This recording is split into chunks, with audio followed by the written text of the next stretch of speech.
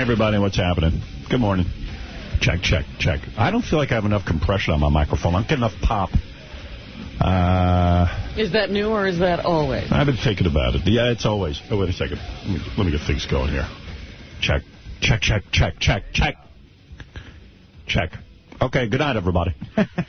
You know, I'm thinking back to my compression segment at Connecticut School of Broadcasting, and you're right. Yeah. No, They actually studied that? Yeah. At K-Rock, I had a little bit of, like, bounce in my voice. You know, like it was a little... A pop, yeah. A pop.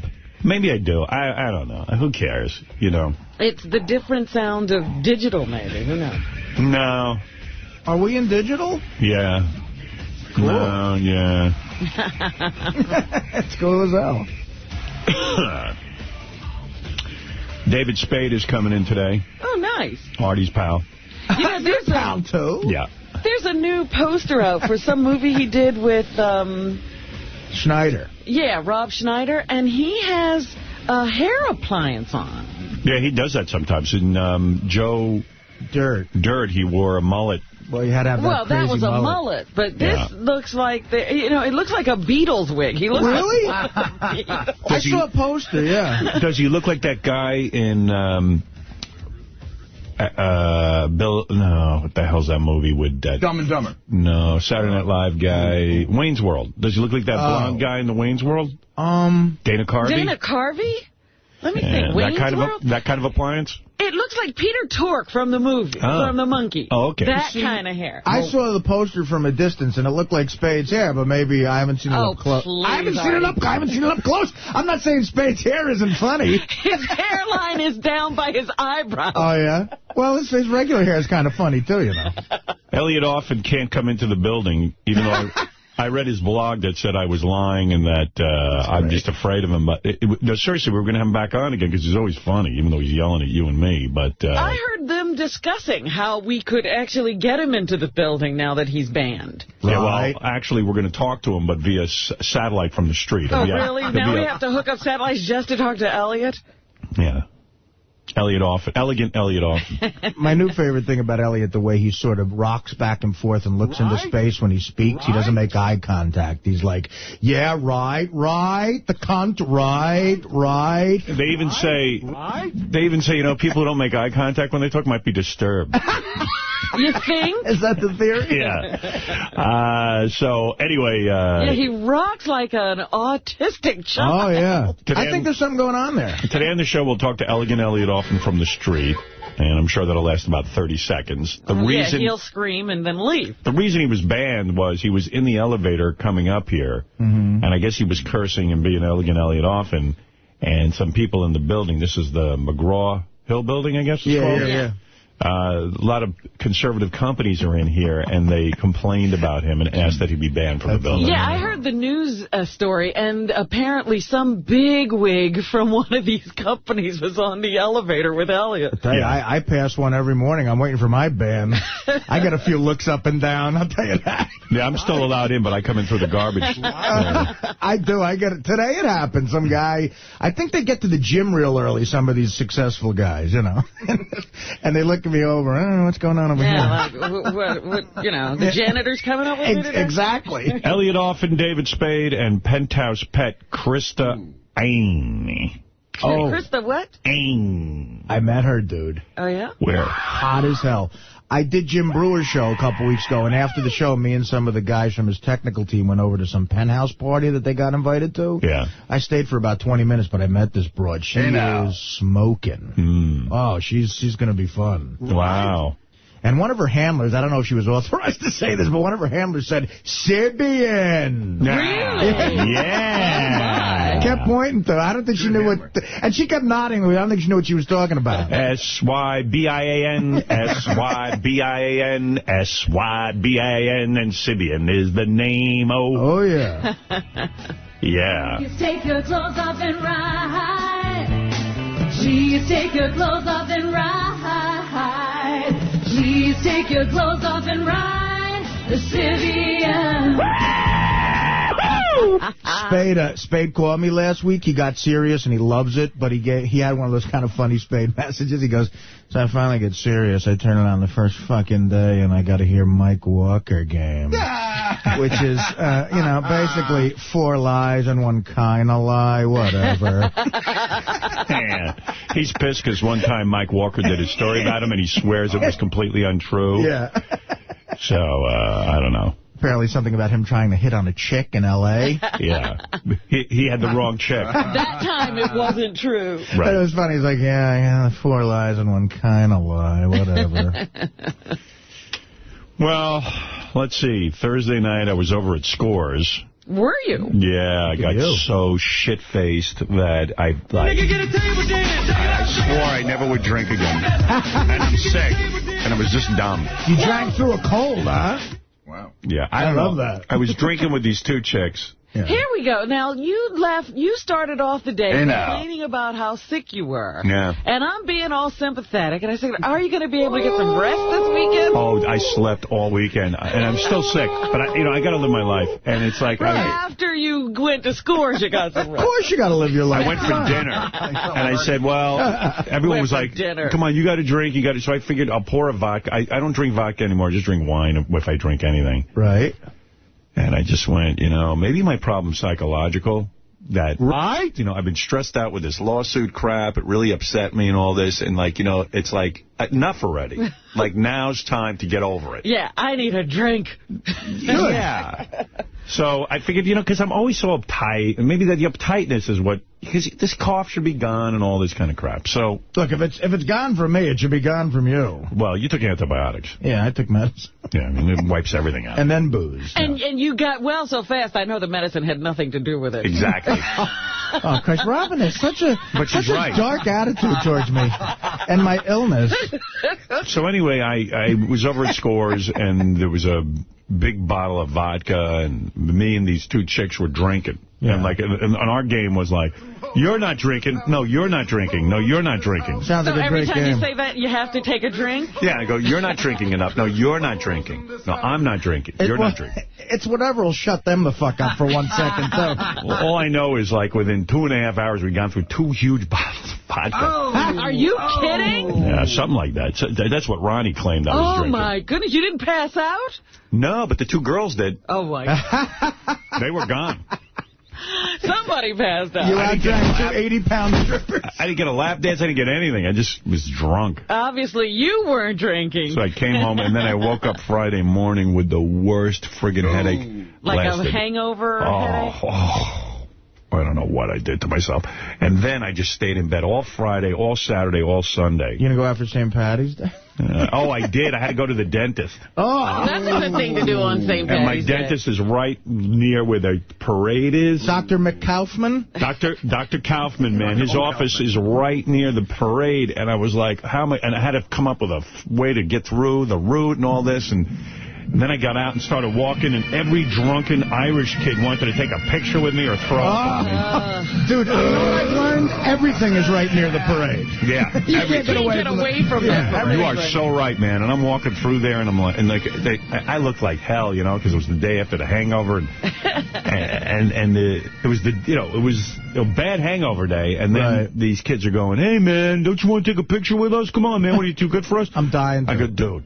I look like shit, all right? And they don't smell of beer. Yeah, you're drunk. You're not even going to remember meeting me. Don't worry about it. God, I was so totally one of those assholes. I used to come into the city. One time. Oh, I got people in headlocks who didn't know me. Big giant green hat. I don't know if I ever had the green hat, but I had green everything else. Right. Drink, just an excuse to drink. And I'd end up with a Shamrock Shake at McDonald's every year. Nice. So, but those are all your fans, brother. But Scores was great. They love you. Scores was great. A lot of good-looking chicks. But how do you not have a lap dance? I got too drunk, and the 2 chicks I was working passed out. You don't have to work girls at Scores. Well, you see, it's fun when you're drunk because you get a better lap dance. Oh, I see. So I was putting in my time with the drinking and all that, and then just overdid it a little. Yeah. Right. There's a perfect amount of booze. Maybe the hand washes over your penis a little bit. You know what I mean? Everything washes over. Well, the whole idea is you get a girl drunk enough that maybe the knee will aggressively go into your penis. Right. She'll forget herself. Yeah. It's all about the penis. Yeah. Oh, my God. Oh, my penis. It rules my life. Of course. I could talk to chicks all night. I wonder if gay guys have that same thing where does their penis rule their life too? It's just that they're looking for man ass, or is it the same as our No, it's the Wait same. a minute. You know what? It's funny you should say that. There's scientific evidence to back that up. I was listening to some study, and gay men and heterosexual men are exactly the same where sex is concerned, except that their target is different. And, why do I want to know that? Who cares what gay men are up to? But there is another study that just got completed. I wonder if they're less tortured for some reason. Study. So my wiener ruled the night. And then I met this blonde chick there who was really good looking, I think. I was just so wasted. You were cockeyed by that. I was cockeyed. And she was telling me, she really liked me. And she was she didn't know I had a girlfriend and stuff. She said, let's go out. She wanted it to be... She wanted to go on a date. Really? And you want to know something? If I didn't have a girlfriend, I would take this. This girl was totally presentable. Well, you weren't that drunk. No, I wasn't. Presentable. Yeah, she carried herself well. She could pull it off, being a straight person. Yeah. Not the night person. She was a good-looking girl. Boy, they got some good-looking girls at Scores these days. And this was Scores West or Scores East? Scores West. I strictly go west because I live on the west side, so it's easier for me. You can stumble home easily. I easily get home. The quickest way home. And I smelled so bad. I smelled from Scores. I put my pants and everything, and I don't know. And then Beth was washing my pants, and she goes, "You stink from Scores. Your pants stink." Now, what kind of pants are you wearing to Scores these days? No, I was wearing the pants I wore here, those black parachute pants I always wear. Oh, okay. Because I remember one of the girls saying at some point that they hate it when guys come in with thin pants. Well, I did that for the longest time when I was married. Right. Who cares what they like? I had my Scores pants, which was my sweatpants. It was like wearing pajamas, like Hef. And I would go and it would be so that my penis would be unrestrained, it would just float freely in and that way, if a girl even rubbed against my penis while she was lap dancing, I could explode. You should go one day in actual pajamas. You got that kind of... Well, we could throw a pajama... I could say to Lonnie, why don't we have a pajama party? Yeah, you could do the same thing they do at the Playboy Mansion. Why haven't you had a lingerie and pajama party? Yep. Because, who cares? Really. Well, just to get the guys into something that they could really feel. You want to know something? At some point, it becomes embarrassing. Let's have an intercourse party. Right, exactly. That I'm all about. Let me bring a rubber and let's go. I don't know if that's not cheating if you wear the really thin pants and might you're be. looking for that contact. It could be. Chicks are so uptight. I'll give you my answer on that. It is. Okay, it is. Yeah, all right. Well, you're hoping that your penis will somehow get scraped against by someone's knee. Right. So that you'll shoot a load. Right. Yeah, that's cheating. What's wrong with that? Yeah, I'm pretty sure that's, cheating, but... Well, I wanted to ask you something, because there is a story, and this has happened before, where I've seen this story and I forgot to bring it up. Sting likes strip clubs. Yeah, no kidding. But when he has a lap dance, he requests that the girl keeps her clothes on. Who knows? That's ridiculous. That's like some weird, guilty, Trudy thing. Uh-huh. What was that, Fred? I was trying to get a song for the play during this. Play it. That's not the song I wanted, though. Oh, all right. Anyway. Yeah, I didn't what different? You're getting a lap dance. It means he's probably going to some clubs where he gets jerked off or something, and he's trying to, make it like he doesn't really do anything. Trying to look innocent. Trying to look innocent. While he's guilty. Yeah. Because I thought, why bother going to a strip club to tell girls to keep their clothes on? Don't listen to any of that. That is such nonsense bull. That's where white people go, nigga, please. Right. Yeah, that's where white people use the N-word. Right, exactly. That's where it's like a reaction, like, nigga, please.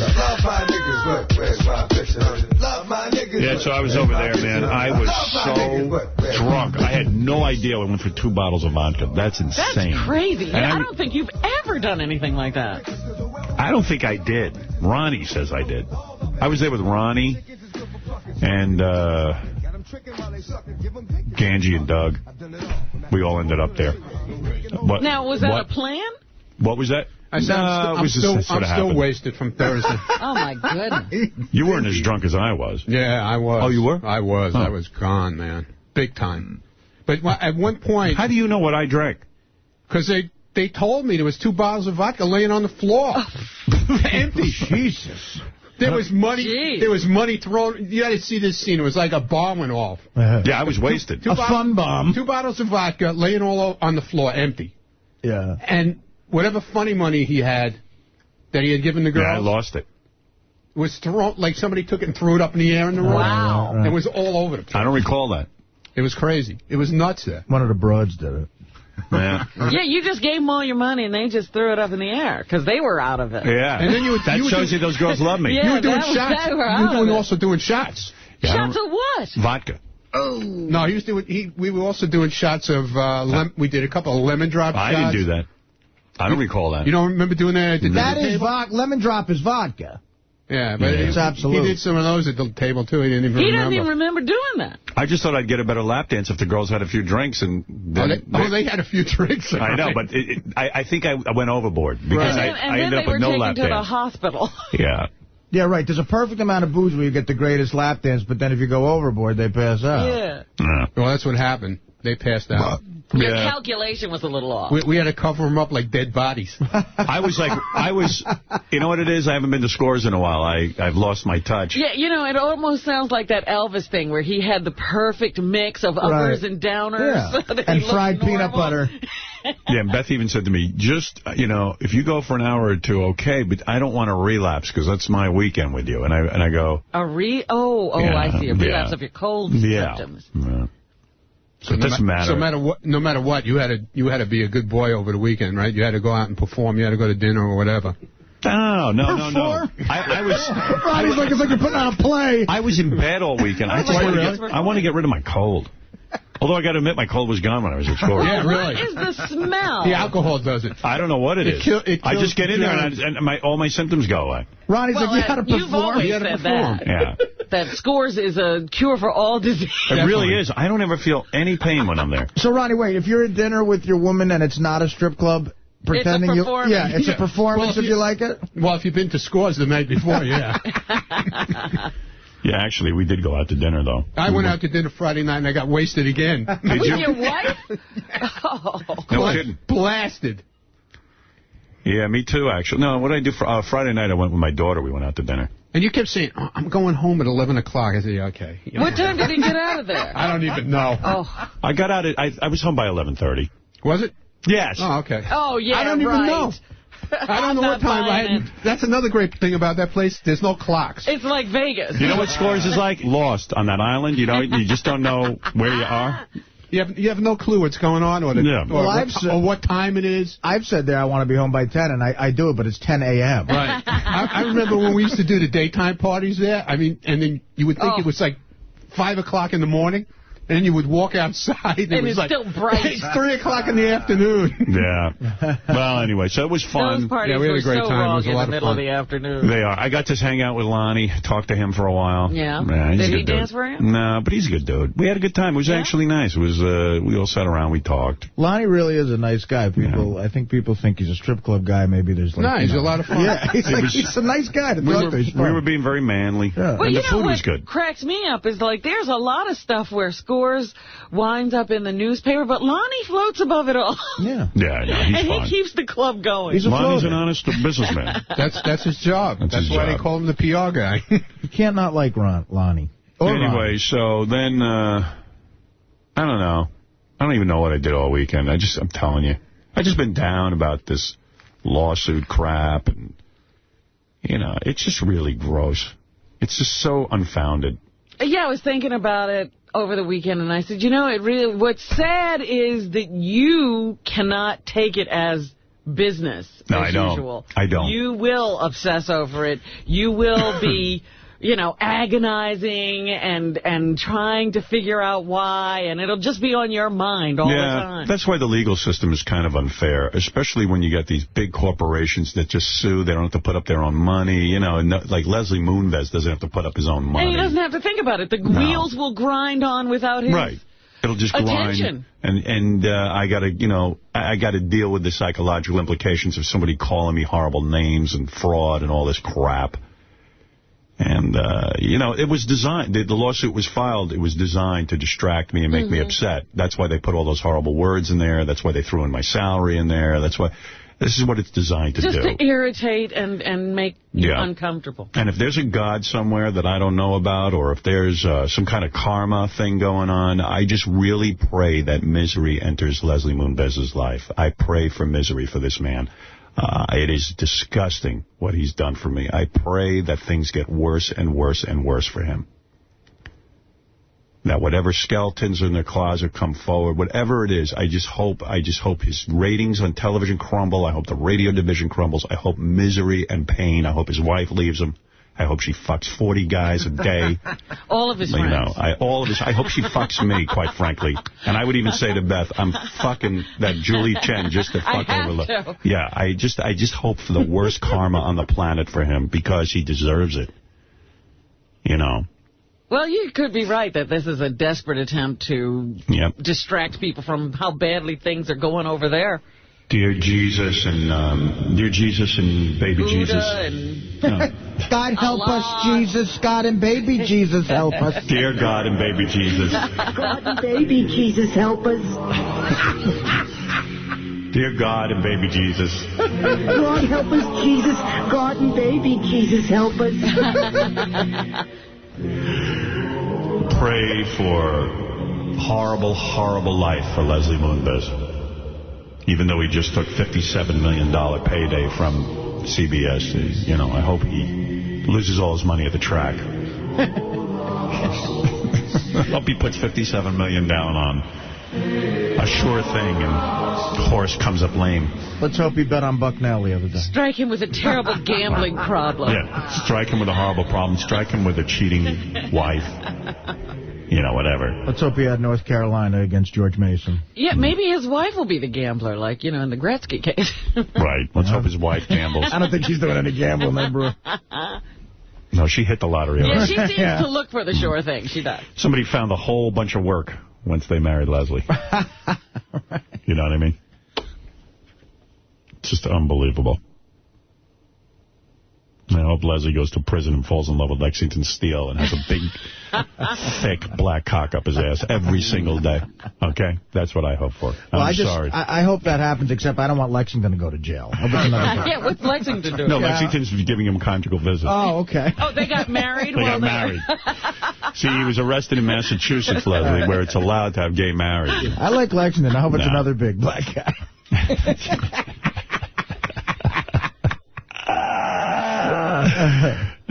The whole thing's crazy. But think about it. Think about like what big corporations can do. They could just pick an American citizen. Who do I want to make broke? You know, I'll just sue them. Doesn't make any sense. I'll sue them. They'll have legal bills and fuck them. They're broke now. That's what they could do. Yeah, there was an article in the newspaper yesterday about this lawsuit thing, and it was interesting. I was talking to a reporter. And I said the magazine Variety, which is a big Hollywood, read magazine. The industry paper, yeah. Did an interview with me. It's my Bible. And the interview was over, I would say, over an hour. And the article was written. I happen to know for a fact. It was a very positive article about me and concerning this lawsuit. And they called CBS for a quote. CBS quickly put their machine into effect. Wow. Killed the story. Hold it. Listen to this. Listen to this. Killed the story. Variety this was? Yeah. Wow. Well, don't forget, CBS, ABC, and NBC, and the studios, basically are the only things that advertise in there. So I heard they threatened to pull their advertising. So I told the reporter this. Of course, CBS and Variety denied it. And the reason, in the article I'm reading, they said, this is crazy. It's not crazy. I did the interview.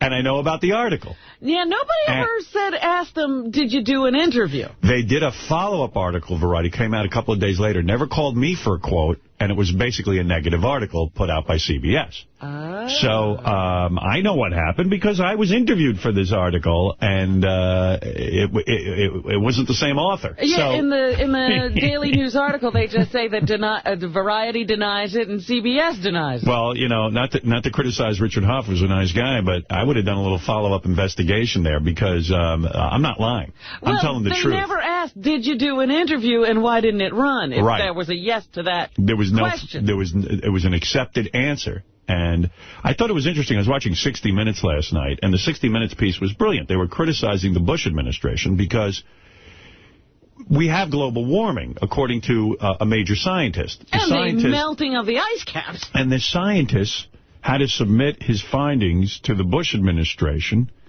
And the guy they submitted to is one of Bush's pals who works for the petroleum industry, who's now the head of the EPA or something. I don't know what he's there. He was the head of something, some environmental organization. Long story short, they edited this guy's work and changed it. Yes. So they're editing science. And CBS 60 Minutes was right to criticize, but CBS is guilty of changing the news in Variety. End of sentence. So it's hypocritical to take the Bush administration to task when CBS is doing the same thing. CBS is doing the exact same thing. Yeah, they're strong-arming people and making them change their content as well. And I know I'm right. Variety did it because it's totally predictable that they would, both CBS and Variety would deny this because it would be devastating for them to admit it. Variety would be saying they are a pay-to-play outlet, that basically if you pay, you play. And CBS would be admitting that they don't play fair. Right. So, again, I make the charge again, and I am telling you it's the truth. There were a couple of other things in that article. They said, they did admit to sending you a letter to say stop talking about the lawsuit. Yeah, that they had to admit to because I got the letter. That I got the cold, hard letter. That was funny. They go, well, yeah, we did ask him to stop talking about it. Yeah. Why would he stop talking about it? Why should my question. What good would it do him to stop talking about it? Because it's my only defense. It's my only way of standing up to this 43-page document that basically calls me Adolf Hitler. Come on. So you mean you can call me Adolf Hitler, but I go and talk about Leslie Moonves and his business practices, and that's not fair? What are you talking about? And then the other thing they said in the article was they sent you letters to stop talking about Sirius? No, what they're talking about is, this is a long explanation, but now I've got to give it. And this will come out in the lawsuit.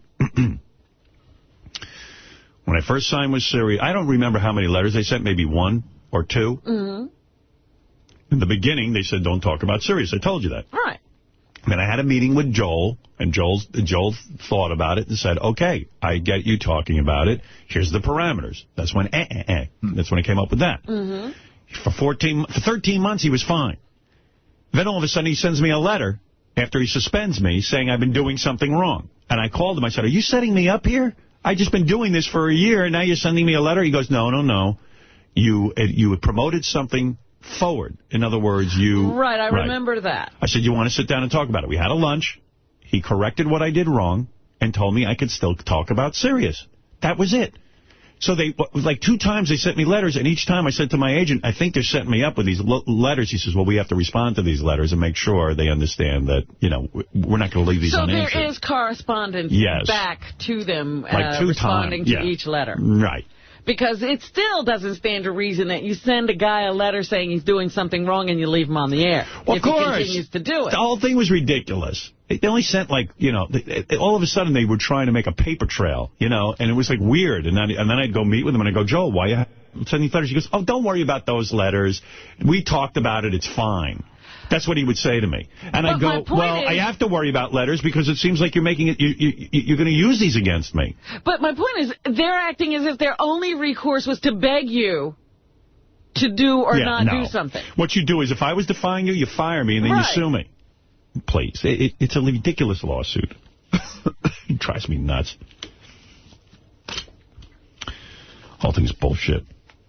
I'm just cursing a lot today. I'm sorry. Bullshit. I don't know if it's right. I like cursed a couple of times. I know you love curse words, Artie. I do. I like them. Artie's fine with it. I think that they, make a point. Yeah, and you're funny with it. You are, too. You don't realize it yet. Fuck everybody else.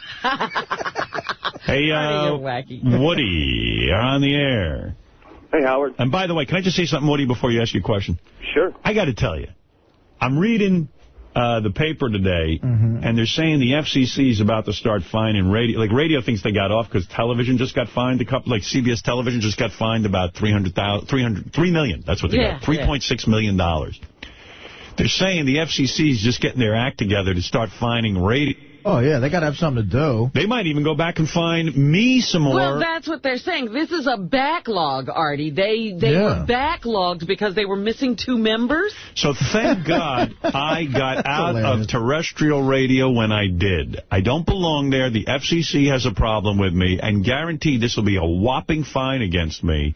And I think CBS would have caved in and fired me anyway. That's what I think. That's what I think. They're backlogged. Meaningless bullshit. Yeah.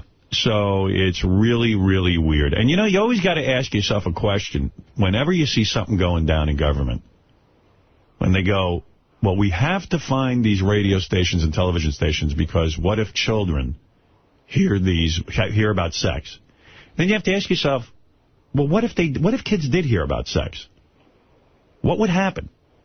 What would the ramifications be? Things have been going so great while we haven't been talking to them about that. I mean, what is it exactly? Where are we afraid of? You know, what is it we're afraid of? Yeah, I was reading an article in the New York Times. They were saying, what if Iran got the bomb? I read that, too. And you stop and you go, well, yeah, and like they even said, you know, Iran has an address. If they ever try to use a bomb, then you blow their ass off the friggin' planet. Even if they tried surreptitiously to get it to somebody else, you could always trace it back to them. It would be easy to do. You know, because right away I go, man, if Iran gets the bomb, we got to blow them off the face of the earth. And I'm thinking, well, why? You know, we said that about Russia. Said it about China. Said it about China. They were just as big a threat, if not more. Korea seems to be, you know, okay. Yeah. What if they let that happen? What if they had the bomb? Well, this country has always looked at Iran as being especially nuts for some reason. Well, they are especially nuts. You know, so, well... Well, you have to worry about, you know, societies where they discourage people from getting an education and, you know, that fundamentalist religious thing that goes on there. You know, people could be wacky enough to push a button. Yeah, well, women can't show their faces. Yeah. It's like almost like I remember, you know, when I got my first gun... I was like, well, I got a gun, you know, and I could carry the gun and all that. After about a couple of months, you go, what the hell am I doing with this thing? I mean, you get rid of it. You know what I mean? You just don't even carry it anymore. It's like, yeah, it's just a weird thing that goes on. I can't wait to get my first legal gun. I'm sure I'll have the same thing. Yeah, all those illegal ones you can't carry, huh? No. But I don't know. See, when you're really crazy... Do you get to that point where you go, what am I doing? I don't know. I don't know. That's my concern. No, you don't. Right, that means you're crazy. No, you don't get to that point. We have the nuclear weapon now. Right. I mean, they run around. They'll be dancing in the streets. Yeah. We got the nuclear. Let's blow something the fuck up. So, I don't know. I mean, you just got to always ask yourself these questions. You know, they're the people, because I have never understood this, the people who celebrate by shooting guns in the air. Yeah. Well, like Saddam was saying, those crazy pictures of him on, like, his birthday with the rifle. Yeah, just shooting up in the air. Those are so funny. Hey, Woody, you're on the air. Hey, Howard. Hey, do you have any plans on putting out any bumper stickers? Nah, I never was a big bumper sticker guy, but I don't know. Maybe we should now that we're on satellite. I don't know, but... Yeah, something like, ask me about Sirius.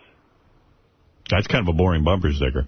Yeah, well, I'm not a marketing genius. Yeah, me neither, believe me. How about F. Leslie? There you go. That's a good one. How about let's get serious? Let's get serious.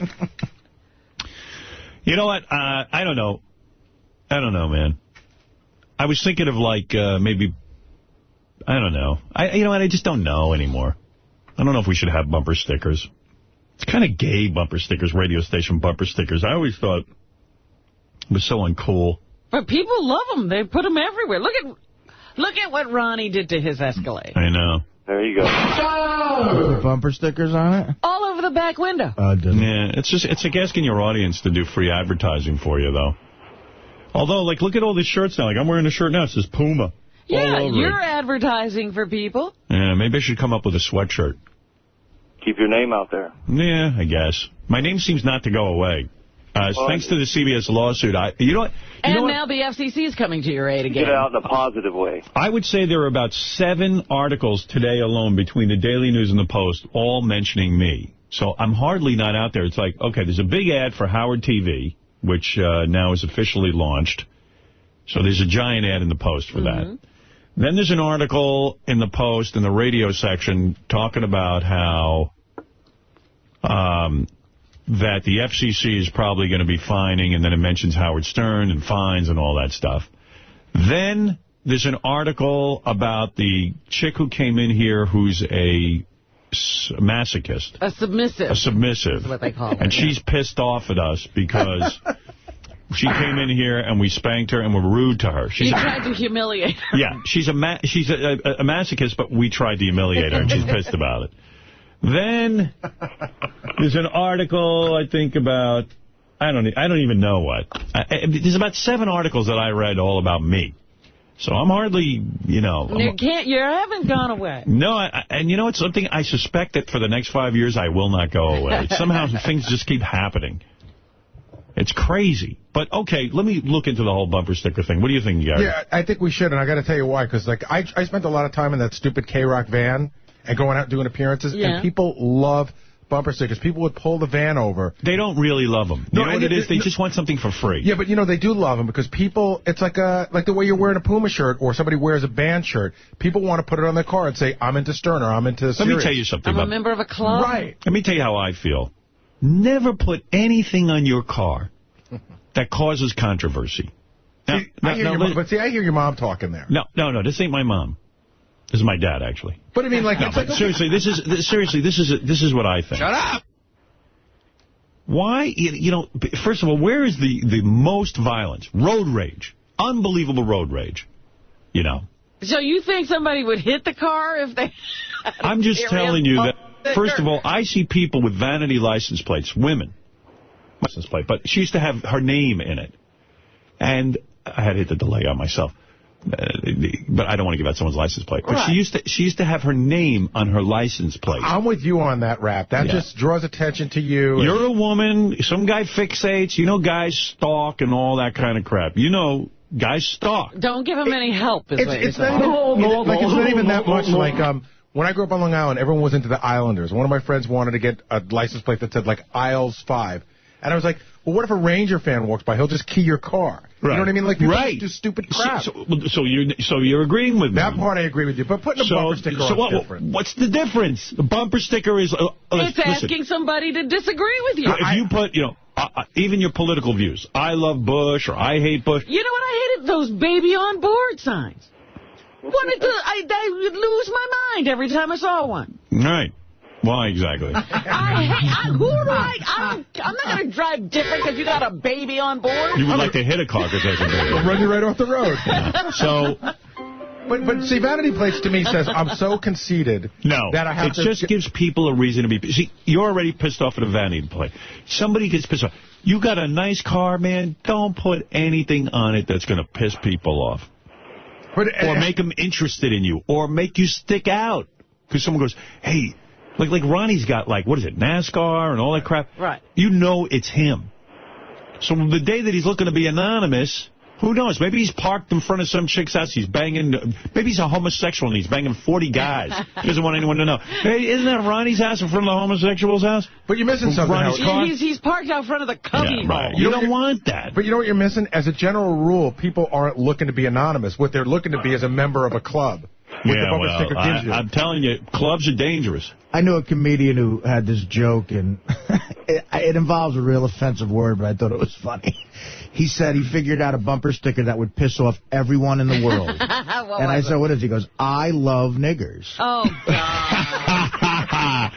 Wow. And he goes, think about that. That aggravates everybody, because it hates black people that got this word that pisses off black people, but you're telling white races you love them. I love I said, you got to make that. He goes, that makes everyone in the world mad. They don't know what to do. You might have a car that's just completely keyed. It has no paint. Why don't we make those bumpers? Because I would love to see a Klan guy walk by and his head explode from confusion. Hey, we should get... He doesn't know what to do. What, you love Nick? Wait, Nick, what? Howard, for TV, we should just get a car and put that bumper sticker on it. Just put, like, a time camera on it. And see what happens. That's Come back and the car's completely demolished. Tell Goodstein to go out and shoot that right now. I'll tell you, it was Norm Macdonald. There's a great movie. That's Norm's idea. Norm's brilliant. But I'm telling you, as a general, people He doesn't want attribution. Yeah, no, I don't know if he would. Park it in Harlem and the Deep South and see who reacts to it more. Yeah, let's see where the car gets the most damage. Who gets pissed? But yeah, Norm came into the studio once with that drawl. He goes, hey, man, I thought of a bumper sticker that makes everyone fucking mad. I love niggers. Well, there you go. Yeah. So, yeah, you're right. They could... Yeah. So that's... Woody, you can see a lot of thought goes into this whole bumper sticker concept. We just talked ourselves out of it. We just overthought it for the last 10 minutes. Yeah. All right, thank you, Woody. Thanks. If I have one, I'll send you one. Cool. All right. I always love those religious bumper stickers. Jesus is my co-pilot. Yeah, here's Ronnie. Here's the back of Ronnie's car. Here's what he's got. He's got a skull with, like, wings coming out of the skull's ears, which I don't even understand what that is. What does that mean? It's like a Hells Angels thing, I guess, or something. I mean, I don't know. It looks like a biker thing, okay? Can you see that? Yeah, I see it, yeah. And he's got Sirius Satellite Radio with the little dog. Then he's got NASCAR, an American tradition. Then he's got another NASCAR. Then he's got the American flag. Then he's got something Z28 or Z8. What is Z8? What's that? What's this one mean? Which one? This one. Dale Earnhardt Jr. Oh. How do you get Dale Earnhardt out of 8 and a 2? That 8 is, it's E. It's an E with an 8. It's Earnhardt.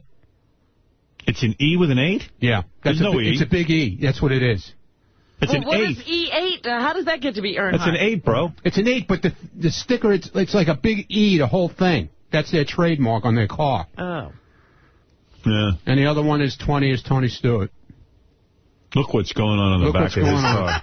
That's amazing. It's a pickup truck. And it's so cool. ugly. How do you see it? It's not cool. It's ugly, ugly, The windows ugly. are blacked out anyway, Waddy. It doesn't matter. Oh, man, you ruined the... How much did that car cost you? Brand new. Truck is $55,000. Jesus, what a way to waste $55,000 and ruin a car. Why? They come off. I can take them off if I want. It's just so ugly. They peel right off. You have no taste. By the way, man, next limo... Now what? I'm designing the thing, and I'm You bringing... did design it. What are you talking about now? No, the heating system. You know what? People now get the it. heating, you're going to have to put in a heating. He goes to, I don't know where he gets these cars, these limos. Dude, you and a guy, you talk. No, this has nothing to do with me. The heat I'm at. With the guy. Dude, I've never seen heat like this. It sounds like a plane engine. Really? And you put it on, there's no like low, it's just like... Nice and loud, and it's like an engine on a plane.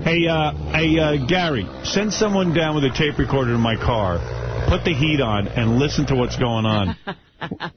And then it comes on full blast. You have to turn it off and then turn it on. Turn it off, turn it on. Oh, so there's no regulating. There's no regulating whatsoever. Dude, please don't listen to him. Take a ride with me. You can't even hear over. It sounds like an airplane engine. I don't know who designed this thing. You did. No. I don't design a heating system. You designed the car, okay? The car's fine. Okay. The heating system. Finally, something's right. I thought they had perfected heating, so I don't all you know. have to do is say put heat in it. Oh, it's so noisy, and I have to keep going, turn it on, off. You can't regulate the temperature. But the actual look of the car you like, The car's right? great. Yeah, it's a great car. But, yeah, it's because I designed it. Did you really? This guy... When I first met him, he had Playboy mud flaps. He didn't know Playboy what he's... everything. You get in the car, and there'd be Playboy napkins. And look what he did to it. What kind of... This is an Escalade, right? Yeah. Look, that's a beautiful car. EXT pickup truck. Look what he did to it. That really is ugly. I mean, how does that look good? Why do you have to have everything on the window? One thing would be kind of cool, like in the corner, maybe. Yeah. But that's... Maybe. It looks like a mess now. Does that look good to you? I like it, yeah.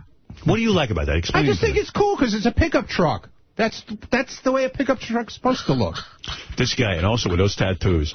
Now what? We were at Scores having a great time. He starts showing the tattoos off when the he gets... The girls asked to see him. He's got his dog, Batsu, died. Full-faced dog. Like a full... Like takes up half his arm. Lizards, Lizards? sharks. What are you talking about, lizards? I don't know. He's got every animal. It's like a zoo. Dude, I got it's a dolphin or something. I got the dog.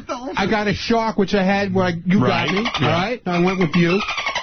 I got my skull, and I got my scorpion. That's it. Yeah, there's 3 animals scorpion. on it. I'm a Scorpio. I like my scorpion. You mind? What's your problem over there? My Scorpio. I don't tell you what Are to do. you a Scorpio? Yeah, I am. That's why. You know I am. You know that's why I put it on there. Why are you breaking my balls for now? I'm not breaking. I'm just saying he's got like a whole petting farm on there. And with the hair on his arms, it's like you could actually pet him. Let me ask you this. If you had to pick one tattoo, they said you could just keep one. Do you know one you'd keep for sure? The most important one to you? Yeah, I'd keep the dog. All right. So the scorpion? No. Nothing up there. The schools in New York bring children to see Ronnie's tattoos. Thank you. So they can pet them. Yeah, like in remote areas of the country where there are no animals. I want to. First of all, I want to know how you got that picture. How'd you get that picture? None of your business. I don't know. Somebody just handed it to me. There it is, Ronnie's car. People are so amazed they keep taking pictures of your car. Hey, man, you ruined that car. That must have been Goodstein. It had to be Goodstein. If you had one thing, like maybe I could take they come off, dude. I would it's do maybe. Not like they're painted onto the window. And by the way, the Sirius bumper sticker is ugly. They got to work on that. That dog. I love that. I like the dog, actually. Don't know what that dog is all about. I know what it's about. It's a stretch, though. Sirius is the dog star. This up in this S-I-R-I-U-S right. is the dog star, so it's the Sirius dog. Well, that dog got really popular. They used to sponsor a NASCAR. Oh, yeah? And it was painted on the hood. And like they named the dog, and people got really into the dog, so... I think that's why they kept the dog. But the dog is cute. What's the dog's name? Mongo. Oh, it is? It has a name? Yeah, Mongo. Get out. Yeah. I never knew that. Yeah, the dog's name is Mongo. That's no Mongo. Mongo? Mongo. Like the guy in Blazing Saddles. That's what they named, the NASCAR guys named it Mongo. That is a good name. Yeah. Good name, but not for that dog. Oh, so Sirius didn't name it, the NASCAR. No, NASCAR guys did. I thought it was a spoof on like the RCA dog. That's what I thought. No, it's the dog star. Yeah, because it's got a star in its eye. Right. I think some whacked out Israeli, not whacked out, but some Israeli guy owned this thing originally, and he was into the Dog Star. I don't know, and someone else bought it. I'm into Dog Star. With the name? I'm into Dog Star, but it's the Keanu Reeves band. The dog is cute. I think the dog's cute. Yeah, that's a good band, huh?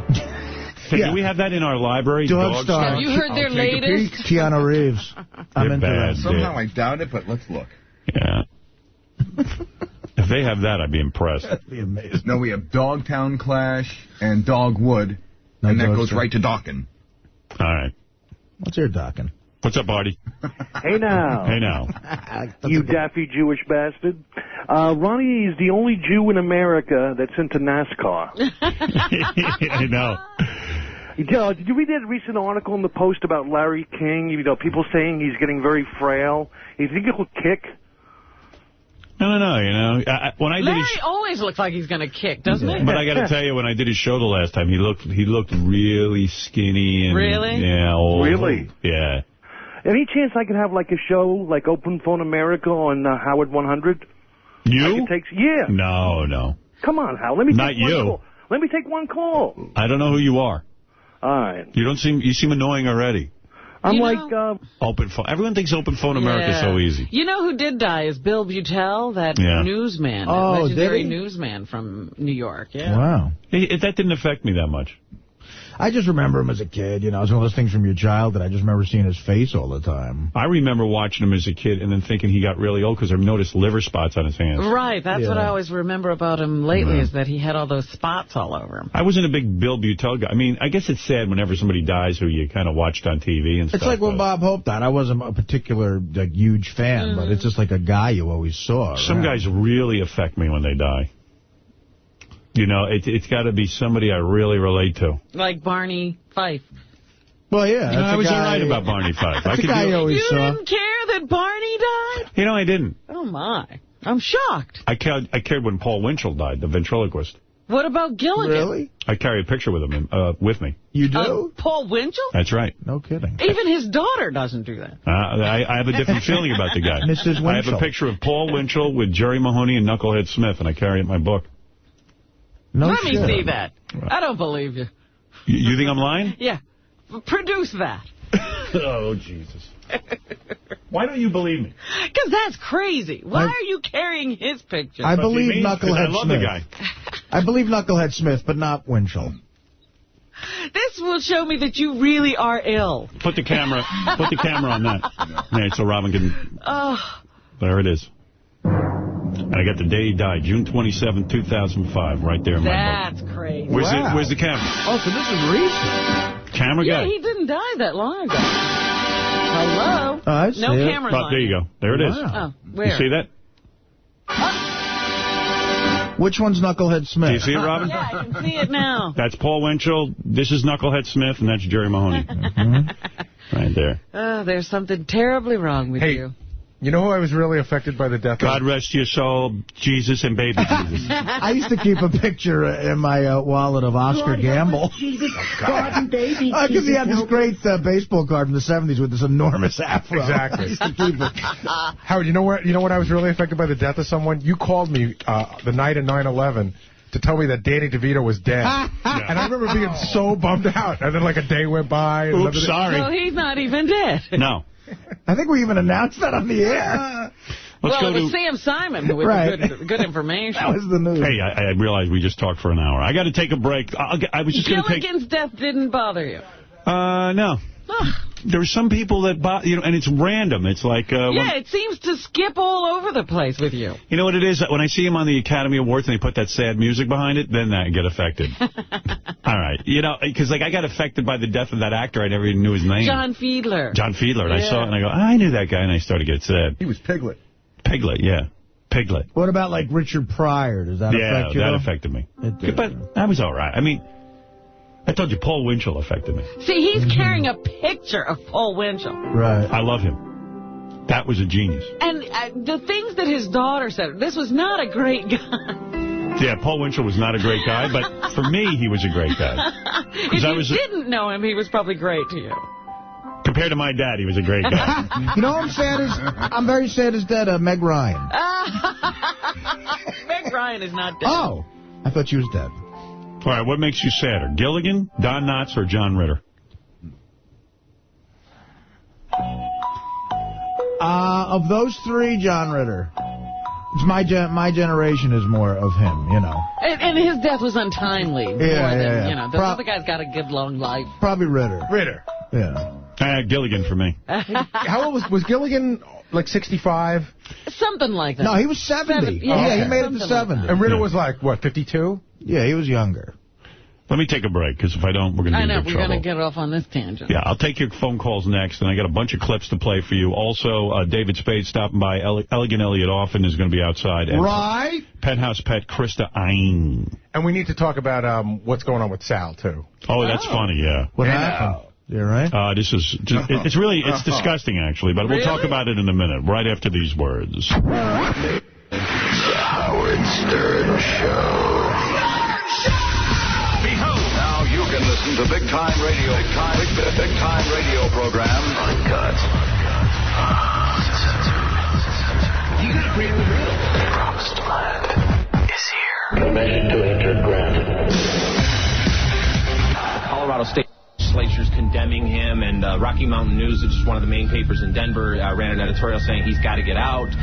The local affiliate that Howard's on in Denver is taking hundreds of calls because of remarks Howard Stern made about how these kids just went into school and shot it up. There's not even a criminal rationalization for what they were doing. To me, people getting all worked up again about what Howard Stern's saying in some studio on the East Coast that's getting carried on a Denver radio station, that's not the problem here. The Colorado State Legislature, they won't pass gay rights legislation. They won't do anything about gun laws, but they're going to get all worked up into a lather about Howard Stern because it makes them look good for the moment. The Howard Stern Show.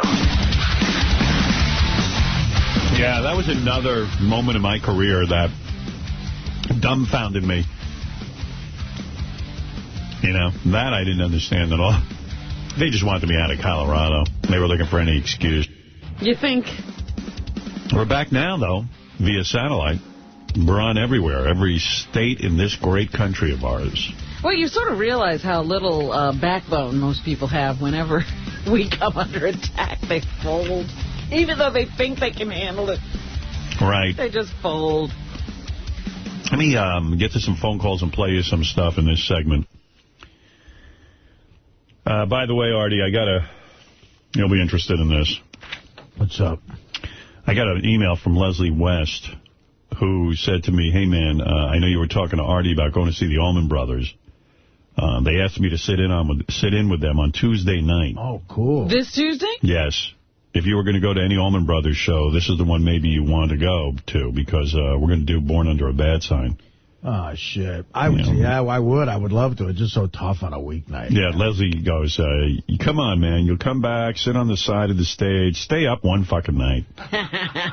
So, in other words, tomorrow night he's talking about? Yeah, and I wrote him back. I said, Leslie, for Christ's sakes, I'd love to see the Allman Brothers jam with Leslie West. Leslie's one of my favorite guitarists in the whole world, but... Yeah. You know... It's a school night. It's a school night, man. And I'll be honest with you, I just have not been feeling 100%, so I'm not going to blow it. You know what I'll think about? Yeah. Well, I saw AC/DC on a Thursday night a few years back. The concert was great, but that was a rough morning. Yeah. It was a rough Wednesday. I want to get to a bunch of things. Lisa G's here with the headlines. Lisa, come on, do it real quick, baby, because I got about 1 million things to go to. Lisa G from Howard 100 News, live at noon. Lisa G with the whole news team. What are you guys covering today? Always something interesting going on with the news team. Well, Joey Boots got a weekend pass from rehab. Oh. How's he doing? I think okay. Yeah. He went to visit Dr. Leslie Armstrong, or Meet the Shrink. Yeah, right. What else? You know, everyone knows or has a favorite Baba Booey song. So yes. We're going to check out the library of the Baba Booey song collection. You got a big library to choose from. I know. You know, you played one today that I had never heard before. It must be new. It's a TV theme with Baba Booey to it, and I couldn't figure out what show it was. You know what's really crazy is when you walk around the hallway singing the song. Yes. Outside of this place. What show is that?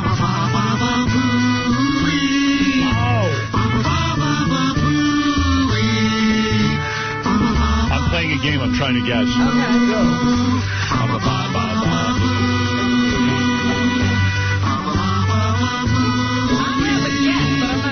What? I have a guess. I have a guess, too. Sure. What is it? Should we write it down? The Waltons? That's what I was going to guess. Yeah, I was in a Waltons gang. Neither was I. Just remember that song. Is that what it is, Freddie, you think? Exactly correct. Oh, wow. I couldn't figure it out for a while. See, the good thing about these, my favorite one changes every week. Yeah. Anything else you're working on? Yes, this is my favorite one for today. We're doing a profile of silly lawsuits. Can you think of any? Yeah, I got one for you. Well, we're going to go back and visit some lawsuits that got thrown out, were stupid, crazy. Yeah. So we're going to do a whole thing on that. All right, real good. Hey, okay, thanks, see you Lisa. at noon. All right, real good.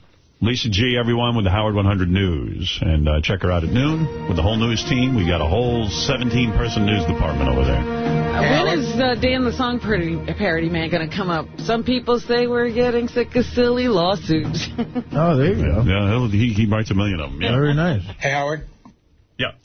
We probably should get to Elliot Offit on the street only because he's, running around like a lunatic and he may leave soon. All right, how do I do that? Right here. How do I get to Elliot? Fred will bring it up and it'll be in your monitor. It's up now. It's up. Hey, Elliot. Hi, how are you? All right, Elliot. But yes, I know I read your blog, and you thought that I'm somehow banning you from the building. Honest to God, I'm not. Well, okay, good. Good to hear that. Yeah, good to hear that. Yeah, for some reason, I guess when you were coming up in an elevator. What's the matter? What's the matter? Are they putting the mic too close to you? Yeah, too close. All right, it's okay. We're okay now. Go ahead. When you were coming up in the elevator in the McGraw-Hill building, I guess your language was somewhat salty. Well, it wasn't only salty. It was vile, vulgar, vituperative, and violent, right? Right. So what happened is some of the executives, big shots here, that's gangster talk for bigwigs. I love the way you impersonate me. You love me that much, right? Yes. You love me that much, right? Right. Okay. All right, so I guess you started to curse so much that they complained to the building and said they did not want Elegant Elliot Offit in the building anymore. Get the name right. I tell you one more time. Offit, right? Elegant Elliot Offit. What am I saying? You're saying Offit, right? You got to get Elegant Elliot Offit. There you go. You got the right enunciation now. You got the right enunciation. Excellent. Now, you seem calmer today. The last time you were here, you were screaming at me, F you. I wasn't screaming at you. That was my crescendo that I was going to bust your fingers and take your teeth out gangster style, one tooth at a time. I wasn't screaming. Why so angry with me? What did I do to you? I'm not angry at you. I wanted to get the point in of what happened between me and Joseph Corson in the world-famous stage delicatessen many years ago. What happened? Very simple. The guy, Joe Corson, a bulldog, pit bull, kind of a bouncer. He was disrespecting my father, Sam Arthur. We were the biggest customers in the worldwide stage delicatessen on 54th Street and 7th Avenue, right? Okay, what happened? So he was disrespecting my dad. What did he say to him? He was telling my dad, look, hurry up. Let's go. We need the table. My dad is talking about sports, gambling, right? All these kind of things. And the guy is rushing my father. My father's been a customer there for 30 years, right? Okay. So I just stood up. I'm there with Murray Offen. Murray Offen took $70 million out of the pornography industry, right? Your father was a pornographer? I said Murray Offen, my uncle, All right, yes. My uncle. What did your father do for a living? My father had the business at 42nd Street and 8th Avenue inside the pornography store. Put the keys down. They're rattling. Okay, all right. Yes. All right, where we sold knives and guns, right? Right. Knives and guns on 42nd Street, right? That's how we made all the cash. Did you have a good relationship with your father? I would guess maybe you didn't because of, sort of how things turned out. No, I mean, it was okay. Was he critical of you? No, it was okay, but... In any event, to go back to Joseph Corson, I just told Joe Corson in front of some 300-plus people on a Saturday night in a jam-packed stage, worldwide delicatessen, worldwide known. I said, look, back off, don't diss my father, get in the wind, cop a stroll, and take off. And the guy didn't want to do that. So I was just, all of a sudden, like, one word led to another. And like, I don't want to hit Mike here. I fucking hit him 4 haywires, and I left the dead, right? I left fucking bleeding. His fucking dentures were broken up. His teeth were knocked out. The Midtown North were going to pinch me. That's gangster talk for lock me up. So my father had to pay the guy off with $7,500, right? $7,500 to fix up all his fucking teeth. Like, broke his fucking mouth up, right? Now, I'm surprised they didn't put you in jail for that. You can't go around insulting people. Right.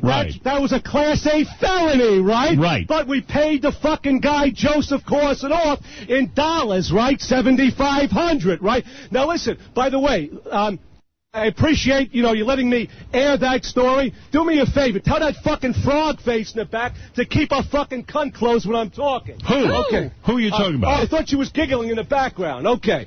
Why are you so hostile to Robin? What has she done to you? I mean, you called her the sea face. It's disgusting. No, I didn't call her. That's not nice. That's not nice. No, I said she had cancer of the cunt. I didn't say she had...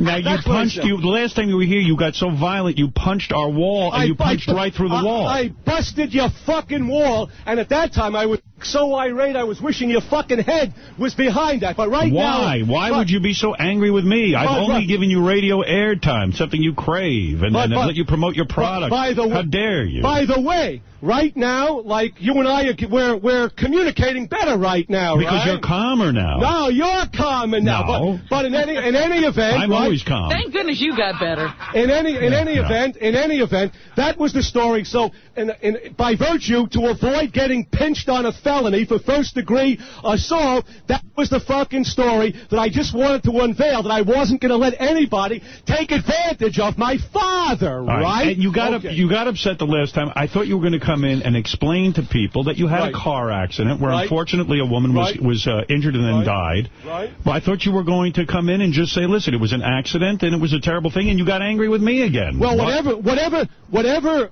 the details are, that is the exact situation. It is very unfortunate. It is very sad. And that's a horrible situation. It was not my fault in any way, but I can't go into the details right now. Right. I can't go into the details right now. So why'd you get mad at me? Why didn't you just say that? That's what I wanted to, but like... I would have been fine. That was all you needed to say. Right, but when I came into the studio, I figured because I'm Elegant Elliot, 143 appearances... In the last 7 years, I figured you were going to roll out the red carpet, put on a black hat, put on white gloves, and say, Elegant, come on. But instead, like, I thought you were rushing me in and trying to be discourteous to me. And I wasn't going to... shit. Well, by the way, you're cutting out because of this, because unfortunately you have to be on the street to communicate with us, and the microphone keeps cutting out. But let me tell you something, Elliot. Right. If I invite you into the studio, it's to have a dialogue with you to find out what's going on. You have a tremendous chip on your shoulder. Right, no, excuse me 1 minute, Howard. Yeah. BG, what you're mumbling in the background. What the fuck do you want, BG? My money. What do you want? Hey, who is this? Who is this? What the fuck do you want? You're the back. Move out. Wait. Or April in this. Wait, I can't hear it. Move the fuck back. Move the fuck back. You're starting to annoy me. Move the fuck back. What? Who is that? This is this fucking guy from the movie. I told him not to come near this fucking place. What movie? I warned him. Elliot. From my video. This is the fucking guy who did the narration. The first 12, excuse me, he wrote the first 12 minutes, the biographical narrative retrospective of Violent dehumanizes Elegant Elliot. Wait, Elliot, there's a man standing next to you on the street. He's talking. What is he saying? Let me hear what he's saying, this man. Wait, what is he doing? Out of his bag? What does he have? What is this? Who are you, sir? Sir, who are you? Okay. Who are you? I'm Dr. BG, and I wrote... What is this? Get a microphone on Elliot. Fucking imbecile not to come here. Didn't I tell this fucking... Why are you mad at this guy? Because I told him not to interfere with my show, right? Who is he? Why is he looking for airtime, this guy? Because he did the first 12 minutes on the movie Violent dehumanizes Elegant Elliot. He did the first 12 minutes. He's got his hand out like a fucking beef stew. He's got his hand out for money like a fucking beef stew. Do you owe him some money, Elliot? Is that what's going on? Says I owe him fucking money. How much? How much does he owe? I don't know. What you fucking say I owe you? I don't know what I owe you. What the fuck did you say that I owe you? Well, let me hear what this guy has to say, Elliot. Maybe I can work this out. Okay. For you. All right, go ahead. Let me hear from this guy, the announcer. What's the amount? Stupid. What's the amount? 50 grand. How much? 50 grand. How does Elliot owe you 50 grand?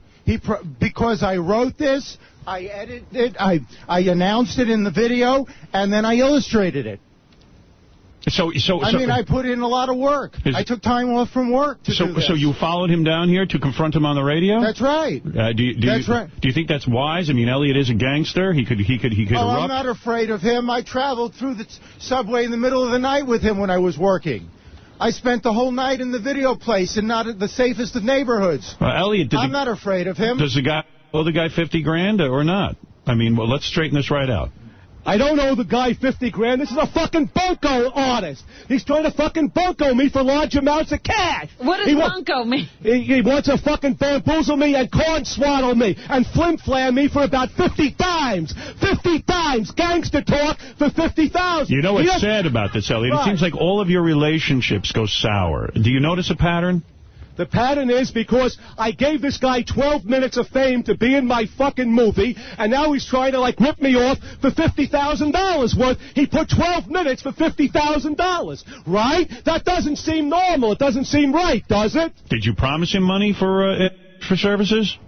Yeah, I promised him an amount of cash that would be reasonable, rational, righteous, fair, right? But not 50 dimes. Violet, April, and I worked on the movie, as you know, for 3 years, right? 3 years we worked on it. He came in at the very end, and now he's trying to demand and buffalo $50,000 out of it, right? That don't go down that way. That ain't going to happen that way. How much money do you owe him, then? I would have to figure, 1/10 of what he's asking for, right? Right, about 1/10 of what he's asking for. All right, it seems like Elliot is embroiled. 20% of the video. What? The whole video was 1 hour, and I'm 12 minutes of it. Oh, this is crazy. All right, well, there's a whole thing going on with Elliot down Howard, there. how much could that video have made so far? Elliot, the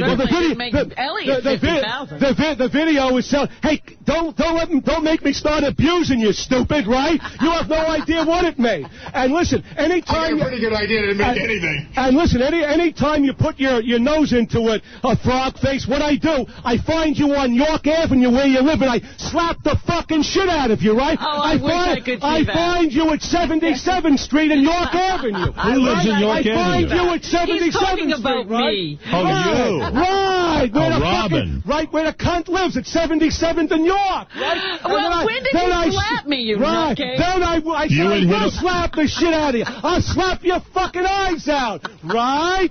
Right? Gangster style, right? Right. Okay. And I'm not even asking you for $50,000. What are you going to do to that guy? Listen, when the time is right, the guy will see what I do. If he gets too close to me, but the police are here right now, so I don't want to go back to the joint again, right? Uh-oh, the cops are here. I don't want to go back to the joint. Otherwise, I might flatten the guy right now on the street. Right?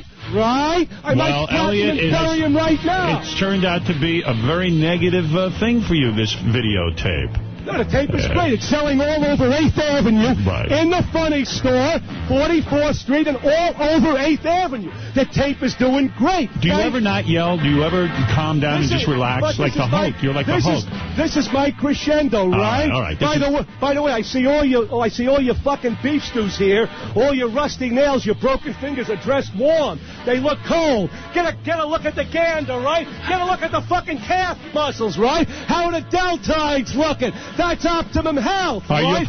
Is your point that you can be out in the cold and not be affected by it? Right, not be affected because of top-flight, pristine physical condition, right? Tip-top, top-notch. Your other fucking broken fingers here look like they're ready to die, right? They look like they're fucking ready to die. All right. They all look cold, right? Elliot, are you looking to plug something today that we can help you with? I appreciate it a lot. Violet dehumanizes Elegant Elliot on video, on VHS and DVD for 30 bananas, right, on DVD, $20 on VHS, 693 8th Avenue. Arnold Martin, my partner at the Funny Store, they're loaded up with a few thousand copies. It's all over 8th Avenue. You have erotic and exotic, kinky, funky, raunchy, freaky sex. All right, and give the last word to your partner there. And 1 minute, right? Yes. And you have my 13 felony convictions listed one by one, a narrative retrospective of my criminal past, and also, as far as BG goes, BG, look, I warned you, right? Your admonitions.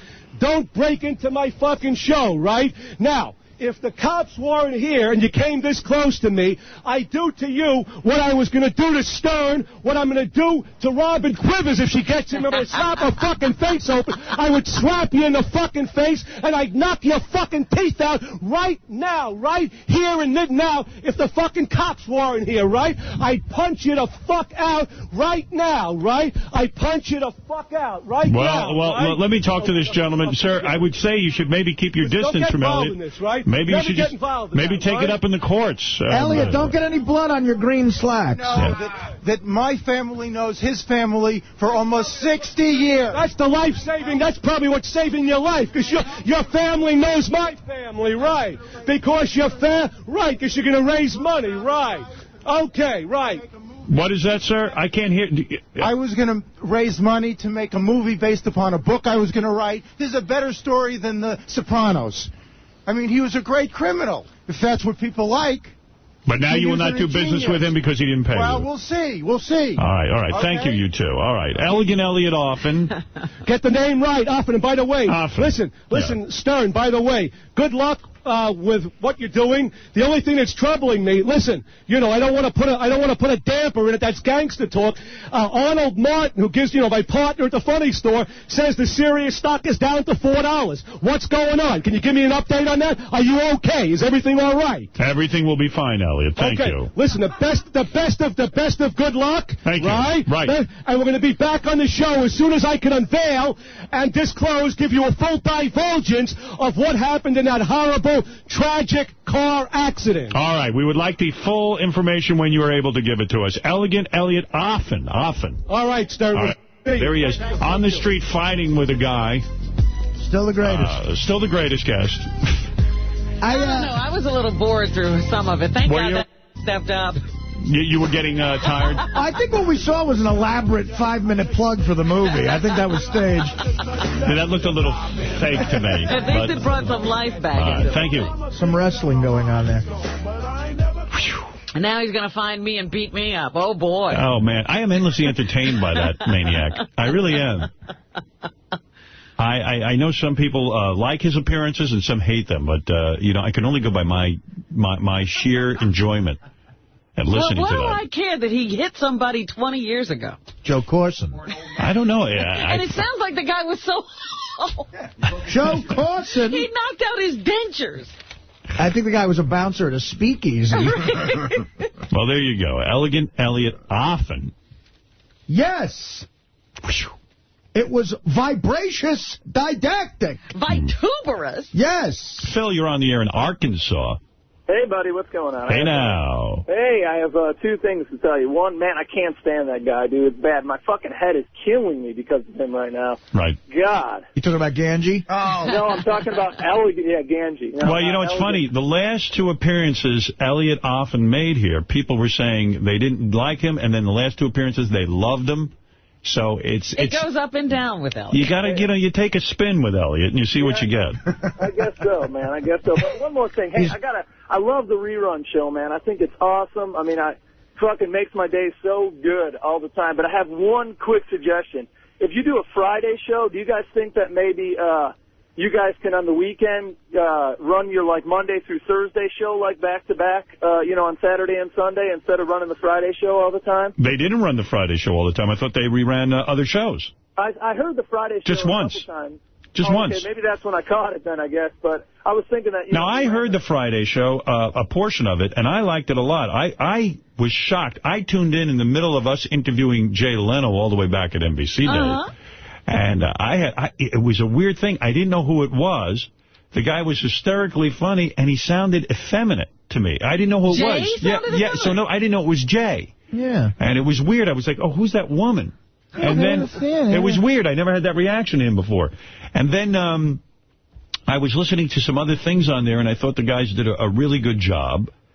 I like that. But the rest of the day, I know they repeated reruns. And I've got to say, the idea of rerunning shows on our channel is such a good one. It really is. Mm-hmm. I'm sorry I didn't do it from the beginning, but no big deal. We've only been on the air 2 months. Yeah, I think the Friday show's good, too. I love it. I think I'd still love to hear, you guys' show a bunch on the weekends. But, hey, man, I love it. And I think, man, keep this shit up, because Arkansas is even fucking listening to you guys down here. It's crazy, man. Well, it's great. It seems to be happening and exploding. Word is spreading that Sirius is a good deal.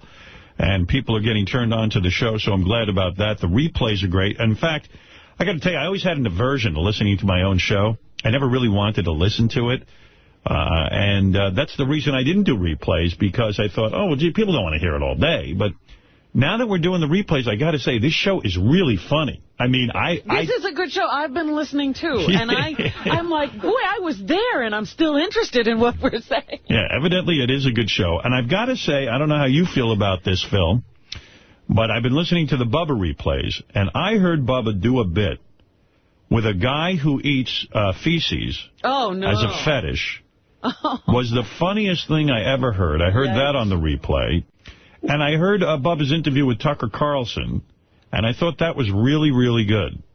Well, I got to tell you, I get nothing but, I love Bubba, and I get nothing but, everybody down here even, talks about how great Bubba is, and I think he's awesome on your channel, and I think you did a really good thing with, bringing him with you, because, I mean, these two, I really don't even listen to anything else anymore. It's crazy, because Sirius is so damn good, but when you throw your reruns and Bubba's reruns on, it's sucky because there's no time really for anything else, man. I mean, here I am, hour late for work almost. I read a guy in Stern Fan is between the Howard Television and the two channels. He goes, I think my world is becoming Howard, and it's a little freaky. Yeah, I heard somebody also say that same thing, but now they can't get out of the house. But it makes me feel good that people are enjoying this and having a good time with it. And we've got a lot more tricks up our sleeve. We've got a lot of new shows coming up on 101. And we're evaluating the replays and how we can even make those better. So, make a schedule better. So we're always looking at stuff and trying to figure out ways to make it better. And I'm glad you're enjoying it. Thank you, Phil, in Arkansas. Let me play a couple of things here that are going on. Are you going to tell us about Sal, too? Because I don't know what's going on. I'll get to the Sal thing, too. First, let me give you an update on Eric the Midget.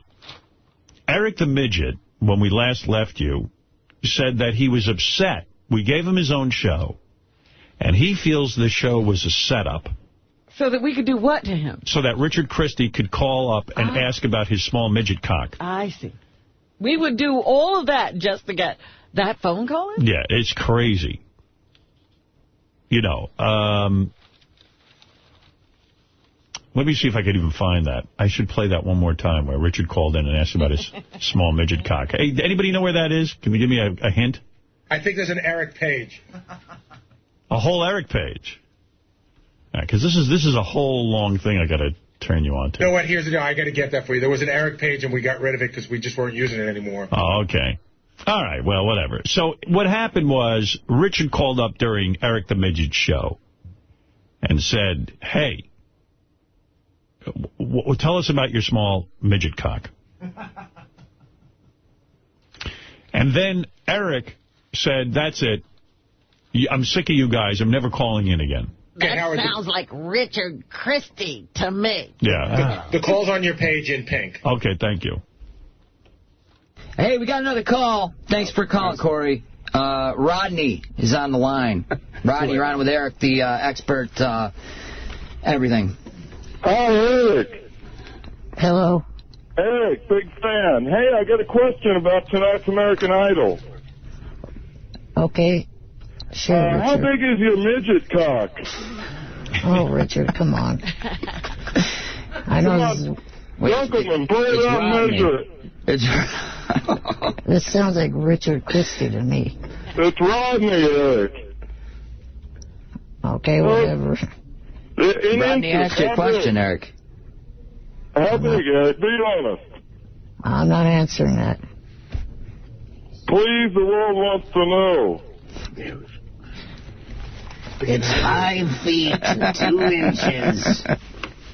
He needs 2 inches. Thank you. All right, so that was that. So Eric then voicemailed us and said, look, I am never calling into the show. That's it. He was done with us. Yeah, done with the show. Done. Then he called back a few minutes later on the voicemail and said, if we see Carrie Underwood at Letterman, he would like Carrie Underwood on his show. On his next show. Yeah. Now, how could he be done with us and have a next show? Then he wrote an email, which is 3 pages long, or it's a blog or something, about how we suck and how we are just awful people, basically. Then he called in just recently on the voicemail to say that Will screened all the calls and made them all negative. Which is not even... Will wasn't even screening the calls. Will wasn't here. So here is the latest voicemail from Eric the Midget. Hey, Will, it's me. I just had 2 questions to ask you. One is referring to my show. You know, I want to know, are you that damn vindictive that you would sit there for the hour and block all the positive calls with the exception of 3? Oh, you didn't think I'd find that out, did you? You piece of shit. Yeah, people on my face routed you out, you fucker.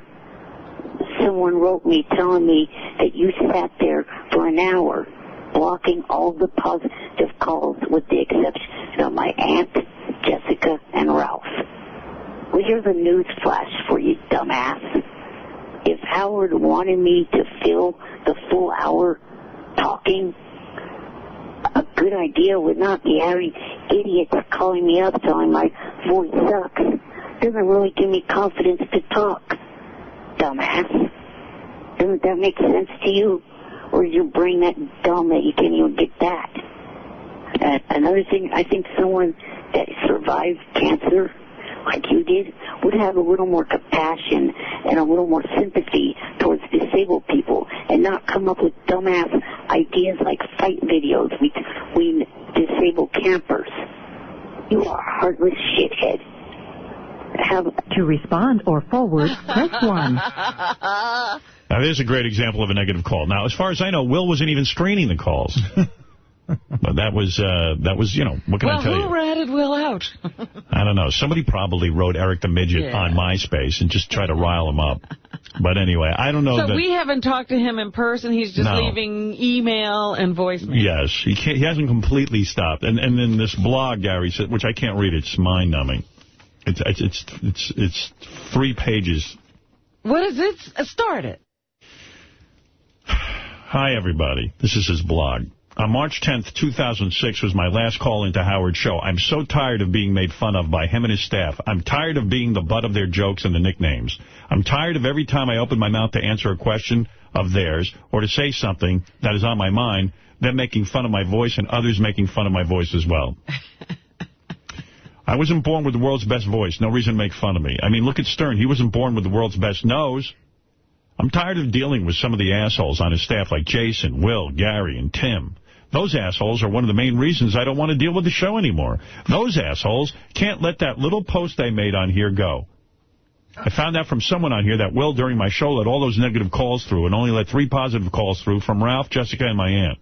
Plus, when I called on the 10th, that ass Will's first words out of his mouth were saying something so sick and retarded. He accused me of having the 13-year-old country girl on the show because I was in love with her. I met her whole family last summer. They're nice and cool, and they have a talented daughter. I'm just trying to help them get her name out there. Well, if he gives up his radio show and this show, how's he going to get her name out? I don't know. Anyway, but it on, and Gary says there's funny parts to it, but you'd have to read the whole thing. Yeah. You know. Yes, Jessica Hahn, go ahead real quick. I'll pop through some of these phones because David Spade is on next. Yes, Howard, Jessica. About Eric, I think he heard that Dunkelman guy, because he went on the after show and said that he was hired to just make fun of Eric, you know, and to make it a joke. He did say that, and maybe that's what Eric heard. But I don't know, but Dunkelman shouldn't have been there. It should have been just Eric the Midget. And that should have been the way we conceived it, Dunkelman was supposed to be Eric's guest. I know. Right. And another thing, Howard, that Alec, what's his name, threatening Robin, that pisses me off. Last week he threatened me, now he's threatening Robin. I know. Yeah. I mean, it's really... Well, it shows you what a bad guy he is. He's going to take on a girl. Yeah, really. I mean, he's really a tough guy, you know, wants to slap around a girl. Anyway, it pissed me off, but hi. Hi. And I'll let you go. All right, thanks, Jessica. Jessica Hahn from California. Tom, go ahead. You're on the air. I'm going to pop through these as quick as I can. Go ahead, Tom from Florida. Hey, how's it going, Howard? Hey now. Hey, I just wanted to say, when you put that Elliot guy on the radio, can you please tone his mic down? Yeah. You know, he's dropping the F-bomb every 3 seconds, worse than Sal ever had. Yes. And you can at least turn the volume down. Right. Let me tell you the Sal story real quick before Spade gets in here. Sal, the stockbroker, got caught masturbating in his studio Friday where he works. By Thom, who is one of the engineers here. Goodness. Like a top engineer. Yeah, he's one of the serious guys. Yeah. Who put the whole studio together. He's Thom. Yeah, and you know what, Sal? Man. I told you, man. We had talked about this. We talked about the new studios. We talked about how nice we want to keep them. Shake. Yeah, I mean, dude, what are you doing? Why are you jerking off? Don't do that, man. I'm going to fire you. I know. I love you, but you're going to force me. You're going to force my hand. Listen to me. I learned my lesson. To do it. And you know what? How does he catch you, first of all? Isn't there a lock on the door? Yes, and he unlocked it because he had to fix my freaking keyboard and my studio that I've been asking for weeks. And the one time he decides to come in, I'm in there tossing one off.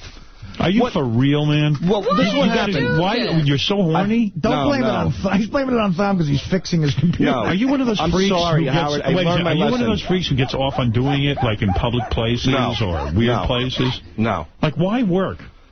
Howard, the last promised you I would never do it again. I didn't ever do it again, and that's why I'm so Gary upset. told me that you were lying to Tom Chiasano at K-Rock, that you were jerking off at work. Yeah, because you would have fired me. You weren't going to McDonald's. I went to McDonald's at one time, and then after the McDonald's, I was like, screw this, and I just went back to the can and did it on my own. But why do you need promise to do you, it at Howard, work? Yeah, why do you need to do it so much? Well, this is the thing. The last time I promised you I would never do it again, I didn't do it again. But we went to the St. Patty's Day parade, me and Richard, and we got drunk. And then I came back, and everybody left the studio.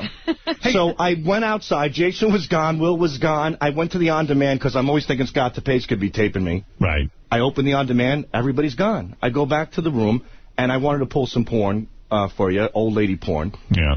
And she started getting worked up. I started getting worked up. I said, what the hell, you know? It's Friday, it's St. Patty's Day. You've been massaging my breasts. I locked... I'm wearing negligee. I locked the door. I put on my headphones. I'm putting on this movie. It was fantastic. Where's the old lady porn? It's on there. It's on your other page. Let me see what you were listening to. What was he listening to? It's called Old Lady Screaming. It's called the movie's called Still 50 and Humming. It's on Howard page? No, it's on Gary Preview 1. I think it should be in all pink. You mean 50 and Still Humming? 50 and Still Humming, yeah. Great movie. Porn clip screaming gay. Old lady. Old lady screams? Yeah. That's the one you were beating off to? Well, that's the one I've been working off of, yeah. How old is this old bag? About 60. She's getting it up the ass. Of course she is.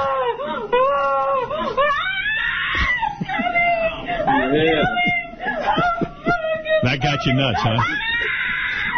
Wow. Is she hot that you would get, like it's a 60-year-old woman? I have a schoolboy fetish, you know. I'm into old broads.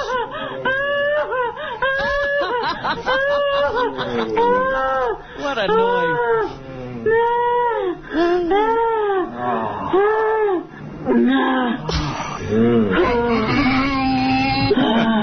Hey, dude, seriously, can I be honest with you? I'm telling you, man, if you don't stop this behavior, you're out of here. I mean it, and it's not my fault. And you're the one making me do it. I swear to you, serious. It's never, ever, ever going to happen again. But the thing is that it's just disgusting, man. We got to work here. Yeah, there's a guy coming in to fix equipment. He doesn't need I was so embarrassed. It was the most... I've learned my lesson. And he saw you with your penis out? I had my pants down like halfway to my knees, and I had the headphones on, so I couldn't hear anything. So when he put the key into the lock, I didn't hear it. I turned my head. I see the latch moved to the right, like a horror movie, and I jumped, and I just folded in, and the door opens, and there's Tom, and there's me, and I'm holding on to my knees, and I go, holy shit, you scared the shit out of me. And his face was white as a ghost, and he just kept walking, and that's it. And I just stayed there, and I waited for him to turn... Have you seen him since? No, I waited for him to turn around, so I buttoned my pants, and I pretended that my cell phone rang. I said, hello, and I ran out of there. Do you realize how dangerous this is? Yeah, it's very wrong. Suppose it hadn't been Thom. I don't know that he's going to, but there could be other people walking. There could be women. Yeah, what if it was a 22-year-old girl who got turned on and then just started wanting Right, yeah, like that's going to happen. Wait a minute. You actually made Thom's face get whiter? And he's with another engineer, and they just looked at me like I should have been. It was so bad. I'm sorry. Those are hostile working conditions. That's what they call that. People already think you're an asshole. It was an extenuating circumstance. You're blowing it. You're going to blow it. That's it. It's done. You're going to blow this gig. I'm not. I know it. I know it. You're going to end up Sealand. The timing's perfect after the Fire Sal website story. Really? It was just an odd thing. It was St. Patty's Day. I was What do you drunk. know about this, Richard? Wait a second, man. I got such problems here. Go ahead, yeah. In Sal's defense, he called me right after it happened. Because I had just left. I had just left when he started doing this. He said, hey, Richard, I got busted masturbating. You're not mad, are you? Because I was doing it in our studio. I was like, well, as long as you keep it on your side, I don't care. Thank God. Yeah, thank God Richard is a crazy redneck who doesn't care about this. I don't know, man. It's just, seriously. And you don't help when you say, as long as they're on your side. Yeah, I know, right. All right, you know what? He ain't going to listen to me anyway. I promise. Dude, seriously, this is not the radio. I'm being honest with you. Nobody wants to see you jerking off in a studio or a workplace. I know, but I locked the door. And you know what, man? There's something really psychologically wrong with you. But I locked the door. This is inappropriate. Door locked or unlocked. Yeah, and you want to know something, man? You're right. I don't go back in my office and blow a load. You got plenty of places you can I do that. learned my lesson. Yeah. I promise you I did. It was the worst thing that ever happened. Sal, be honest. Do you think there's a part of you, like, if Howard had said go to his apartment that time on assignment, do you think you would have wanted to toss one off in his apartment? No. See, I think that's where you're heading. I think that's where your head's at. No. Yeah, well, all I'm saying is it's got to stop. It's disgusting. Stop. You're perverted. There's something wrong with you. I'm not perverted. It's a psychological problem. And we can't afford to keep you around at this rate. And nobody is that horny. What? Nobody is that horny. God, I hate that door slamming. I just called Thom. Yeah. And he's on the phone. He doesn't know what the conversation is about. And so I thought it'd be interesting to hear. Thom. Hey, Howard. Hey. So what was it from your end when you walked in on Sal? He was actually just in the studio. Wasn't doing anything. What? I don't hear you. Howard, you there? Yeah, you're breaking up, but go ahead. Okay. I just walked in. He wasn't doing anything when I walked in. Were you aware that anything was going on? Do you know what I'm talking about? I have no idea. All right, so in other words, Sal's making this up. No, I didn't make it up. I'm glad that I didn't say a word to him since. I came in the morning. I was hunched over, and I said, holy shit, you scared the shit out of me, and he went to Richard's side. And then Were you aware that Sal was masturbating? No. Oh, thank God. I fucking said all this for nothing, and Tom didn't even know. I had no idea. Yeah, he was in there masturbating when he came in. His pants were down by his knees. You didn't notice that. Meanwhile, I'm on probation now for mentioning the story, and you didn't even know anything. All right, so that's what I thought. Tom didn't even know what was going on. That's great, yeah, good. No, we walked in to do some work. I wasn't even paying attention to Sal. All right, thanks, Tom. Oh, wow, Tom, you're really focused. Tom loves his work, man. He doesn't care what's going on around him. You could be But it'll killing never happen again. Get out, you know. Seriously, man, you disgust me. I'm sorry. Really, you do. You do. That's just disgusting. I'll never do it again. Do you want to now go in there and touch anything he works with? And he's such a nice... It's disgusting. Would you make sure Tom definitely knew before you admitted this? Bullshit. I swear to God, I looked up, he looked at me, I looked at him, I was crouched over, and then he went immediately to Richard's side, and he turned his head, and I fixed my pants, and I ran out, and that was the last of it. Yeah. I got a question. Like, Sal, first of all, you know, there's a private bathroom back here, right? Yeah. Why not that place? Because there's no video screen in the bathroom. You got to have a video screen? No, but it was after hours, and for once I could do it in my office with a video screen in front of me. He was telling me, I think off the air the other day, that if he didn't pleasure himself here, that his marriage would, like he has no life, like, at home. Yeah, well, you know what? Pleasure yourself at home. Or go in your car, or do it... Or the booths, or wherever you used to do I don't want you to look at me like a creep, because... I like working here. Me and too. I like a clean environment, man. I just don't want you jizzing off on... And I'm not going to. Yeah. I don't want you to look at me that way. I'm telling you, it was an extenuating circumstance. It will never, ever happen again. Well, nobody wants to think of the place as you're a tomcat and you've marked your territory. If you get caught again, you're gone. I know. As much as I love you, man, it's your call. It's not going to happen. All right, thank you. I mean it. He'll just hide it until he gets caught. Well, hide it, but you know what? If you get caught, you're done. I'm not going to risk it. That's right. If you care about your job, you're not going to do it. All right, thank you. I'm sorry. And now I will not be working on your movie because I can't trust you. You know, while you were talking, his hand was just in his ass. You know? I know. It's disgusting. His left hand was... His hand, he always does that thing where he puts his back hand in his ass, and then he touched the fucking headset. All right, let me take a break. Hey, Gary, is the guy from Entertainment Weekly here? Or where's David Spade? He is, and so is David Spade. Yeah, he's going to observe me. I just did a cover shoot on Thursday for Entertainment Weekly. Oh, yeah. Oh, that's right. How did your photo shoot go? It went okay. I mean, I don't know. Any strange poses? Or? Yeah, one of them was a little odd, and I was bumming out. What was it? I'll tell you. Well, let me take a break because we're screwing up here, and then I'll tell you all about it. I want to hear about your outfits. Yeah, well, I'll tell you all about it right after these words. Now, straight from the 2006 AVN Awards, Jenna Jameson meets Fuckula, the Dracula porn star. If you're up to this next award, now it means you can fuck like you act. And you have been fucked acting like this for a whole year. The Howard Stern Show. In our classroom with the questionnaire, which was used brilliantly for 26 years by my great hero, Bernard Hippo. What is your favorite word? Fuck you! What is your least favorite word? I don't know. What turns you on? My shit! What turns you off? Frankenstein! What sound or noise do you love? If heaven exists, what would you like to hear God say when you arrive at the pearly gates? That limey cocksucker can rot in hell for all I care. Come on. Artie asked me, well, would you rather get circumcised in a hospital or by, like, a more experienced rabbi, but who's going to kiss your penis and, you know? Yeah. And I said to Artie rather flippantly, you know, when I was circumcised by our Moyle, you know, the Jewish guy, my dad wouldn't let my penis get kissed. And I was thinking about that. I go, you know, my dad would let my penis. My dad didn't protect me all that much. Like, he wouldn't kick some guy's ass. If it was the tradition and the guy went for it, your dad wouldn't have said anything. Now, so I don't know that some guy didn't kiss my penis. Oh. So we got to call my parents after Spade and find out if any guy ever kissed my penis. All right. My old man caught a guy trying to blow me as a kid. I think he would have dropped him. I think my dad would have looked the other way. He'd be like, that's just the Jewish religion, and it's fine, and I don't, you know, he was always like... It's tradition. Yeah, like, he let things be done to me. You know, he let me live in Roosevelt, an all-black neighborhood for years. I mean, you know, like, I think, you know, if some rabbi started sucking on my penis, I think he just would ignore it. Oh.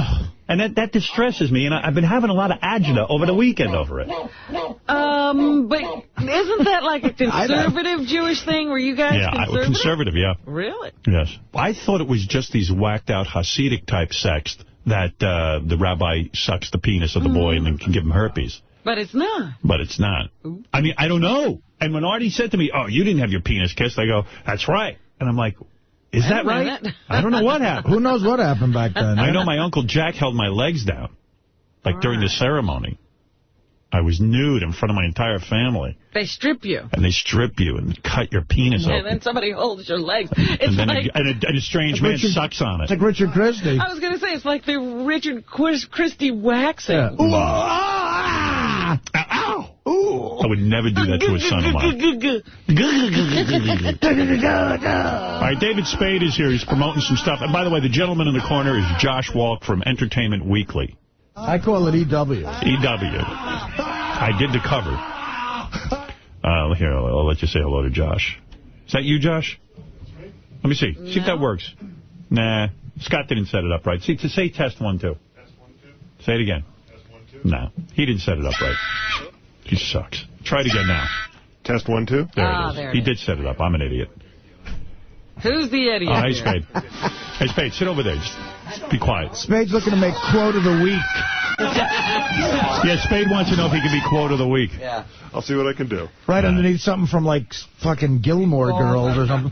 Gary, I take my time. Did you ever do the cover of Entertainment Weekly? I bet you did. I said no a couple times. Turned it down? No, I did it once. I think, yeah, during Just Shoot Me. I did one. It was fun. The best cover I ever did. I can't wait to hear about your photo shoot. Why? Because it's got to be all about you every minute? Come on, we're going to discuss some of his outfits. Gary. What's the matter, man? He's in trouble. David has special headphone needs. Shut up. Yeah, you do. Be honest. I don't know. It doesn't move. Such a pain in the ass. Look, he's got a whole different I'm not setup. in the union. Why do you need special headphones? The hell are you up to? Just give you something to talk about. Did you bring in your iPod? What is that? Let's you and give Belzer. You something to... Belzer has special headphone needs, too. Right. There's a couple of guests who are real I have a reason. Belzer has a reason for Yeah. What's your reason? Oh, I thought I had a reason. What does he have? No, Belzer because he got dropped on his head. No, Yeah. that's what he says. reason. Oh, by the wrestler? Right. No, he's Hogan. Hulk I saw Hogan. that. You saw that, Artie. Yeah, I did. It's funny. We had Hulk Hogan in here. He said it was a mistake. Yeah, he now regrets it. And his wife tells a story Avoids all lawsuits. I don't know what's funnier, that or the John Stossel thing. They're both funny. Yeah, Stossel got smacked in the head by a wrestler. That's an open-hand slap. Is that fake, John? Anyway, I was talking about Entertainment Weekly. The best cover I ever did in my life, and I've done some covers. Sure, some good ones. Some good ones. But the best cover was Entertainment Weekly. Oh, my God. Spade is just goofing on you. No, I'm not. I look over at Artie. I haven't seen him in a while. 12 years ago, they had me on the cover with holding a baby, and it said, "Who's afraid of Howard Stern?" And it was good. It was good. Yeah. Well, that's nice. Where's that kid now? The kid's 12 years old now. Probably It's in jail. Probably has that cover hanging all over his house. It's his big claim to fame. Right? I think like, that's Dakota guess Fanning. what famous guy raped me when I was 1? And you know what else is weird about that? I remember doing the shoot thinking, what kind of parent I know puts their baby in Howard Stern's disgusting arms? Yeah, why is the baby spending the day with you? Showbiz parents. Yeah, they probably got 5 Gs for that. You kidding me? Yeah, but so what? How about all babies are cute, so they're like, mine's really cute. I'm going to put them up for auditions. My kid could work. That cover paid the rent at the Oakwood Apartments for 1 month. First of all, you got to figure out all the parents. You got to figure out all the parents who were disgusted at the thought of me holding their baby and rejected the job. They finally found one. Yeah, I'd like to see those people. Finally found one that said he's gross, but $150. All right, Spade, let's see what we got on you. Here's your notes. I like when Jeff the drunk calls in, and you're like in a hurry. Jeff, please, 2 seconds. What do you got? And he goes, hey, Artie. Yeah. And you go, Jeff, please, question. He goes, I left you a message, Artie. What? Artie won't call me back. I just wanted to borrow $1,000.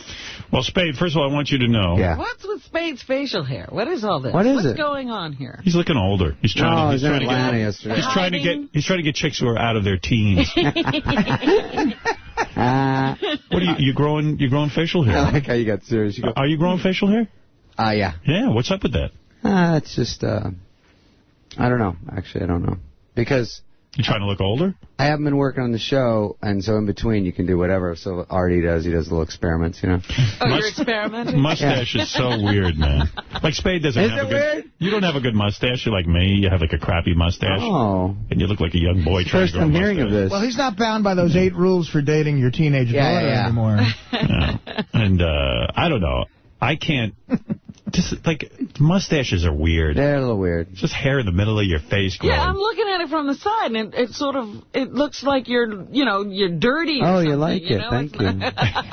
I've been doing the Fu Manchu thing lately, but when you're fat and your face is fat, the Fu Manchu is awful. You look like that King Tut on Batman, you know? Yeah. Well, I think you're growing facial hair because you're losing the hair on your head and a lot of I think it's more mental. Maybe, yeah. I think it's deeper than that.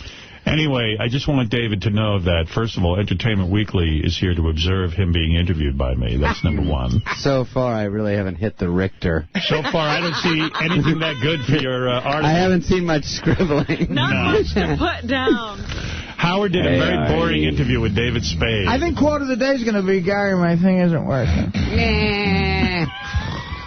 All right, here's something interesting that would interest everyone and also Entertainment Weekly. All right. All right. So David does a show for Comedy Central now called Showbiz Show, where he goofs on celebrities. Very funny. David is friends with Brad Pitt and Vince Vaughn. And do they know that? I think they know it. How close are you to Brad Pitt? Well, David says it. How close are you to Brad Pitt, honestly? Brad, I was going to roll to Pakistan with him. What? Let me ask you a question. This will be be real. Do you have Brad Pitt's cell phone number? I have a number for Brad, yeah. Now, when you say you have a number for Brad, is it where, like, the general public, like a publicist? I have IMDb. That means he has Mark Gervitz's number. No, if you had to call Brad Pitt, let's say now, okay? I have access to BradPitt.com, yes. Right. Would Brad Pitt, would you be able to ring up Brad Pitt on a cell phone? Or Last time I called Brad Pitt's assistant. An assistant? Yeah. All right, so you don't have, like, an inside number? I don't think I do, I guess, now that I say it out loud, no. How does one become great friends with Brad Pitt? Are you A-list? No, you're B-list, right? No. Are you B-list? I don't know. Honestly, David, assess yourself. I think if you're a movie star, you're an A-list, so I think I'm a TV guy, so I don't think I... Well, you've done film. Well, there are TV stars that are A-list. When you were working with Chris Farley, were you A-list?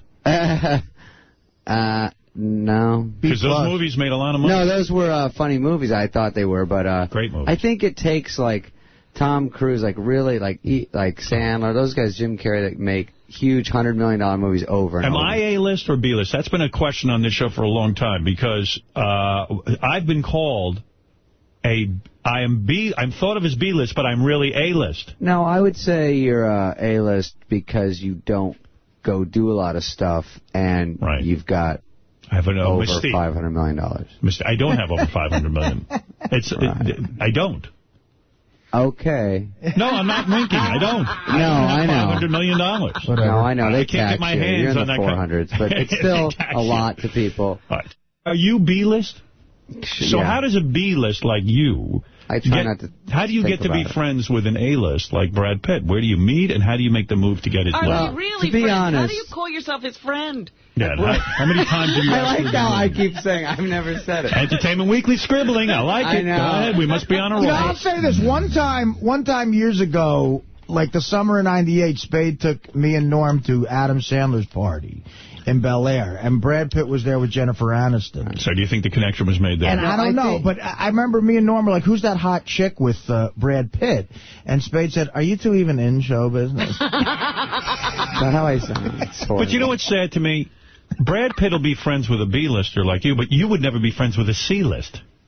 Well, he's friends with me, but I'm D. No. No, what happens is, I think, if you... No.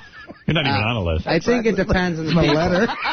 Like, Vince Vaughn is mentioned in that, too. Yes. Where did you meet Vince Vaughn, and where do you meet Brad Pitt? Well, Brad I've known longer, but I've just seen him out because we did have the same management, so we'd go to the same things that were smaller. So I'd see him. Actually met Brad Pitt during SNL, and he his family liked me and Farley, and he asked if we'd come meet him at the Was he party. the host of Saturday Night Live? Is that why you met No, him? he wasn't even. He just would did hang Thelma out. and Louise, yeah. He hangs out at Saturday So he Night came to Live. the Saturday Night Live party and said, will you and Farley come talk to my family? They're like, Tommy Boy, they're like, whatever. Why would he hang out at a Saturday Night Live party if Because he's not he on was Saturday Night newer, Live? and he was with Brillstein Gray, which is tapped into Saturday Night Live with Lorne Michaels. I don't understand Basically, any of it. people just like to come to the parties, and if they come and they see people. So I think I met him then, and then I just would see him a lot, and then he got super famous. And then I see people like that on TV and forget I've even ever met him. How did you get his phone number? We just, because he's kind of like a normal, cool guy. He's a fun guy. And Have if you're you had around dinner him, I with think him? he's cool to you, but not many people get around him. Have you had dinner with him? I've had dinner with him, yeah. Oh, so you might be a friend. I had dinner with him and Gwyneth when I did SNL, I remember. Was it like the dinner we went to where there's a group of people? Or is it just you and him? One time during SNL, he was with Gwyneth Paltrow, and they called... Yeah, he called me to work and said, you want to come down to Raoul's, I think it was. I can't think of a more boring couple than Gwyneth Paltrow and Brad Pitt. Wait till you add me in the mix. It's a real snoozer. It really wasn't a fun night, was it? No, I went down there, and they were cool, and he was always nice. So the interesting thing was that he was doing well, but he was cool, and then when they left, they kind of whispered something to the waiter, and I didn't really know what was going on. And then they said, all right, well, good to see you. Take care. And they got up, and the second they got up, it was a clear way right to the door with a maitre d' opening the door, a cab out front with the door open. Wow. And they went right out because right when they got up, people started to get up to get an autograph. But they were one beat ahead of them. Who's higher on the list of show business, you or Jason Bateman? I think you. Jason Bateman hasn't done crap. You've done movies, you've done SNL, and you're not. Jason Bateman had a series. Well, that's true. All right. No, he does good. Well, maybe it's Jason Bateman. Then. Yeah. All right, I'm trying to figure it leaning out. at the tape. Don't overlook the Hogan family. Wait, Brad Pitt's on the phone. Brad, hi. How are you? Yeah, this is Brad, but I don't know this asshole. Jesus, Brad, come on, be cool. Brad is Puerto Rican now. All right, so let me understand something. So you have somewhat of a So we're relationship. friends, and then... Now that he's with Angelina Jolie, do you hear and from I've him? known Jennifer because her mom lived next to me, so I'd see her before she got friends. Then she got friends, and she was always nice. And then we were pretty... I mean, we talk here and there. And then I went to their wedding. Remember that? And you had a problem with that. Right. Yeah. That's right. You I had a problem big with problem with that. Yeah, I didn't like it. How did you get to that wedding? Yeah, I didn't like that you were invited. But I don't think they think it through that much. It's like, he was cool. Let's have him. I think they're pretty cool. They're very nice. I feel like you spend a lot of time pursuing these stars. No, I do. I'm like being a serious. stalker? So no, nice. he likes celebrity friends. He's a celebrity stalker, but he's the celebrity. He has a lot of energy to put into this. Like, almost too much energy. I feel if he put this much energy into Maybe his career, the most horrible thing you could say. No, it's true, though. I know you somewhat. I mean, we do talk on the phone privately. Who's he stalking now? It's not that he stalks people, but he puts himself in positions where he can party with celebrities. And because he's funny, people like him. Like, when we were making the movie together, me and Dave, you know who he had dinner with like once a month was Al Pacino. Wow. Really? Look at you. You were friends with Al Pacino. Come on. Well, David puts energy into this kind of stuff. But Pacino thought he was funny. Guessed it? Yeah, that's what happens. I mean, there's now and then like you. Like, you're not that interesting, but you're kind of funny. And I'm not interesting at all. No, I mean, let's be I'm honest. not. But you get these people that are like...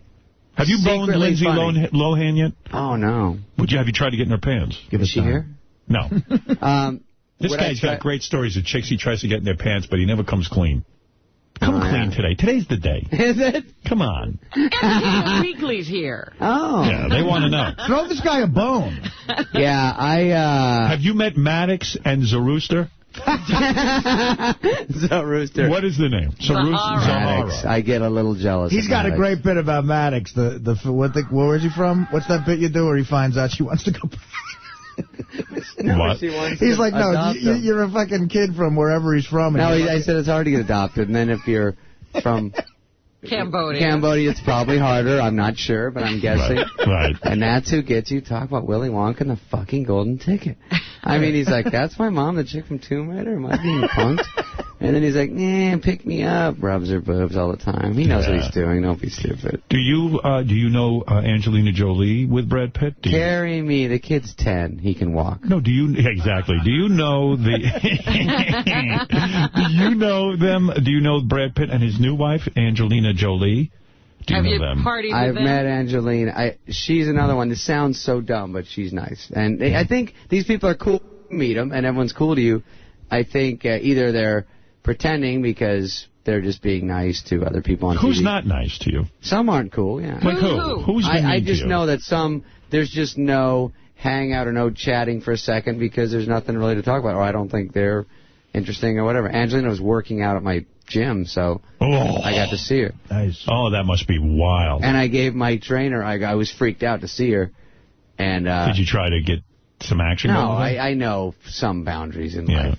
Those so you can I get, said, those you can't. Right. And I said to my trainer, I was bringing him he wanted a Joe Dirt wife beater from the show or from the movie. So I brought him one, and it happens to be who's benching that day by Angelina. Right. So I go, dad, and I go, oh, sorry, dude, I just want to drop this off. And she goes, oh, my God, Joe Dirt, can I have that? I love that movie. I was like, yes. You know Here's my wallet, too. You're not going to get Angelina Jolie, but you know who you should go after? Zahara when she hits 18. Don't worry, I'm on that. You're on it, all right. Why do you think Angelina is so far out of your league? She's out of every guy's Billy league. Bob Thornton. Well, that was a fluke.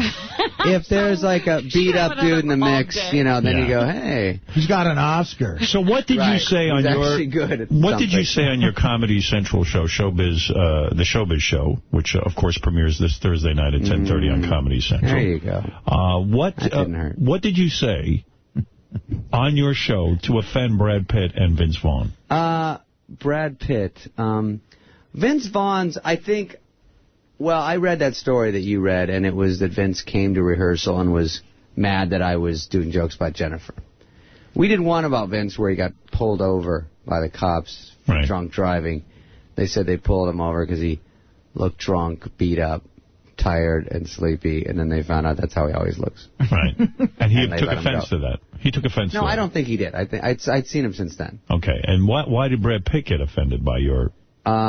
I don't know. We do a few jokes about those guys, unfortunately, because if it's a news show, our guy from EW, whatever's going on, we kind of look at that stuff and go, oh, what's in the news? And we do jokes about it. Because so how do you expect to hold on to these Hollywood connections? I don't really. I mean... You don't? He's been great. I don't see a huge future for us, but he's always nice. I think he would still be. I'd seen him...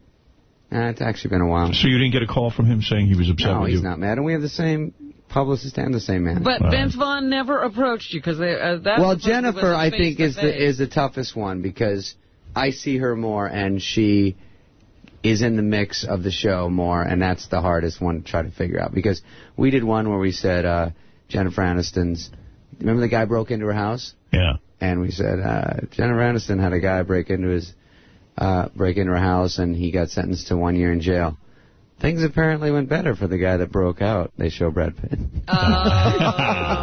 She gets mad at that? I don't know, but I would imagine if you're going to get mad at that one. Right, okay. So but she's, I can't expect miracles. Is she going to be super excited that now and then we throw a joke in? No, but I've had jokes about me. I don't like it. I say I do, but I don't. And it's a drag. Let's go to Owen. Owen, you're on from Long Island. How's it David going? Spade. Go ahead, Hey, Owen. Howard. Hey, Owen. Fan, man. Hey, Owen. And Artie, man, huge fan. Love your DVD. Thanks, man. I appreciate it. No problem. Lang with an E. Thank you. Spade is looking for the next big celebrity because Farley's going to frickin' claim his fame again. He's nothing anymore. Who, Spade? Christ, come on. Come on. Where's that? I found one. Napoleon Dynamite. Oh, yeah? David Spade's got a TV show. He's got a movie that opens up, Benchwarmers. It opens April 7th in theaters everywhere. Benchwarmers? He's got an Entertainment Weekly reporter here reporting doing a story on me. I'll tell you what kind of friend Spade is. I was supposed to be in this Benchwarmers, and he dumped me for Napoleon Dynamite. Is that right? Tell the truth, motherfucker. Artie. He calls me up and he goes, I'm doing this movie with Schneider. Put that pen down. We need a third guy. And, you know, I think I could pretty much convince him for you to do it, John. I go, yeah, it would be great to work with you again. And then 2 weeks later, he calls me up, that Napoleon Dynamite's going to do it. And I'm so mad about it. How's he as an actor, that kid? He's good. The problem with Artie was once I found out that to leave 5 minutes early one day, Howard has a heart attack. Really? You can take 3 months off the summer? Yeah, that's no nice. problem. Blame it on me that you didn't put Artie in the movie. He never said that. Howard. Yeah. Remember back not so long ago when you did Beer League? Yeah. It didn't go well. Yes, it did. So after hearing that, you just decided, I'll give Artie a break? I don't want to get in the middle of this. David, here's what happened on Beer League. Excuse. Artie. It's like getting between Brad and let's get history. Let's get history clear. Okay. Artie was doing Beer League. Somehow I'm going to get hit here now. Oh, yeah. Right, I want you to be I'm back. No, not going to go through the whole Beer League. I agree. It actually did work out fine. I did both. That wasn't the reason. Artie was doing Beer League here in New York. There was no question that he could do both if he wanted to. No, the problem was... If he got a movie roll out in L.A. and he had to go do it, he'd do it. The problem was half that it's, without consulting you, it's probably tough to get him out for 3 months. That's not true. I would imagine. If Artie does what he wants to do. Right, and then you'll have, you know, Bob Schimmel in here doing his job. It's an easy fix. We all know that. So it is an easy fix. But then they were like, according to our calculations, you and Artie in a movie doesn't equal $100 million. So what's going on with you anyway, man? Let's get serious. Let's drop what's going? Tell me what's going on with you. Really, what are you doing? So Napoleon Dynamite was my idea. Thank you. Is he a good kid to work with? What's his deal? Clean. We went to NASCAR yesterday. We had a blast. Yeah, that was weird. I read that you were. What's going on here? Is he for real like that? That movie is funny as hell. He's 50% like that in real life. I'm having trouble controlling this conversation and getting questions asked of you. It's because you got an A-lister on, dude. No, I'm trying to. I want you to slow down and take a deep breath. He's ADDing on you. You're kind of like all over the place. Getting it from all sides. You went to NASCAR. Triangle defense. Yes, I went to NASCAR. Okay. Easy. You went to NASCAR. Howard? Yeah. Helps to cover. I know David's been doing the private jet thing, you know, for logistics, he said. What do you mean, the private jet thing? You know, he was in Atlanta last night, had to get up here, so that, you know, he's getting the private jet all over the place. Who flies him? I think the movie company. Sony. That's nice. Is Sony the Comedy movie that big? They're expecting big things from this movie. Oh, Robin, you have no idea. Robin scathing. Hey, don't you think that if you're the movie studio, I don't think you're private jetting for bench warmers. I mean, that's a lot. That's like 50, 60 grand every time he takes the flight. How about when Dirty Work opened? Norm's bill at the Four Seasons when he was here promoting it was bigger than the opening. I wish I was bullshitting about that. In other words, you say to them, I'm not going to do any promotion unless you guys fly me privately. Ish. I say my TV show starts Wednesday, my first taping, right? Right. And it airs the next day. So I said, my first week is pretty busy, but I knew that the movie was going to come out close, and it's hard to figure out. So they wanted me to do 5 solid days of touring and press, and it's hard the first week before the show. So, and logistically, yeah, they want you to go here, Arizona for spring training. We do our interviews there. We do this. We fly to Atlanta. We do NASCAR. When you're getting squired around in a private jet, right? Wouldn't it be wise to take a chick with you and impress her? Yeah, it would be. That would be the move, wouldn't it? Yeah, it would be. And you don't do any of that? You don't have any girl traveling with you? No, it's a little tough to do. It's not tough. It's just, you know, no attention to do anything fun because you go do stuff like this. And it's not that look fun at me. for Look a girl. at me. You know, it is. You like love getting chicks and you love seducing them. Isn't the biggest seduction you being on a private jet? That's a closer. I mean, why wouldn't you take that private jet and say, listen, I'm bringing someone with me, and squire her around and show her how powerful you are? Well, because I have some people that have to come and... Who? A hot assistant. You get one person you can bring with. And then, like yesterday, we go... You're single. You're a celebrity. Right. You could bang a different hot chick every night on that plane. Well, yesterday was a good one because we got to take a helicopter to the NASCAR, but it was literally like so small it was like getting an MRI. I was sitting in there, and you couldn't bring anyone. And they're like, you got a coat? All right, you can bring it. So it was me and Dynamite and Rob Schneider and the pilot. Napoleon Dynamite. Shouldn't that guy's career be Napoleon Dynamite? Can I in every fit movie? my Bible? there? Does he do that character in your movie? I do it to him He does. all day. I saw the commercial. And they're smart now. They got him being Napoleon Dynamite. Good move. You guys having a killer time? That's smart. It is, absolutely. He did a movie after Napoleon Dynamite where he tried to be a different character. Shut up, I am not. Here's a guy who's got a gold mine. He's got a gold mine. People don't know when they've got a good... I know. He's figuring it out. He is. He wants to be an actor. I sat him down. So in the movie, Benchwarmers, does he act more like Napoleon Dynamite? Yes. Good. Smart man. Cool. That's wise. Now I'm seeing it. One time we were doing. Does he get laid? Does he get? Go ahead. You were saying. Well, it's dumb. It was. We were. He has to say the last line. We were trying to get him to pitch in the game because it's a very complex plot. I won't explain it. It's three of us against these Lakers, and Rob gets hurt, and he goes, you have to pitch. And he goes, why me? And they go, because I go, I can't even catch. And he goes, I'll try. We're all like this. Yeah. The money shot. Is this a good movie or is it a bad movie? Be honest. Benchwarmers. Who's in it? You and who? Rob. Well, I'm not going to tell you because then you go, if it's not tell like me. Vince You? Vaughn. No, I don't care. It's you. It's me, Rob, I love and, Rob. and John Heater are the three guys. Okay. They Now, are grew you up. wearing a wig? Yeah. What are you wearing? Like a mullet head? No, not in this one. Like a Peter Tork monkeys? Rob? Yeah, it is a little bit of a... Yeah. Oh, that's funny. You have my wig from Lost and Found still? It's a little bit of a Dorothy Hamill. Who are you banging these days? Come on, man. Come clean. What's going on with you in your social life? Slowed down a little bit. Did it? You know, Are you dating someone? I dated someone recently, but she's my age, actually, if you can believe it. How old are you? Oh, yes. Over 30. Are you? You don't give out your age? That's what I call dating someone if they're over 26. Do you not give out your age because you want to remain youthful and stuff? Yeah. Yeah, I should have done that. I just go, yeah. That's smart. No one has access to the Internet, thank God. They can't find out I'm 41. Right. So you're dating a 41-year-old? I'm not tricking anyone anymore. You were dating a 41-year-old? Yeah. Oh, wow. Boy, you're growing up. I'm wearing another day. Oh, is that right, honey? Oh, here's your date. What did she say? I'm massaging my breasts. Can I put my finger in your ass? I like black cock. Rejuvenation. I'm getting myself high. Better than This is great. Oh. Excuse me. Oh. You were dating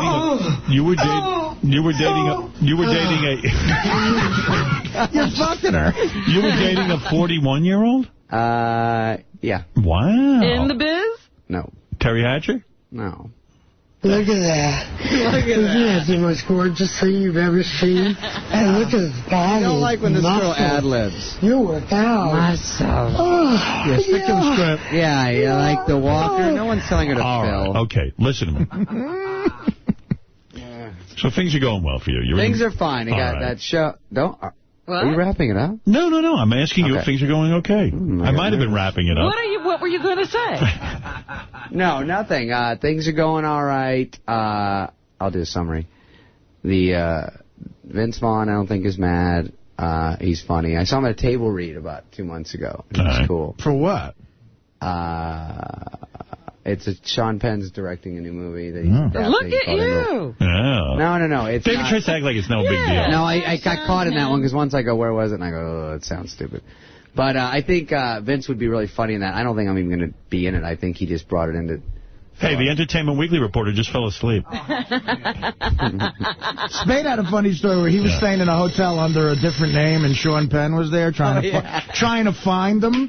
And Sean Penn couldn't find him, so he finally slipped him a note that said, "Hey, Dave, listen, I'm under the name Sean Penn. If you need me." Hey, Bill Squankmeyer. He goes, by the way, nobody cares. Right. I am at the Bellagio. I'll be at the lobby bar. Do you have an alias that you use when you are registered in a hotel?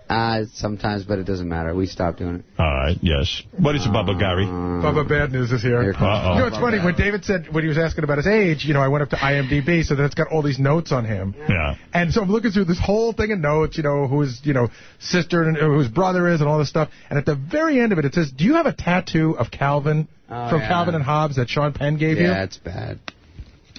What do you mean? When I did SNL. Why is that such good information? You know the cartoon strip Calvin and Hobbes? Yeah. You know, it's a cat. It's like a cartoon. No, it's really queer. It's. He just did it because Sean Penn told him to do it. No, that was when I met Sean Penn. I saw him at a party with your buddy. I don't know. Gary brought me into an area I don't even it's okay. about. I'll tell him what happened. It's okay. I don't care Gary. about Calvin. Gary, you and did nothing wrong. All right.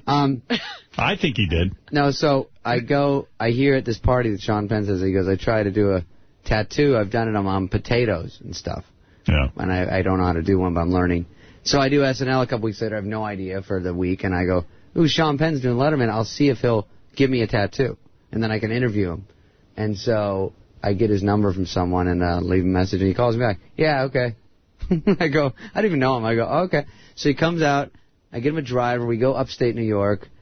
And we set it up. And he has some Hells Angels guys meet me up there. And I'm not allowed to drink when you get a tattoo, so I'm kind of freaked out about it. And he comes up, and he's a little buzzed. And the one I want him to give me, he can't do, because the tattoo guy's right there going, this is too complicated. So what are you talking about? Sean Penn is going to tattoo you? Yeah. Like himself? Yeah. Uh-oh. You're a star fucker. Well, I kind of was. Why would you let Sean Penn tattoo you? Because I had no good idea for the show that week, and I had to film something. Oh, I see. And he was on SNL. Oh, I see. Sean's like, does your mother need an appendectomy by any chance? Because I do those. All right, then I get it. So it makes a little more sense. All right, that makes more sense. No, other way, yes. Not really. Yes, you would have a point. Yeah, in a way. I mean, it's... No, it was a good little bit for the show. So, blah, blah, blah. And then he goes, I go, here, this one, or whatever. And he goes, no, he can't do that. It's too complicated, and he's drunk. So I get out of the paper the simplest one, which is Calvin and Hobbes. And so he does it, and it's totally queer, and I'm allergic to it, and it bleeds for a month, and joke's over. And now you've got it. Now I try to erase it. So what have you been doing for promotion around this movie? Where do you go? Did you do The Tonight Show? I do that the day before it opens. Yeah. See, I feel you're more prepared for The Tonight Show than you are for this show. I honestly don't prepare for this. You don't, really? I used to. And then I realized that you don't want to ever talk about what we talk about. Yeah, he never prepares for this show, he's saying. Well, that's obvious. I mean, you never tell me anything that's going weird? on. No, you never tell me anything that's going on. Well, Jay's good. They don't ask stuff like that. Yeah, I know. You don't like telling anything about your personal life, do you? I'll tell you if you call. You know what's weird? Remember that girl you used to date? Christy Swanson. Have you been following that? Yeah. That's excellent. Pretty wild. Did you watch her?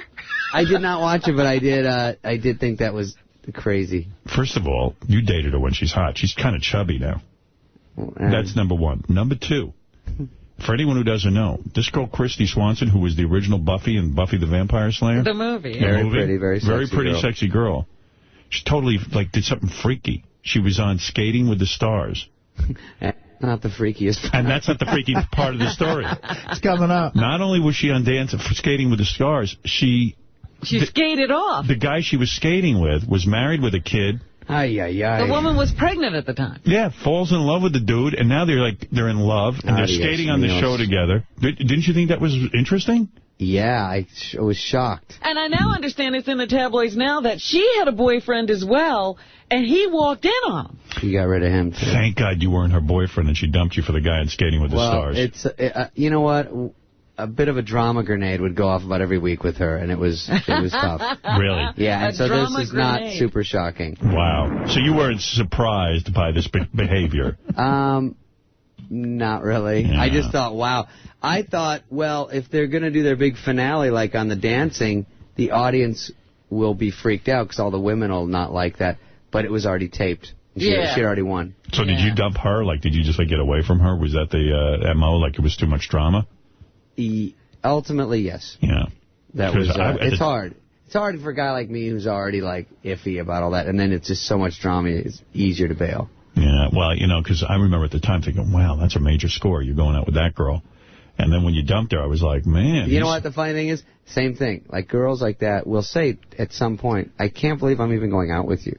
Really? Yeah. Well, that's like, when you get rid of them. Well, they go like, they usually say it about the time I say I don't want to go out anymore. Right. It all works like, out. Why don't I even go out? I can't believe I'm going out with you and you don't want to go out with me now? And I'm like, nah. You think you're ever going to get married, or you think you're going to be one of those guys who just never settles down? Because I'm kind of already one of those guys, and it's a little weird. Are you going to be one of the guys who waits till you're extremely old to do it? Maybe. Well, I'm not too far from that. I think what happened was my dad left, as you know, when I was 4. And David Spade. You know what, though? You're actually smart. You're actually pretty smart about women. Like, a lot of guys would have fallen for Christy Swanson and put up all her crap. But I see that. Yeah. At least you were able to sort of see through that forest and go, you know, I can see clearly now. Well, I see a lot of bad marriages around me, and I see a lot of people that have boyfriends or girlfriends to feel like, you know, they feel like an identity. If they're single and over 30, they freak. Like, everyone will look at them like they're nuts, and so I get a little bit of people looking at me like I'm nuts, but I would rather not be in a bad situation. And I don't respect people that don't get out of a bad situation. How do you dump a girl? Will you tell her to her face, or do you call her, or do you just not even, you just stop seeing her? No, I have the show do it. You do. You have your accountant do it, don't you? Someone from the show. Hi. Listen, Amanda, something's from the Showbiz show. You smoke weed? Not much. You don't? Used to, a little bit, yeah. That was never my thing. I smoked weed with you one night, didn't I? Did we? I think so. At the big Christina Aguilera? Oh, I got to find No, that wasn't Christina Aguilera. When we were at Mr. Chow's. Oh, did we? That was the last. Yeah, we did. Was Laura Flynn there? That was like, Lara Flynn, yeah. You know what, you were nice. You didn't talk about that for a while. No, actually, you didn't smoke weed. Actually, David didn't. Oh, okay. Now I'm thinking about it. Sometimes I do, but I left the room. Really. You left the room. Yeah. I left the room and called the police. Lara left the room. Yeah, no, she didn't smoke weed. We had a situation at Mr. Chow. 911. Give her the munchies. I had a showbiz night out in California where I was just trying to impress everyone, so I smoked some weed, and of course I bummed out, and I had to be brought back to my hotel room, and I crawled into a hole. Is that the night they brought you back because you were like out of your mind? I was with Spade. No, you know what I did? Remember that joke you used to say about Christina Aguilera? Yeah.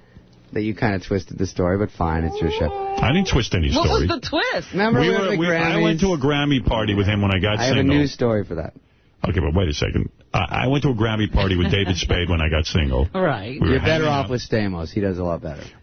I'm better off with you. You be the John Stamos in the group. I'm John Stamos in that group.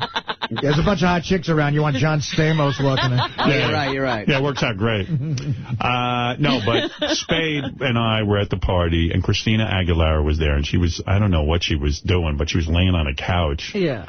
And she had just won a Grammy. And Spade says to me, wow, hey, this is Christina Aguilera. I said, you want to meet her? Look at me, like big shot. Yeah. I go, you want to meet her? Yeah. And David goes, yeah. And I go... Like you know her. Yeah, so I walked up to her. I go, Christina, hi. How you doing? Ay. And I go, I want to introduce you to my friend, David Spade. And Spade goes, oh, hello. He goes, what are you doing here? She goes, I just won a Grammy. And Spade goes, oh, great. Because we didn't watch the show. Yeah. And wonderful. And then you struck out completely. Yeah, then it was downhill from there. It's too bad. She's hot. She's so hot. Oh. So I see her again. Oh, yeah?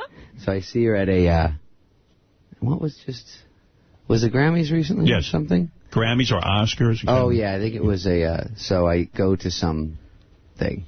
Yeah, it was the Grammys, maybe. Yeah. So I go to some little doodad, and I see Ellen DeGeneres, right? Right. So... Who looks like Owen Wilson. So, and she goes, how's it going? And so... Sounds like Owen Wilson. Yeah, so we see... How's it going? How's it going? Something Jack Nicholson a little bit. A little bit. Yeah, my impressions aren't really up to speed. So then I see Aguilera there with some other people, and so Ellen goes, she's really cute, don't you think? And I go, yeah. And she goes, you should go out with her. And I go, yeah. I go, I think that guy. Good idea. She's married to that guy, though. Right. She goes, no, she's not. I go, she's not? No. I go, oh, really? She goes, yeah, hang on. And I go, uh-oh. I see her walk over, lean over the couch. Hey, points to me. She goes, yeah. What do you think of him? Oh, he's nice. Why'd you go out with him? Because I'm married. And she come, and I'm like, slow motion, like, wait, was she doing it? Like, everyone knows but her. Right. So she comes back. She's married. So what else is up? I go, how did I look stupid all of a sudden? Well, hey, you know what? You'll meet the woman of your dreams very soon. Your soulmate is out there. Your soulmate's out there. Chances are it wasn't going to be Christina Aguilera. Yeah. Sexy, that one. But anyway, listen. Adios, míos. David is in a movie called The Benchwarmers. It's about like some dudes on a baseball team, I believe. Try not to go, Howard. Sounds like beer league. Sounds like beer league. It's actually a watered-down version of beer league. Yeah. David is in The Benchwarmers What are opening. you talking about? April 7th in theaters everywhere. Can I bring my Bible on the elevator? He claims it's a funny movie, and I'm going to take his word for it. On the helicopter. It is funny. Have you actually seen the movie? I saw it with a crowd. You did, and they enjoyed it and laughed. Did they do a test audience? Did they test the movie? Oh, yeah. And is this going to come in at #1 on its weekend? I would hope. I think now that we talked about it over the weekend, the Ice Age is before. Sweet. The Ice Age is going to do well. That's the week that's before. opening the week before. Okay. So I think we'll be up there, and and we went to NASCAR yesterday, and a lot of those people, besides Joe Dirt, know Napoleon Dynamite. Right. They love him. All the drivers. They do. Yes, that should bring in a lot of people. Yes, Gary. You have to do the Comedy Central plug. Apparently they're paying for this trip. Oh, and see David Spade hosting the Showbiz Show, which premieres this Thursday night at 10:30 on Comedy Actually, you'll be Central. happy to know that I saw that black-white show on TV and had to see if it was true to be treated differently, so I put on black makeup. You became a black man? Interesting. Robin, don't listen. Did you actually do that on the comedy show? Did you put on black makeup? Yeah, it was weird. That's funny. It was weird. And what I happened? went out on Melrose. Yeah? You went to Melrose Avenue. Yeah. And you walked around as a black man. First, I had Donald Faison from Scrubs come in and explain to me what type of black guy I should be. Yeah, because he knows how to be black. I go, what? I go, I want to be. I don't think it's any different. I don't think. Wait a second. You have an afro and you have blackface. Well, I go through 5 hours of makeup. This is funny. Yeah. Now, when you But go why out, go to Melrose? Why not go to a black neighborhood? It's close to the studio. Exactly. He ain't gonna bust his balls. And did anybody walk up to you and call you the N-word?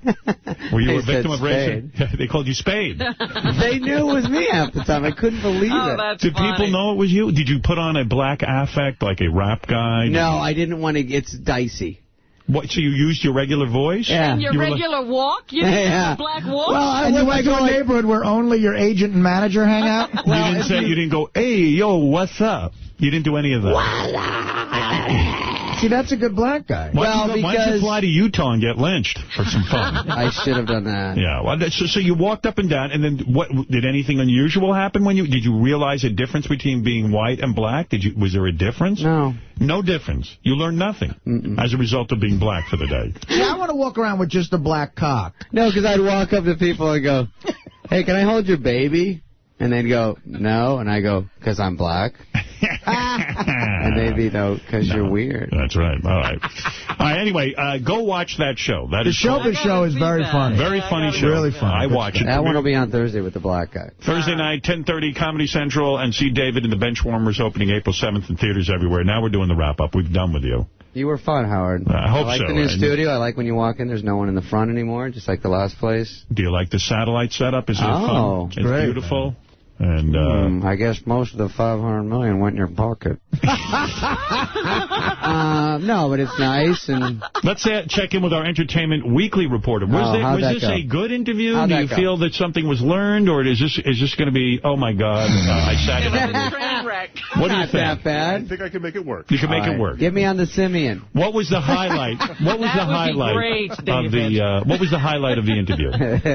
With the highlight? Yes. Did David say anything that you felt was a highlight? Word. How can I pick one? That's right. I think when the guy called in and said he loved my DVD, that was a highlight for me. Artie Lang with an E. It's the whiskey talking. You know who's trying to get in the studio? Booker. Booker's out there. Booker? Yeah, what's his deal, by the way? What's going on with him? He works for the television TV Guide channel, and I think he's doing a piece on, I don't know, behind the scenes of Howard TV or something. Oh, really? Behind the scenes of Entertainment Weekly, he's doing a story on him. Yeah, I think, he should follow around the Entertainment Weekly reporter. But I wonder if David made Quote of the Week. Did he say anything significant? Quote of the Week is tough. I want to get in there, so keep your eyes peeled. Here on the show. Booker, everywhere. you want to say hello?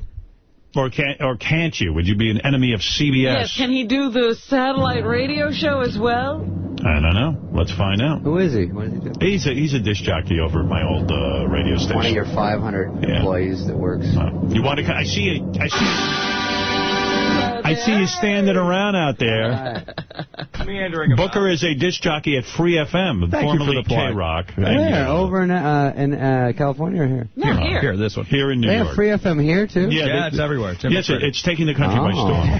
It's spreading like bird flu. Yeah. Hi, sweetheart. How are you? Are you all right, man? I'm good. How are you, buddy? Yeah. Are you going to get in trouble for being on my show? I'm here with the TV Guide channel. That's why I'm here today, so I doubt it. Tom Chisano will not fire you for being here in the nest of the traitor? I didn't even think about that. Sorry. Yeah. Well, you might get sued. You are my friend. And that's right. You could I get am here sued. promoting your television show. What are you eating, David? What are you eating? What is that, chew? Very professional, by the way. What is that? What is that? Tobacco? I'm sorry, brother. He's got to go to NASCAR and fit in with those people. Get it done! I got here at 5:15 to go on, and now I've been here for... Are you having a chew? What is that? Just a protein bar, just something to give me going. Protein bar. Get her done! I'm such a pussy. How's things going at Free FM? For me, they're well. They're going for you well. Yes. Tom Leykis.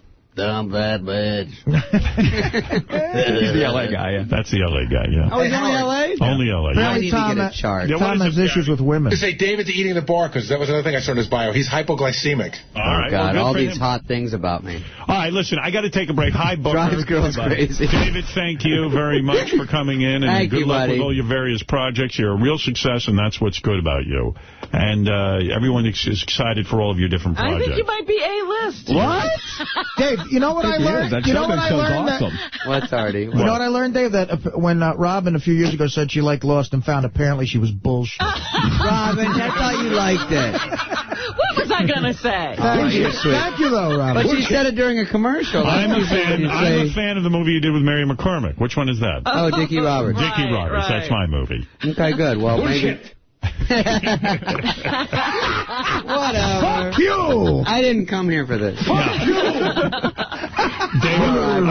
David, I love when you come in. Come fun. see us again. And Fun at the new place. I like Why'd it. you rat me out, Artie? Oh, come on, Robin. I'm so hurt by that. Robin, that stings on the way out. all right, we're going to break. I want to thank the great David Spade for coming in, the great Booker for coming in, and we'll be back with more of this right after these words. A lot of things to get to today. Stern Show. Tell Howard Stern I will beat the fuck out of him. He leaves me on fucking hold for an hour and a half. Who the fuck does he think he is? Huh? Who the fuck does he think he is leaving me on a hold for an hour and a fucking half? Piece of shit, motherfucker. He's fucking with the wrong one. I don't give a fuck how famous he is. Big fucking deal. He ain't get the fuck he was fucking born with, motherfucker.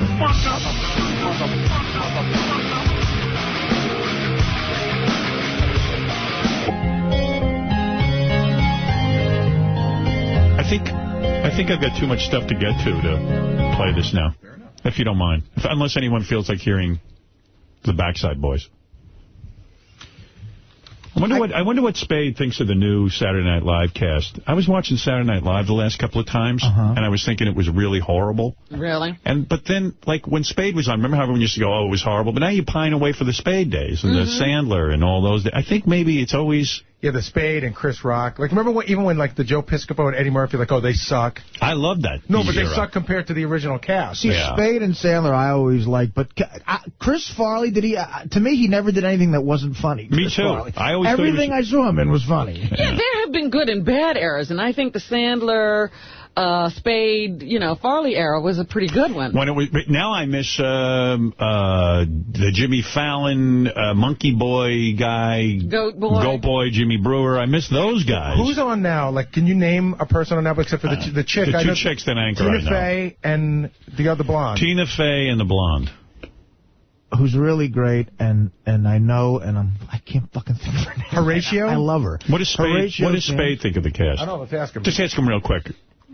Because I got a lot of stuff to get to. I got to play, Richard and Sal went down to the St. Patty's Parade. That's always funny. I got to play you I got to still play you that James Van Prague clip when he went to the set of Andy Griffith and I Love Lucy to contact the dead. That's great. That's the best. And they're still on the sets, the guys who died. Hey, you know what I wanted to ask you? What do you think of the Saturday Night Live cast now, honestly? I think since I did it in April last year, almost a year, I guess, I haven't gotten to see it.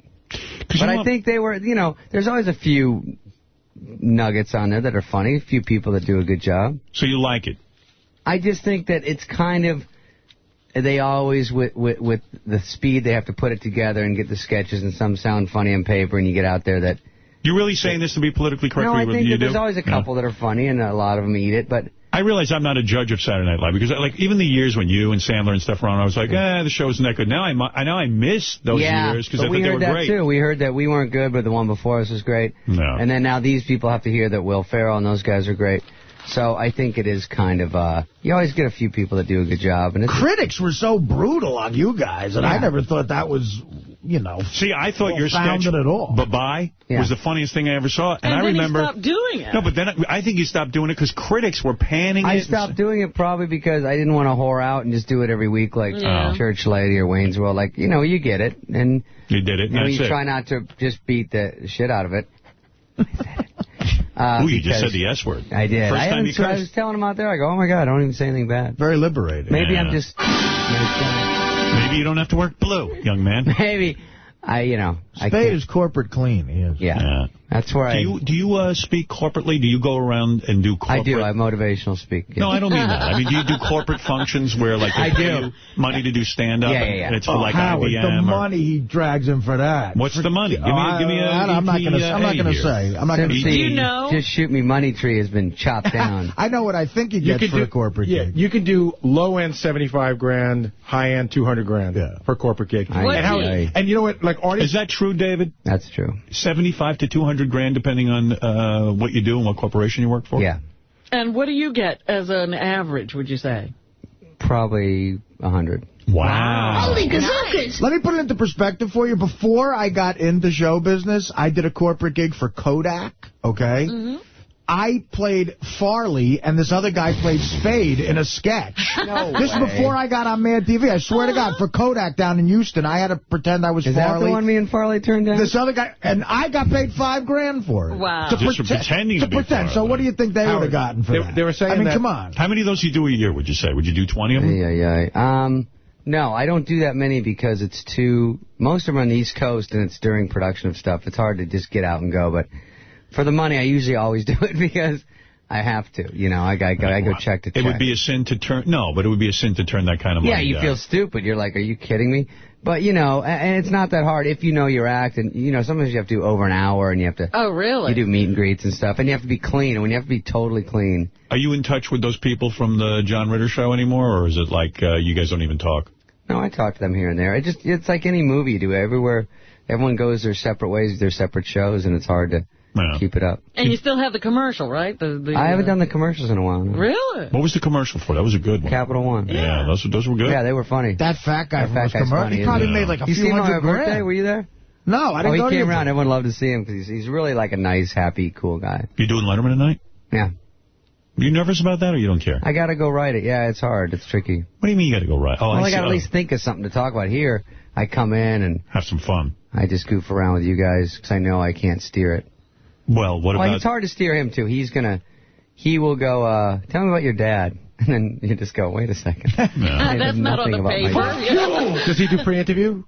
They do, but he sometimes doesn't, stick to it. Really? Yeah. Oh, he doesn't stick to it. He kind of just steers it like... You're like my dad. It's funny. One time my dad watched a NASCAR race. Dogs are funny. When you do the pre-interview, did they ever say, hey, that's not good enough for the Letterman show or something? The way they say that indirectly is they interview you for 45 minutes, and you're like, isn't this bit 9 minutes or 7? Yeah. They're like, we just want to be covered. Yeah. In case, there's a blackout and you have to go live for an hour. Who else is on with you, do you know? Men Without Hats? No, I don't know. That's a band. Are you on tonight? You can Google that. Very hip. Yeah. Or is this the Friday show you're doing? No, I'm doing Wednesday's show. I didn't even know that. You know that? What do you mean? We tape it for Wednesday. Oh, really? Really? I didn't know that. Letterman, he's got some. I didn't know that. Yeah, I didn't know. That's why we can't take off till 9. I leave at 9 tonight to go back. Oh, okay. Can we get you for the intern roundtable? Yeah. Once you're here, you have to do every show. Is that one of the 25 shows? Yeah, you have to do every show. You have to go to these shows as part of your God and baby, Jesus help us. I'm having a blast there. I love going on the shows. Okay, yeah, I saw Artie here. Line. No, I saw Artie here the other day eating lunch during the he doesn't even go show. home anymore. Eating lunch. Yeah, like you brought your lunch in there. You weren't even on the air. I loved hanging out. I went in with a nice little nice sandwich. You were having a sandwich on the Simeon the other day. David, get on the Simeon and ride it. Come on, man. Be a dude. The first guy to do It's so funny. I bring him over there, and the attachment is a finger. I said, It's got a finger on it. Get somebody in here. For you. Yeah. Next put that time, right get up your somebody ass. in here. I want to watch, see if it's real. Oh, someone's going to be here soon, but you can't stay here. You have I promotion. can't. I got to go to. All right, goodbye, David. I got to do pennysaver.com. So. Right. David Spade, by the way, everyone, hosting the Showbiz Show, premiering this Thursday night.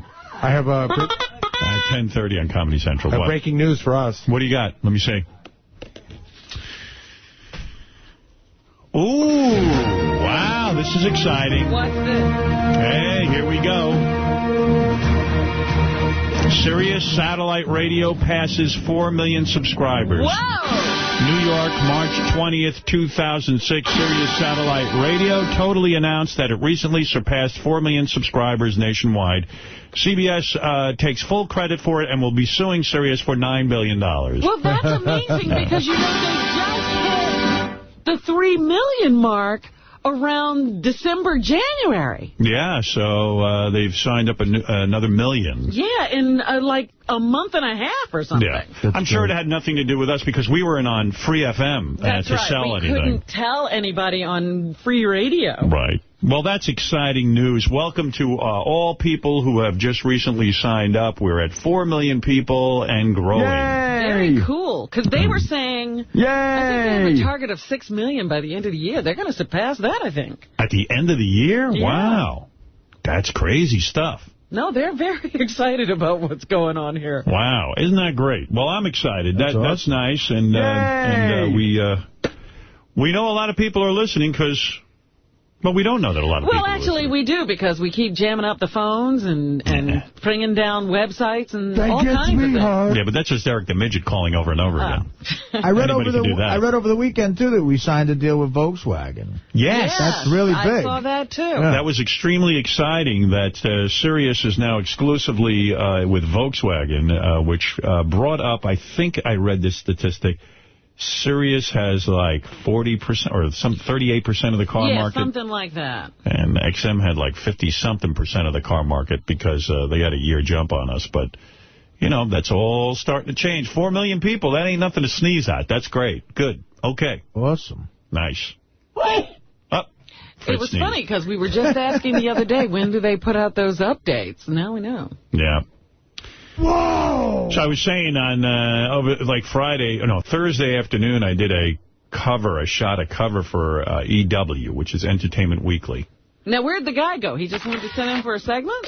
He sat in for Spade. He's coming back tomorrow. He's going to sit in during Beetlejuice and a bunch of other stuff. Oh, okay. And all that. And, see, now, to me, that means you're A-list. If you could be on a cover of a magazine like that, sort of, because you got something going on that you want to promote, Well, what happened was I agreed to do it when I was doing all of that promotion for, moving to Sirius, which now CBS claims is, their domain entirely, and they should be paid a fortune for... You didn't do anything but that radio show. Right. So, please. Anyway, so I had agreed to do it, and we never got around to doing it, and it was so now I did it, which is fine, because I'm going to promote Howard Television.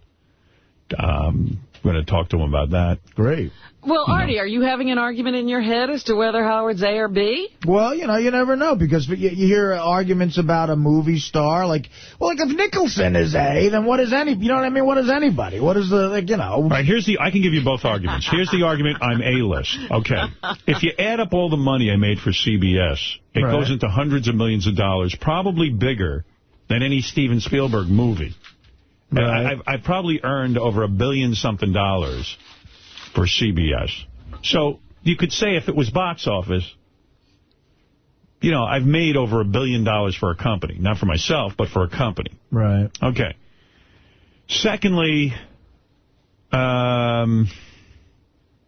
I guess that's the only thing I got. Well, sort of the other argument is being sort of the biggest in your field. Okay, so I'm definitely bigger than Rush Limbaugh. You are the biggest in this field, that you can say hands down. Right. Right. So I'm an innovator.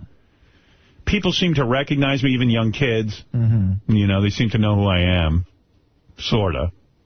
I mean, maybe out in Kansas they don't know who I am, but I think maybe they do. I think they know now, yeah. I think so. But you're followed by paparazzi. I date a model.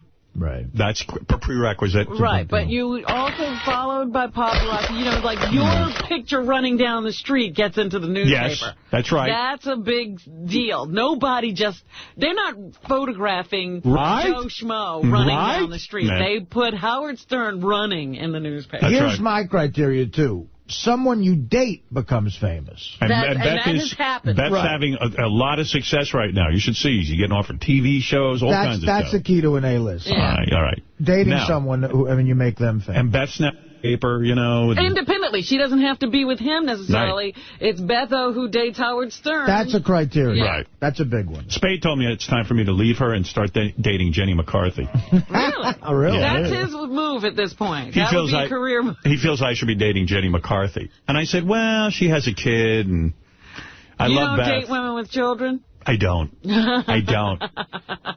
You know. But women have to date you with children. And another thing in my defense for being A-list, the guy in Lebanon knew who I was when I called up his fart man. Yeah. You know? Yeah, you're known around the world. Hello, who is this? Fart man. Well, my question is because a couple of weeks ago, it was written in the paper that Angelina Jolie has jumped beyond A-list. Yeah. You see, I don't want them to start that. What does that mean? Yeah. That she doesn't even have a publicist, and she appears everywhere. That's true. Every 2 days she's in the paper. Well, Brad Pitt's career has really taken off since they started dating. Yeah, we know who he is. But you know what? Beyond A-list is like 110% meaningless. You know what I mean? It's like 100% is... That's all you got. You can't go past 100%. Pete Rose used to say, I play 110%. As a kid, I went, what the fuck does that mean? Well, it's like my kids come home from school sometimes and go, we had a test, and I got 100, but I got 120, really, because it was bonus. And I go, well... You know, hey, what does that mean? There's only 100. There's 100. There's no 120. That's true, because I think I actually got -10 on the test, because I got the bonus wrong as well. That's right. So, you know, that's Beyond that. A. Yeah, I'll give you the A. Now I'll give you the B-list argument. I'll give you the A. A lot of people don't know who I am. I'm not on the entire country when I was on radio, but I was on TV. Do you really think there are pockets of the country that you could go to and you would not be recognized?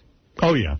I don't know. I don't know, though, because... That's not true, because I went to, like... show was national. I went to the Caribbean, and they knew who I was from the E! Show. Right. I was just in that Turks and Caicos. They all knew me from the E! Show. Yeah, Every that's one what of I'm them. saying. I was in Bermuda, and everybody was talking to me. Yeah, when black people with accents know who you are and they're hotel workers, that's when you know you might be A-list. And a lot of foreigners know the E! Show because you don't have to speak English to enjoy it, because it's all the tits. That's right. They all know the tits. But I told you, I was walking down the street in London, and a homeless guy said to me, Robin, is that you? There you go. Well, there you go. Well, you're Howard I said hi. And you're A-list. I know the tits. By the way, a lot of great reaction to Hulk Hogan being on the show. Got a lot of very positive email. People enjoyed the interview with his whole family, especially when we played Hulk Hogan music. A lot of people did not know Hulk Hogan had a musical career. And apparently we have only touched the surface. Yes. For your enjoyment.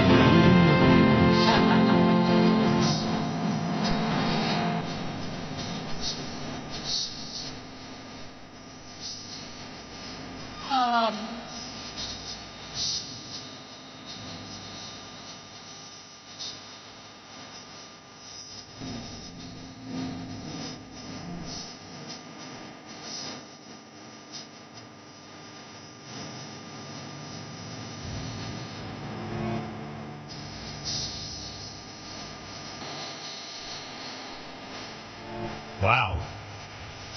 What is this? And from what I understand, did he say he wrote this with somebody? Yes, he did. And we had a good time with him. Let me see. Let me check the email. Here's this is email from Monday and Friday, because I want to get Penthouse Pet Krista Ain in here. She just showed up. Okay. Yeah, she was a little bit late. Let's see. Here we go. Here's some people who do not like King of All Blacks on Superfan Roundtable. Here's someone who thinks we should have a retarded beauty pageant and call it Imperfect 10.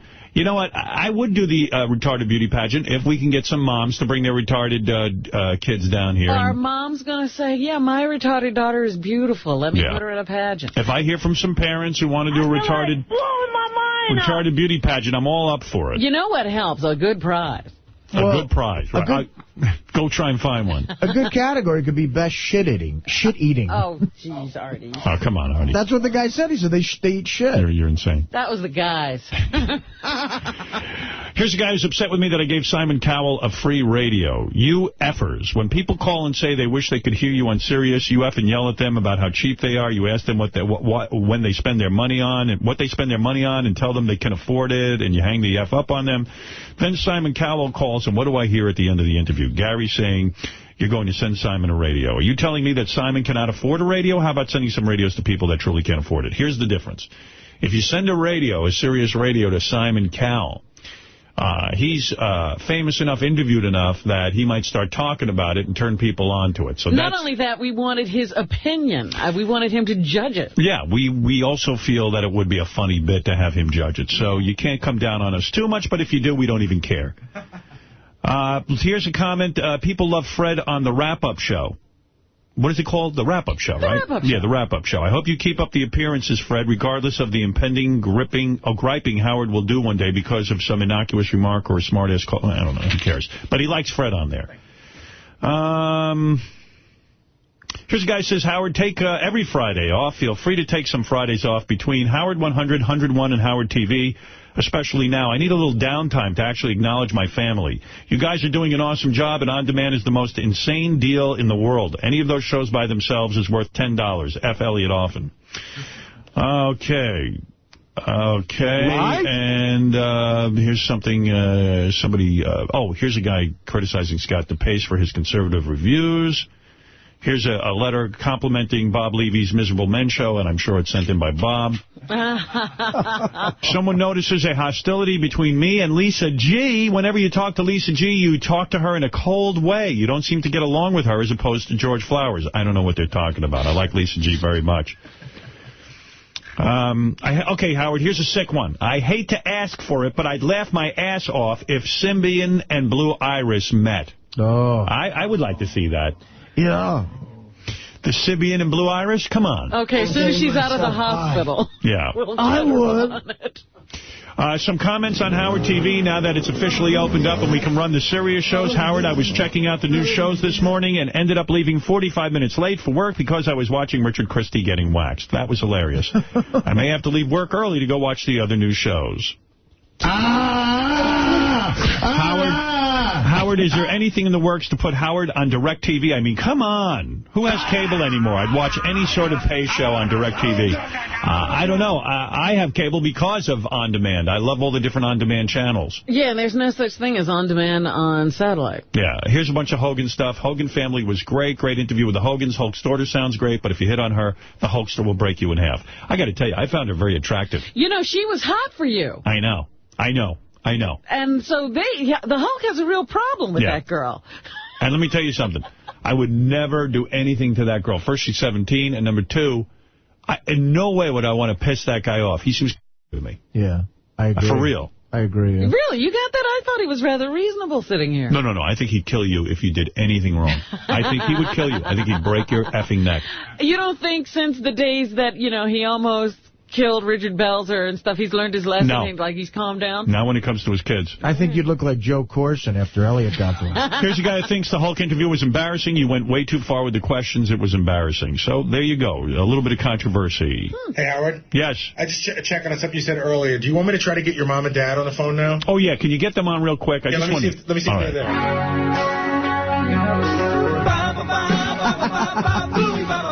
It's my new favorite. All right, here we go. While we're trying to get my parents on the phone, Howard, I could kiss you on the mouth. I agree wholeheartedly with your comments about Dan Rather.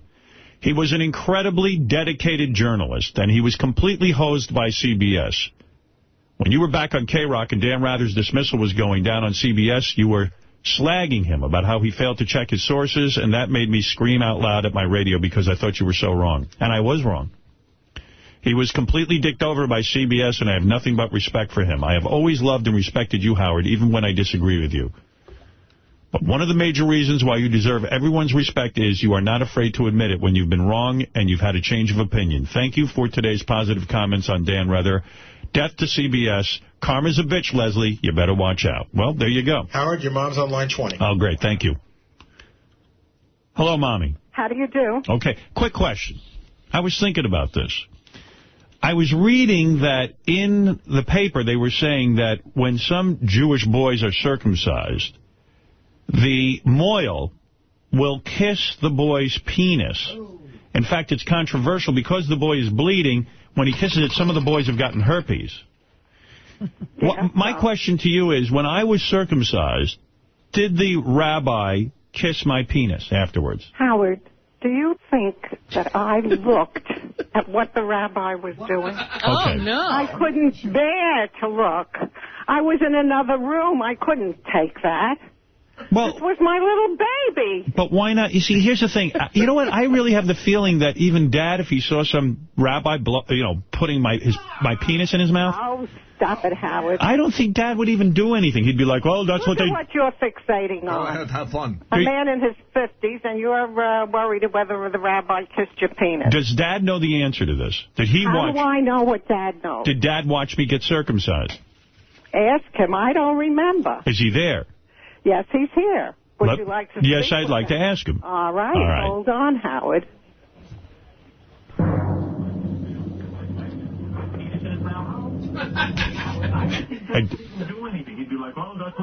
Uh-oh, what's going on? My dad's listening in. He likes to be briefed before he... Okay, so he's getting the full... Yeah. Hello? Hey, Pop. All right. I was listening on the radio what you're talking about. First of all, this procedure was done not by a rabbi, by a mohel. Mohel. And it was done in a very religious Jewish cult. Right. That's not a general practice. And they're doing that because of the bleeding. They want to take away the blood, and sort of use a healing situation. Right. Now, this business with herpes, I don't know where the hell that came from, but it's possible that, doing it from one child to another. I don't know where he picked it up.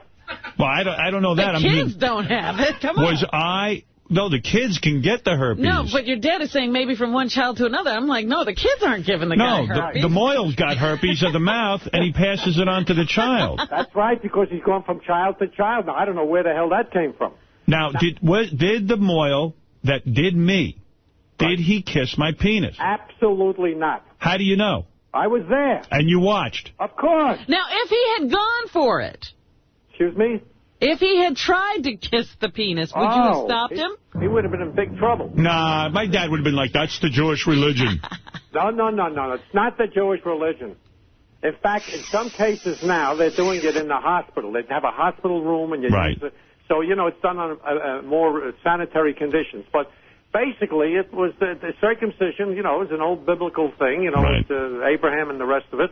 And every Jewish person, and now not only Jews, but all over the world, people are having it for reasons of, problems. Well, let me ask you something, though. I mean, how did you know this guy cleaned his instruments properly and all that? Well, you never know. No, that you don't know. You got to leave it to that this person is a decent human being, and he's not going to do anything to harm anyone.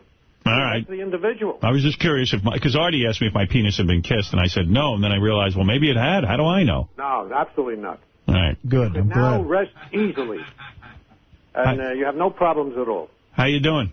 Very good, thank you. Yeah. What do you think of this cockamamie lawsuit? I haven't even spoken to my dad about it. Really?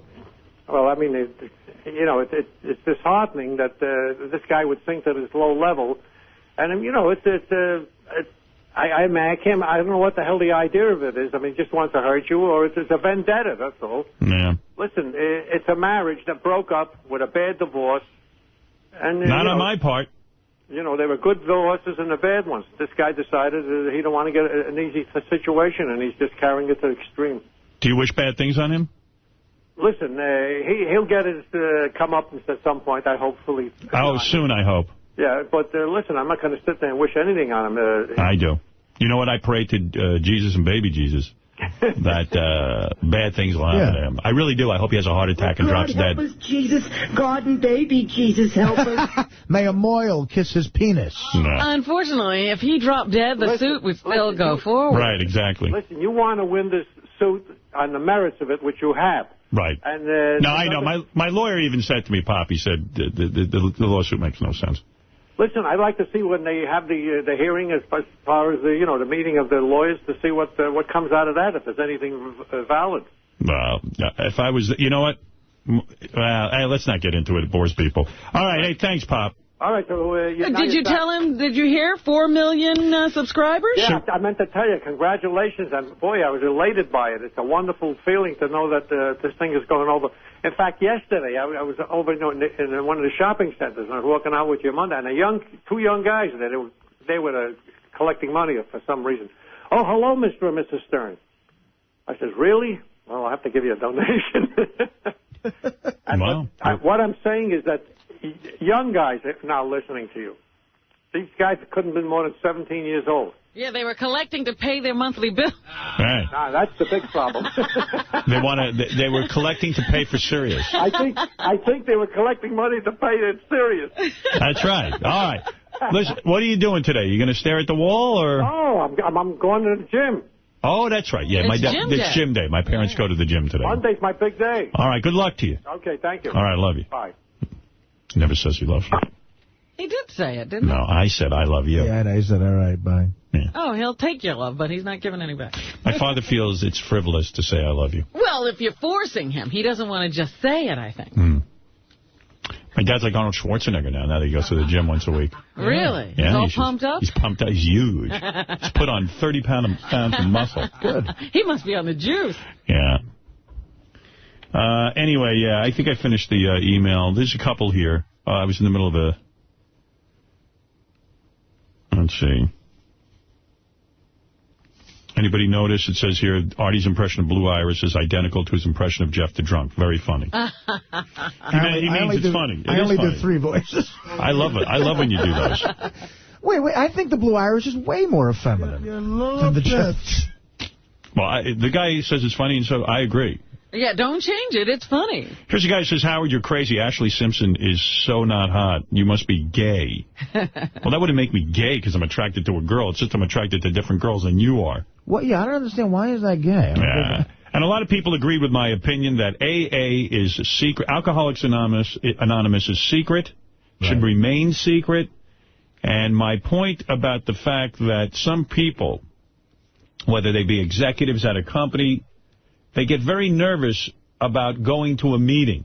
And if they know that their anonymity will be, they will go and get help. And that Alcoholics Anonymous should not be outing Melanie Griffith or anyone else. I told Mike Walker that. I really do believe it. I looked at the pictures. They were outside. I don't think anyone should be reported on going to and from an Alcoholics Anonymous meeting. They were all outside. It looked like the meeting was being held outside. So it doesn't mean they have to report on it. But that's as public as you can get. I know, but I'm saying maybe there's a line that you don't cross. Maybe there is. I'm not saying you can't legally do it, but I'm just saying maybe you just say, you know what?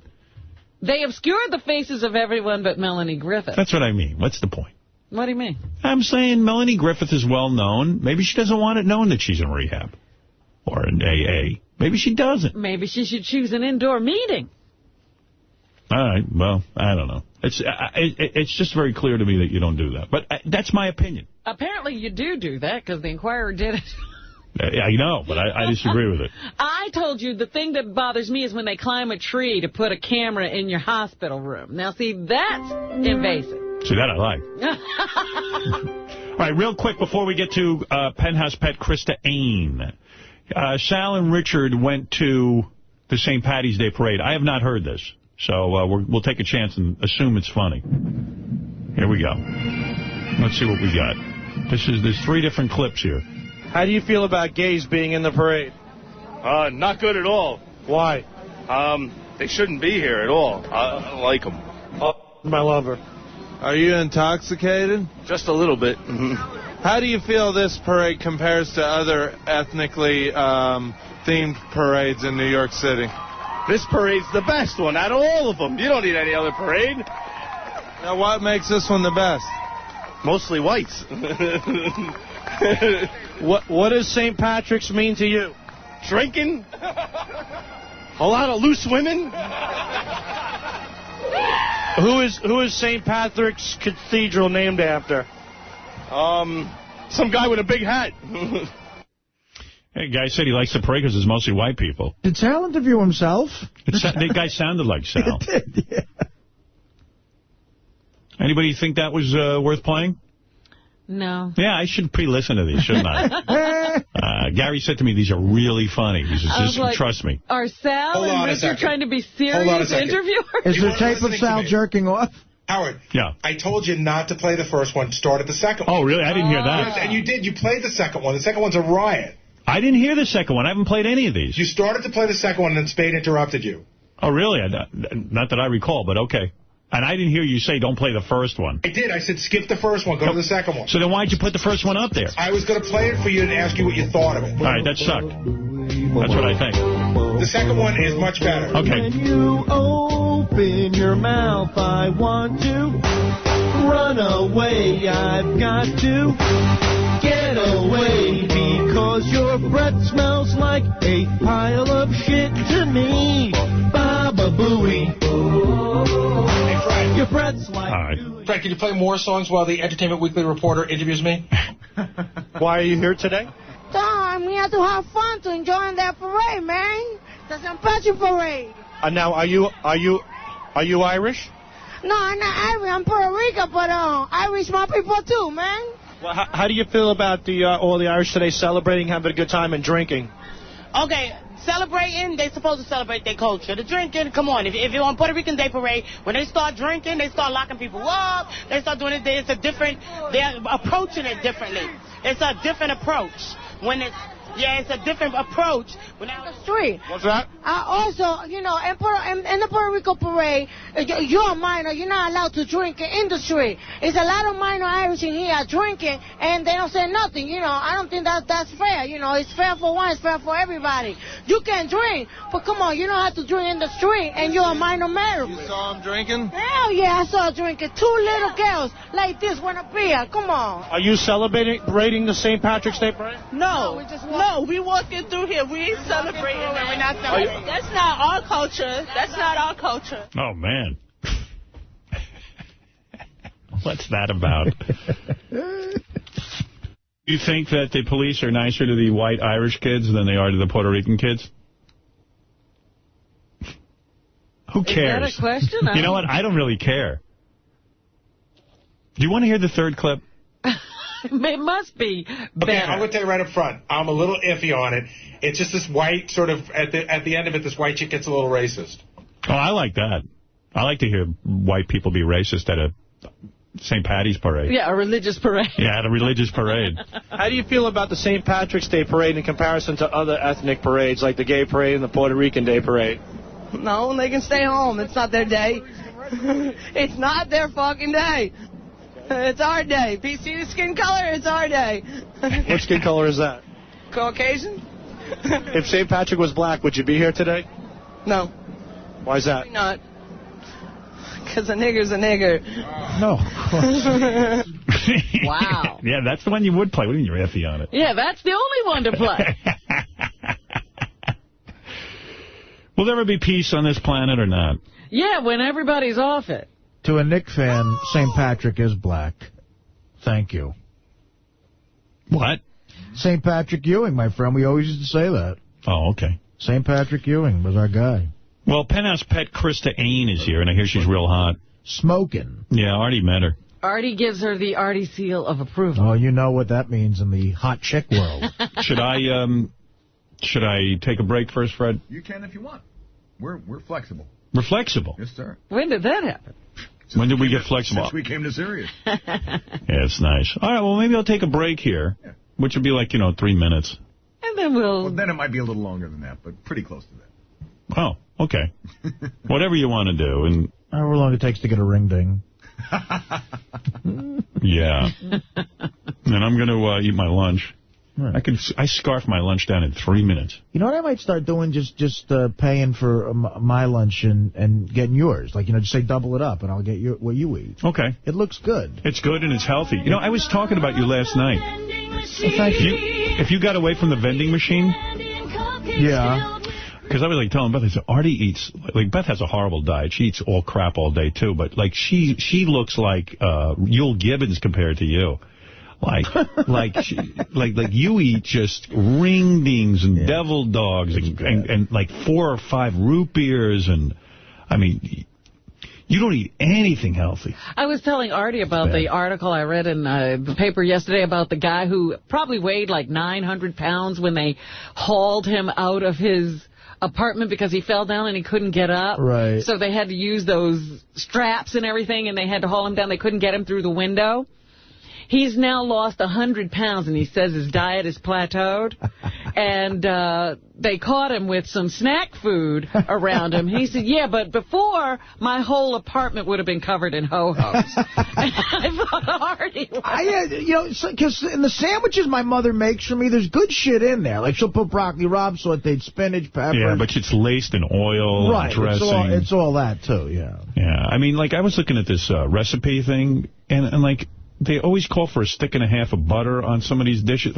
Of course. What are you watching? A stick and a half of butter? Yeah, it's really weird because somebody was saying, I posted on the website Beth's recipe for turkey meatballs and engagement chicken.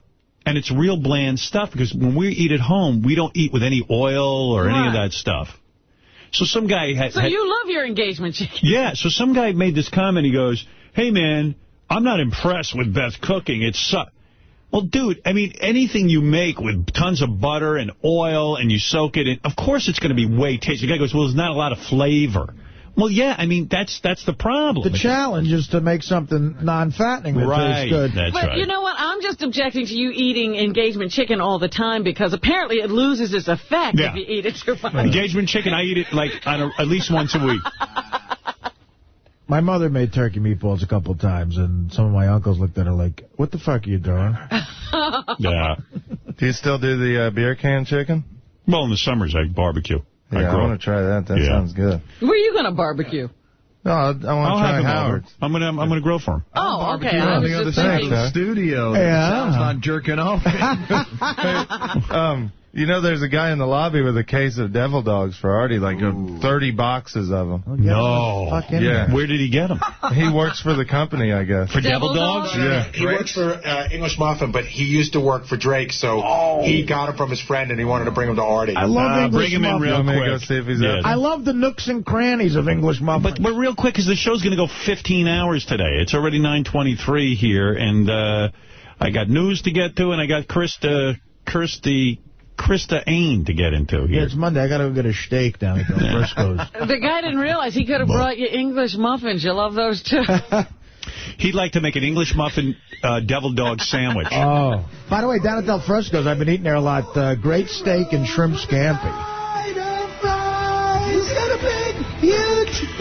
Well, those were plugging restaurants. I was at Da Silvano the other night. That was beautiful. I love Da Silvano. Yeah, that was good. I've been there with you guys. It's great. Well, since you're all plugging, I was at Daisy's in Queens. It's wonderful. I was at JoJo's with my daughter. All right. How you doing, buddy? Hey, what's your name, man? Joey. Joey, who do you work for? English Muffins? I actually work for Thomas's, but I used to work for Drake's. So. I love Thomas's. Oh, I love Drake's. They make the greatest light muffin. It's so great. Dude, speak up and tell us what you got here for us today. I got a case of devil dogs for Artie. Oh, because I heard the vending machine ran out the other day. Right. So we want to take care of him. Look at that over here. Well, that's a case. That's a case of heroin. How many devil dogs in that box? Hey, Artie, can I cancel that second order of my lunch now? No, I'm going to start that next week or so. All right. How long will it take you, Artie, to go through a case of devil dogs? How many are in there? That's a 2-week. 184 devil dogs. Nah, that's a month. Box. That's a month. That's a month. That's a month. You don't think so? No. You know bullshit, Gary. 12 days. Keep those right next to Artie. He's the only one allowed to eat them. I want to see how long they last. What are you going to say, brother? Say. Dude, all the guys from the Teamsters Union, Locals 802 and 550, good luck, man. Thanks. Is that? Oh, it's a gift from the Teamsters. I love you guys. Salute. Well, he was a longshoreman. I Teamster, was, right? yeah. I used to work with the Teamsters. A union brother. We're all with you, brother. Yeah, me and the Hey, who's the president of the Teamsters right now? In my local, it's, Jesus, I'm a little nervous. Is that Hoffa?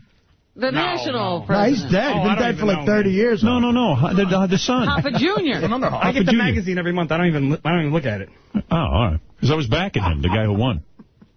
Are they all right? Are they good?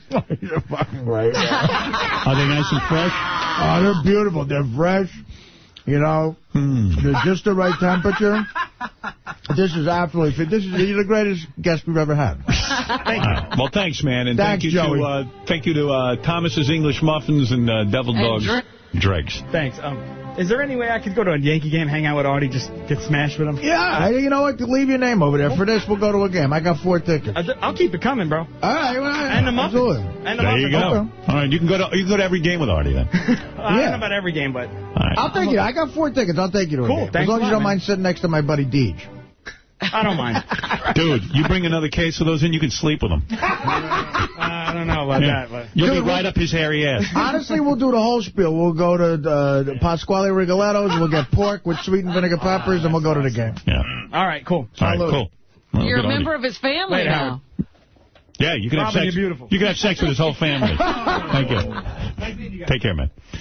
Yeah, Artie, big score for you today, huh? Holy shit, that is like gold bullion. What a connection, huh? You know, you don't even have to pay Artie. Just give him a crate of Devil Dogs once a month. People don't realize how easy it is. All right, here's a break. Then we come back. We meet Penthouse Pet, piece of ass, Krista Ain, who I know nothing about other than she's a piece of ass. With any luck, she'll just throw herself on the Sybian and we can all get off. But first, these words. Set coordinates, Mr. Chekhov. Bones, Scotty, beam me up to the Howard Stern Show.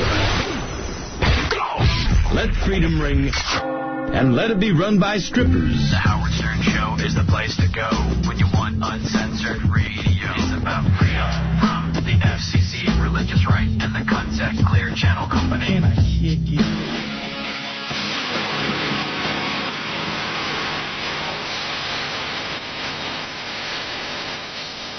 Corleone, Johnny's godfather. To the Italian people, that's a very religious, sacred, close relationship. I respect that. Judge Downey should ask me anything else. But this is one favor I can't give him. Well, he never asked the second favor when he's been refused the first. Understood? You don't understand. Johnny Fontaine never gets that movie. That part is perfect for him. It'll make him a big star. And I'm going to run him out of the business. And let me tell you why. Johnny Fontaine ruined one of Waltz International's most valuable protégés. For 5 years, we had her under training, singing lessons, acting lessons, dancing lessons. I spent hundreds of thousands of dollars on her. I was going to make her a big star. And let me be even more frank. Just to show you that I'm not a hard-hearted man, that it's not all dollars and cents. She was beautiful. She was young. She was innocent. She was the greatest piece of ass I ever had, and I've had them all over the world. And then Johnny Fontaine comes along with his olive oil voice and giddy charm. And she runs off. She'd throw it all away just to make me look ridiculous. And a man in my position can't afford to be made to look ridiculous. Now you get the hell out of here. And if that goomba tries any rough stuff, you tell him I ain't no band leader.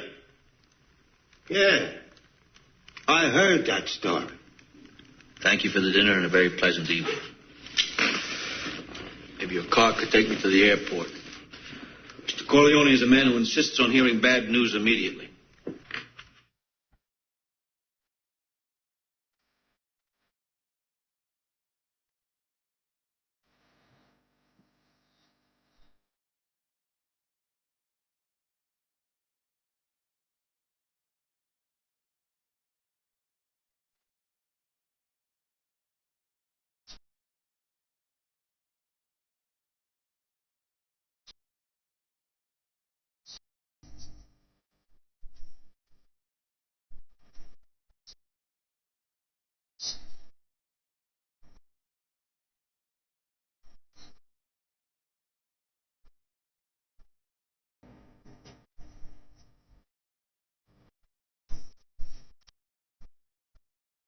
See, I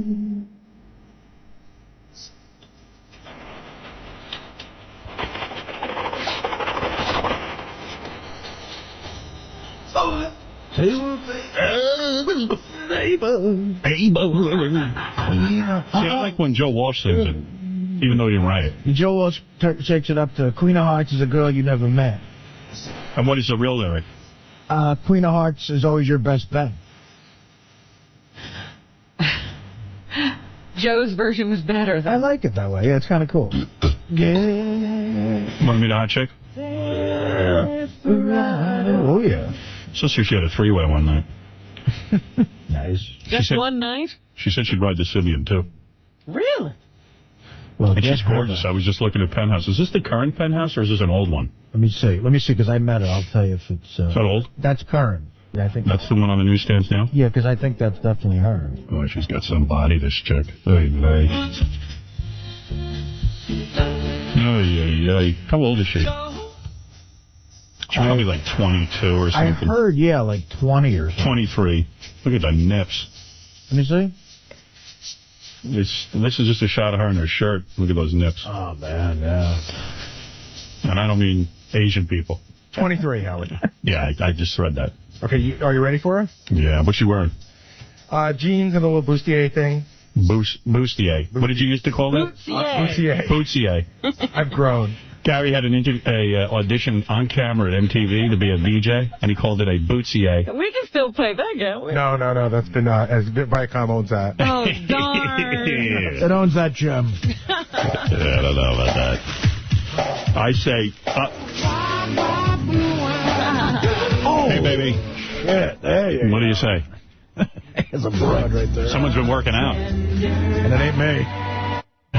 Me neither. Hey, now. Hi. How are you? Good, how are you? You're only 23, huh? Mm-hmm. Man, that's hot. I like that perfume. Hey, now. Yeah, you look real good. Thank you. Those real boobs? Yes. What? Really? Yeah. Really? Get the hell out. Let's see him. Try and have some class. Yeah, can we see him? What is it, Gary? Do you recognize Ann by any chance? Have you ever seen her before? Who's Ann? This is the girl sitting here. No, her name's not Ann. It's Krista. Oh, Krista Ann. Yeah. Krista Ann. Krista Ann. Krista Ann. Krista Ann. Krista Ann. Mm-hmm. Do I recognize you from somewhere? Have I seen you somewhere?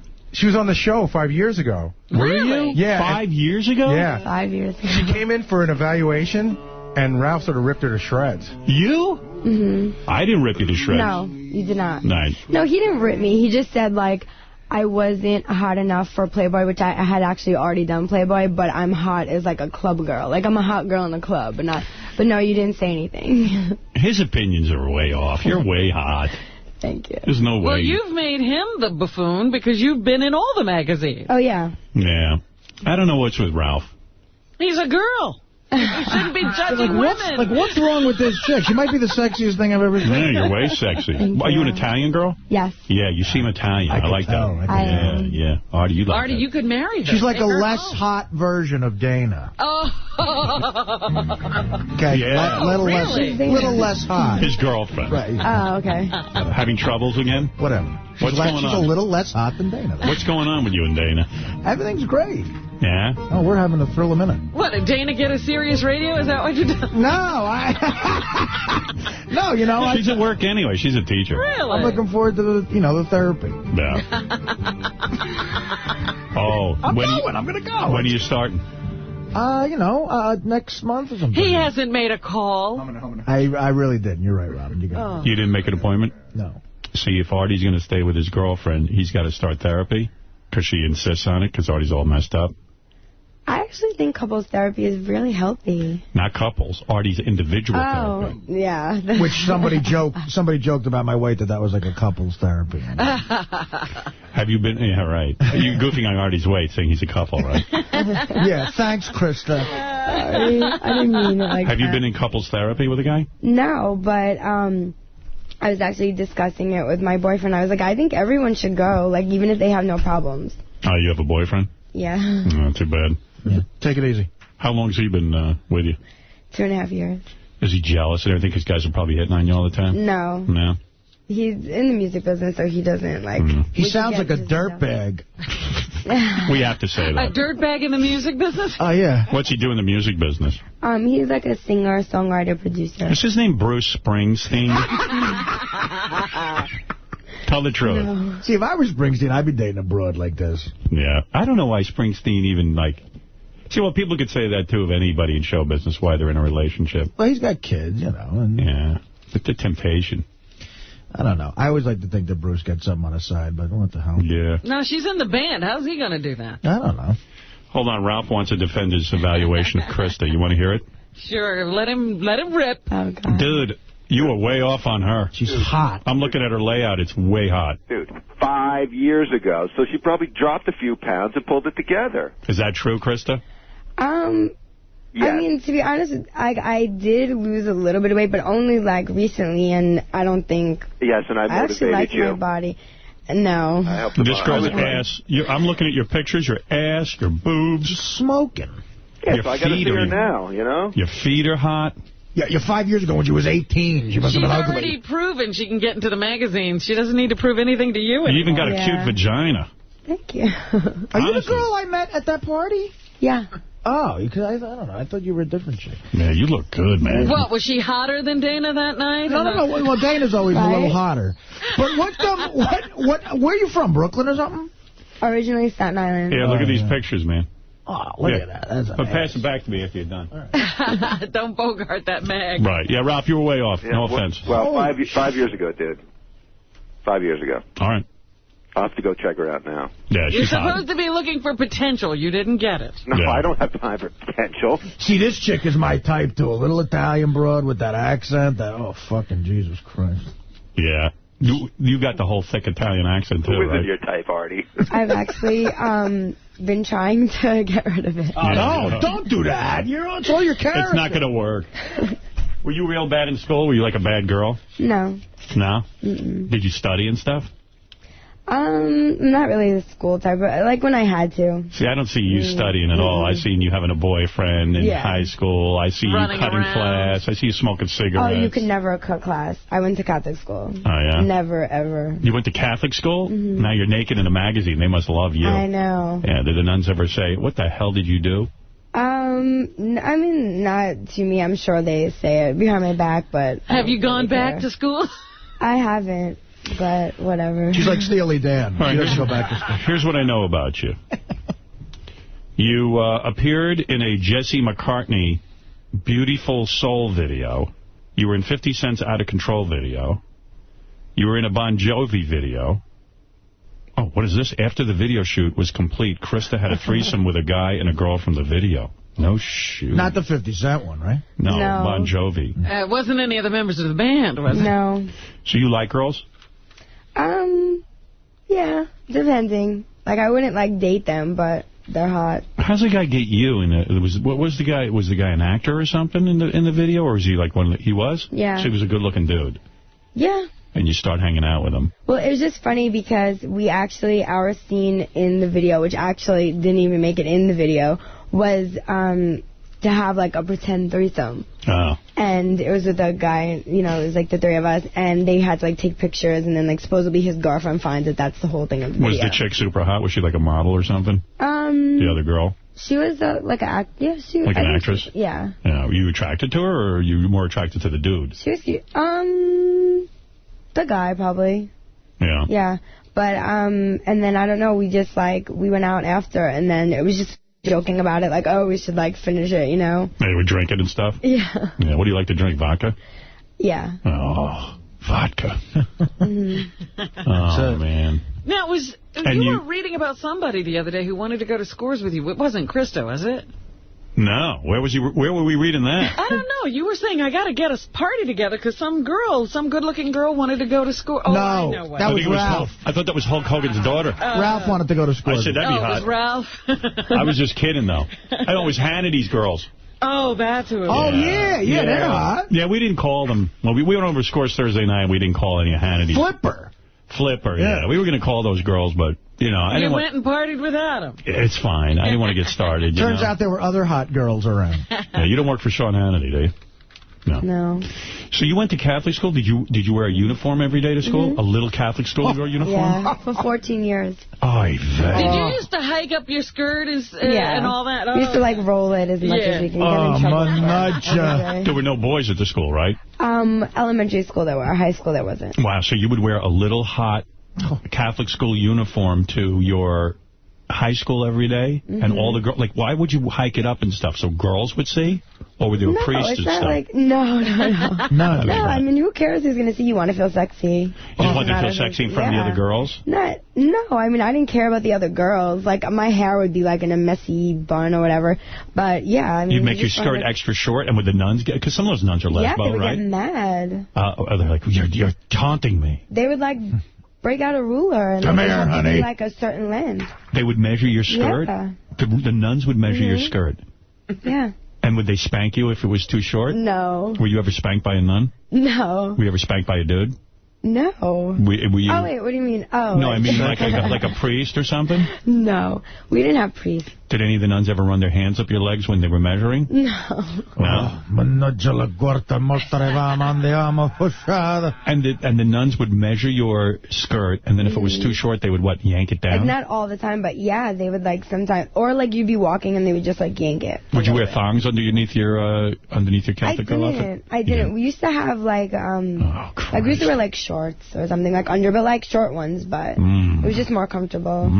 They're itchy. Wow. I actually lost my virginity in my school uniform. All right, I gotta leave. Who was that lucky guy? How do you know it was a guy? It was a guy. Maybe it was one of the nuns had a crush on her. I gotta go to Sal. I need your office. What happened? Were you going home from school and he saw you in your uniform? No, we were actually we were dating, and I mean it's like such like a funny story. It's like a movie. We were dating for like a while, and then we were both virgins, and we went back to his house and we were doing homework. We were actually doing religion homework, which is so bad. Oh, and no, that's so good. Jesus, God and baby, Jesus, help us. And one of the questions was a true or false, and it said, if it feels good, do it. Right. And I was like, And the answer is supposed to be false in a religion book, but but I put true. Right. And we looked at each other and we both like knew right at that second. And he's just like, "You want to?" And I was like, "Okay." So what did he do? Did he hike your skirt up? Well, no, because we weren't allowed to ever like stay in his room with the door shut. Yeah. Because his parents would get mad. So like I just took my shorts like underneath my skirt, but I left my skirt on. Oh, that's the best. I would have asked for that. So he banged you with your skirt, your little schoolgirl uniform on. Like the whole uniform, because I couldn't take it off because if, God forbid, like his parents, we couldn't shut the door. Oh, Jesus. How was it? Was it good or was it bad sex? No, I mean, it was good. It was like, nervous. And, did he wear a rubber? Yes. He did? Yeah. You don't need a rubber. Look at you. Look at you, baby. God help us, Jesus. How old are you at that point? Baby, Jesus, help us. I was 12. 15. You were 15. You started young. When did you have your first girl? Probably like... I mean, I just kissed her at like 14, maybe. Yeah. When everyone's like experimenting. When did you start diddling her with your fingers and stuff? What age were you then? I don't know, maybe like after that, like 16 or something. When everyone's experimenting. Really? Yeah, like everybody. When you were 16, you had your first girl? I mean, like not like fully, but you just said, How far did you go at 16? Did you kiss her down there? Probably just, I don't think so. I think you did. I think you'd know. No, I don't remember the exact age. Did she kiss you down there? No, like we didn't, like I didn't try that. Just the fingers? Like, later on. But I mean, all of my friends do it, so it's not like a big deal to me. All your friends are lesbian? We were all like, no, we're not lesbians. Right. I don't even count myself bisexual, really. Really? You'll just do it if the moment comes up? Yeah. All right, get in Robin's booth right now. Sit on her lap.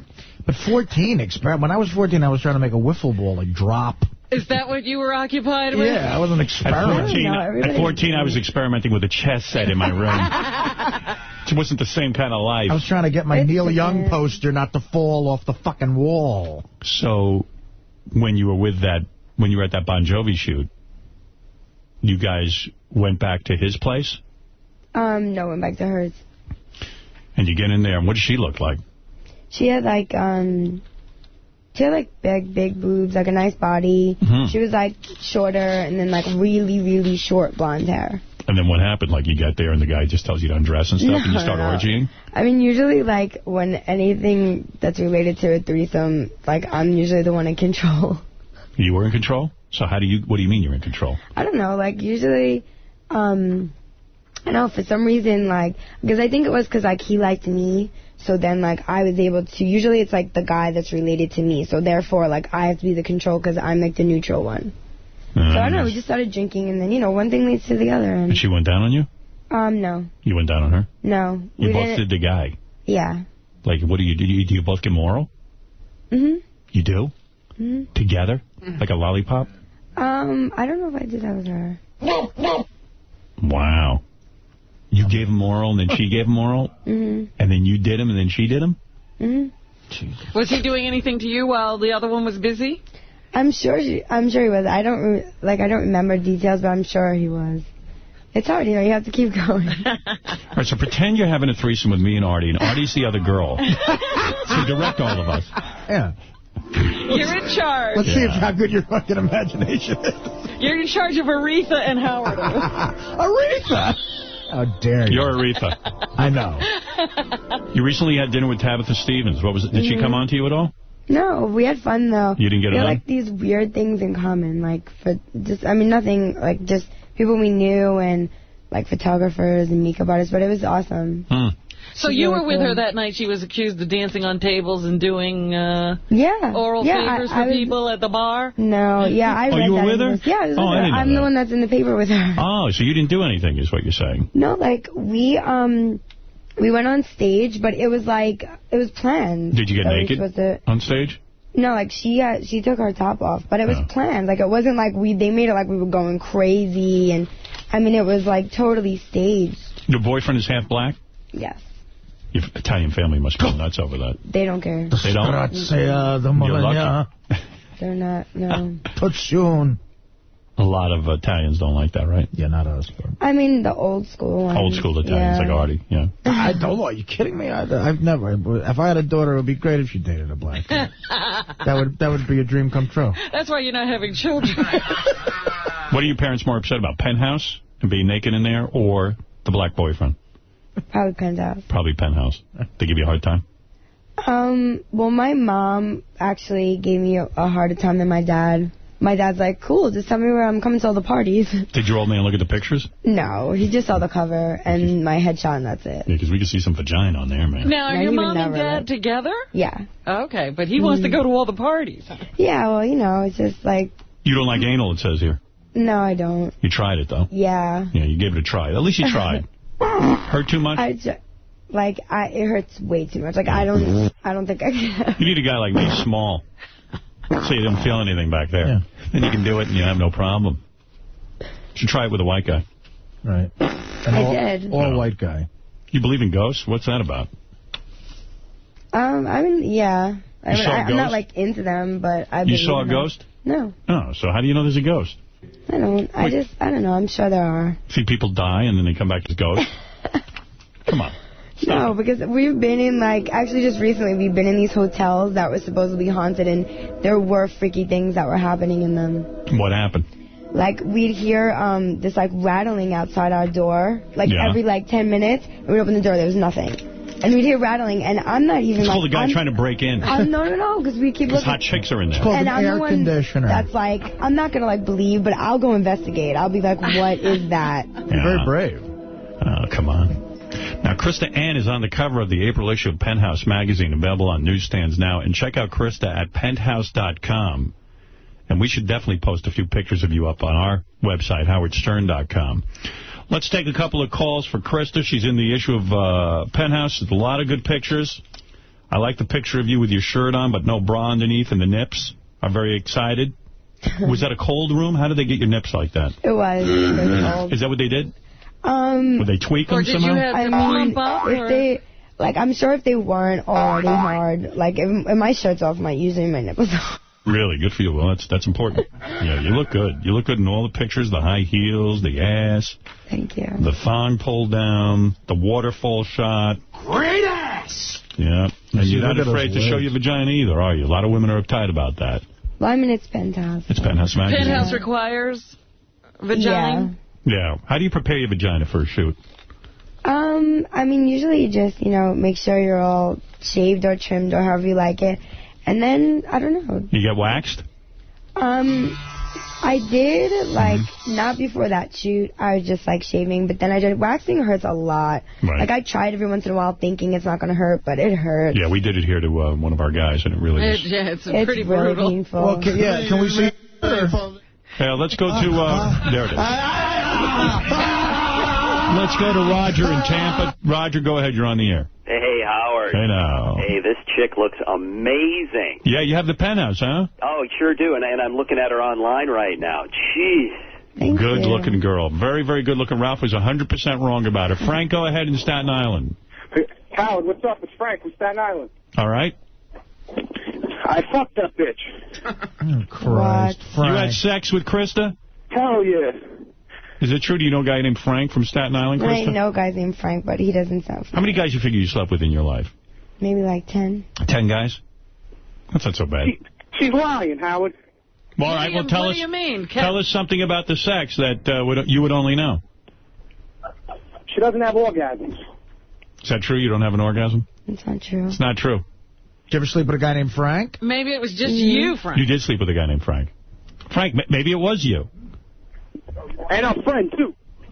Did your friend sleep with Frank as well? What? Are you saying you were the one in the threesome? No. I was the one with the threesome, yeah. You're full of it. I'm not full of it, Robin. I wouldn't lie to you. And here's what Ralph said about Krista. Ralph says, no way that she could be in Playboy. She's too short, her hips are wide, her boobs are too small, but Ralph would bang her. She's a 9 for a club girl. She'd be the worst stripper at Scores. But Ralph would bang The worst stripper at Scores. What does that mean? I don't know. That doesn't make any sense to me on any level looking at her. Hook-nosed Mike, you're on the air. Come on in, Howard, you hook-nosed Jew bastard. Dude, this chick sounds like a party, man. You think you can get her to ride the Sibian? Now, what about that, Krista? Would you ride the Sibian? All the girls have come in and... Do you know that I had no idea what that was until the girls told me about it? And I was like, I mean, I guess. Can you handle it? I don't know. I heard it hurts a lot. No. It hurts? It doesn't Yeah. hurt. You get an orgasm. We can make it half black. Oh, God. Uh-oh, here come the boys. Wait, let's roll one out. You should give her the... Take your clothes off and ride. Good suggestion. Please Yeah, take hope your not. clothes off and ride. Please take your clothes off and ride the Sibian. Let's go to Jeff the Drunk. Yes, Jeff. Hello, Krista. Hey. How are you doing, honey? Good, how are you? Good. Do you swallow every drop? What about that? Does that offend you to do that to a man? Jeff the Drunk asks a relevant question. When a man, when you're giving him oral, is it disgusting to swallow everything? I think it depends on who you're doing it with, to be honest. So there were times that you just go, I can't handle that.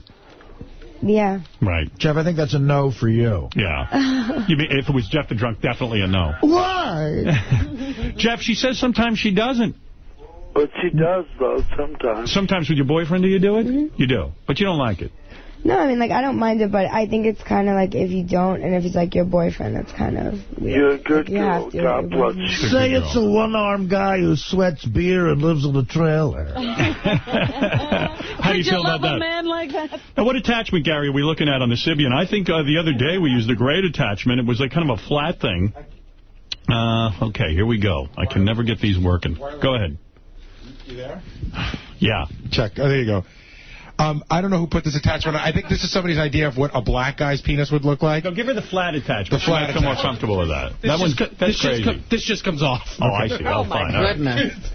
You want to give it a shot, but you got to tell me what you're feeling, and you got to tell me if it really works. Okay. All right. You want to give it a shot right now? Yeah. Give it a shot. I want to watch you. I think it'll be very sexy. By the way, this is Krista Ann. She's on the cover of the April issue of Penthouse magazine, available on newsstands now. Check out Krista at penthouse.com. She's going to try out the Sibian. The last person on it was Tabitha Stevens. Krista, the last person on it was Tabitha Stevens. Your buddy. What's going on, Will?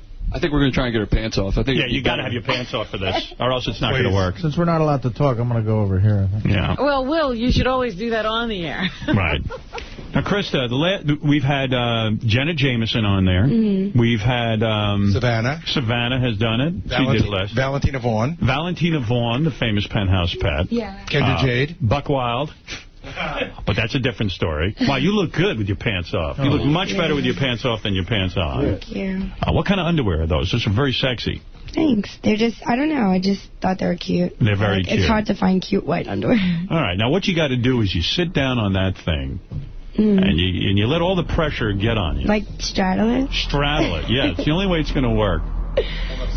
Oh, this is funny. Now, if you're feeling anything, I need you to vocalize what you're feeling. We'll keep quiet during it, all right? Because we've been yelled at by our audience. I heard it hurts, so don't put it too high. It doesn't hurt. You know, first of all, Howard will help control how high we get it. You can tell us what to do. And this doesn't even have like a big thing on it. That prickly thing on the front is, I think, what you need to be on. Yeah, let's see.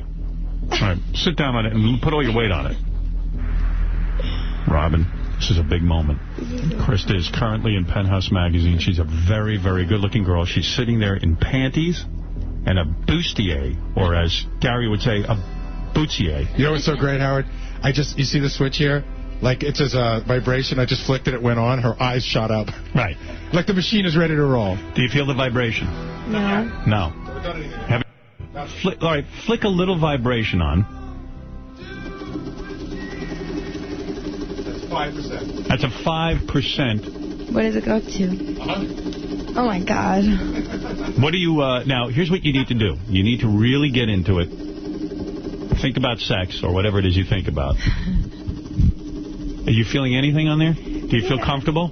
Yeah. All right. Now, we're gonna jack it up to about 20%. That was a big jump.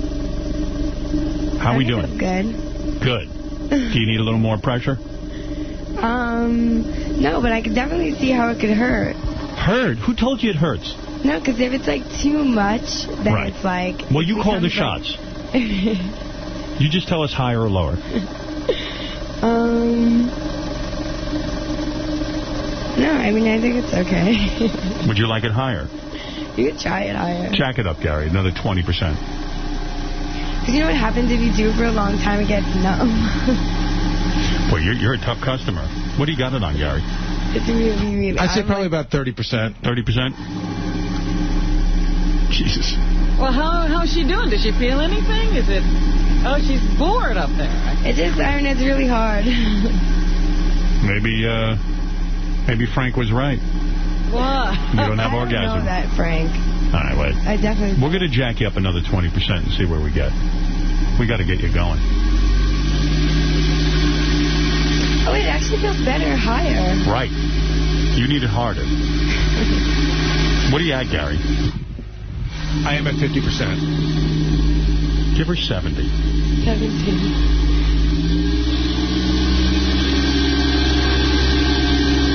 It feels better higher. Give her 100%. Let's see what she can take. Are you ready? She's my type. Hard to please? I can get this brought off, I guarantee it. Okay, that's high. That's like too high. I can't even feel it. It's so high. Go down a little.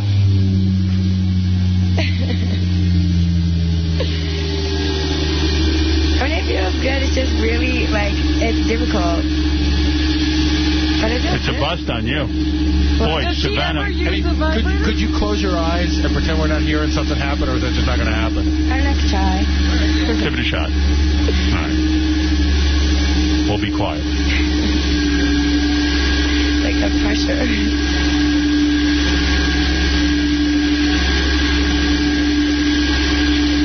don't know. It's not going to happen. It's just a lot of pressure. Can't handle it? It feels good, though. It definitely feels better higher.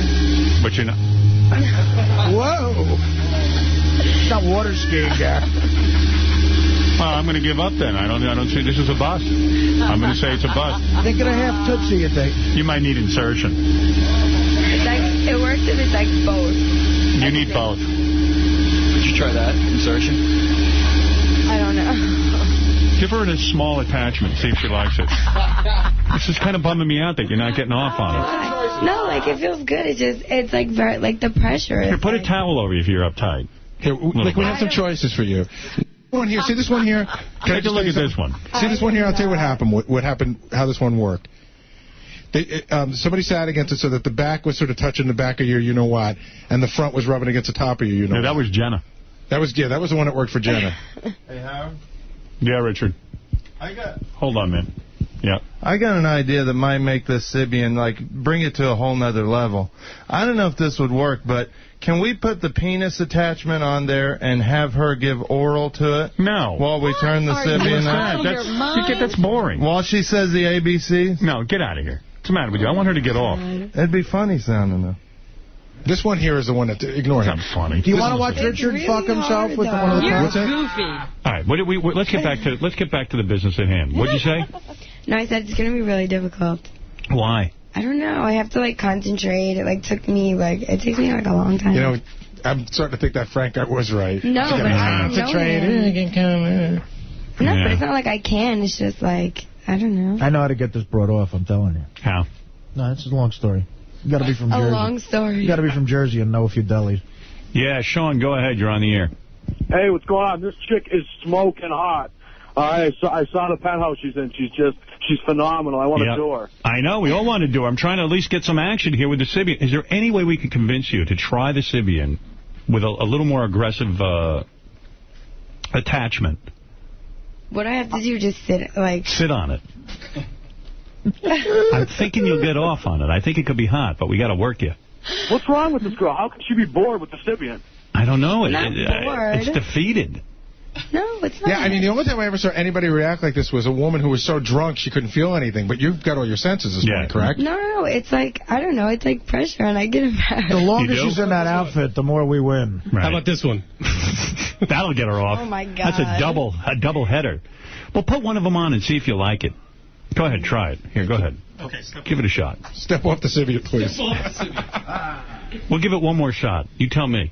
No, but I'm not bored. No? Like, it does feel good. All right. It's just, it's very like, with me, I have to concentrate, and all right. can't be pressured. Is it because everybody's talking to you? Thank you. Yeah, maybe because guys are talking too much. We're going to shut up and leave you alone with the Sybian. I get embarrassed. All right, we're gonna like look away. A little bit. No. So what am I Already a look away. Hold on. You ready? I'll give you an idea. See, look, it does a little bit of that. Oh, my God. And here, wait, it does a little bit of this thing, too. See, I can rotate it. You see how it rotates? That's scary. Rotator's not working. What do you think of that? There you go. See? I mean, it looks fun. Want to try it? Sure, what do I do? All right, give it a shot. What do I have to do? Wait, I mean, you need me to tell you? No, but I have to really, like... Whatever you think would work for you. Do whatever you think would work. We want you to feel everything. There's two ways of doing it. You could sit on it if you want to do that, or you can put this behind your ass and then sit here so it kind of dingles back there. Okay, fine. All right, give it a shot. She's a little So sit tight. in front of it? Whatever you want. Yeah. Or you could sit on Honey, you're a girl. You're supposed to know what to do with it. No, I know. Go ahead. This is so... All right, give it a shot. All right. All right, we'll start slow. Is that any better? Nah. No, it feels good. I don't want you to think it doesn't feel good. I think she's embarrassed to actually really sit on it, so you put a towel around her, and then she wouldn't be embarrassed. I agree. That's what you got to do. Want to do that? It's just a lot of pressure.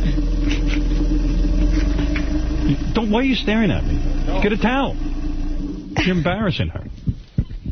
Ladies, demure. What's the matter with you? We'll cover you like a birdcage. They go back into that creepy closet. You wonder what they're coming out of. Oddly enough, that's called the creepy closet.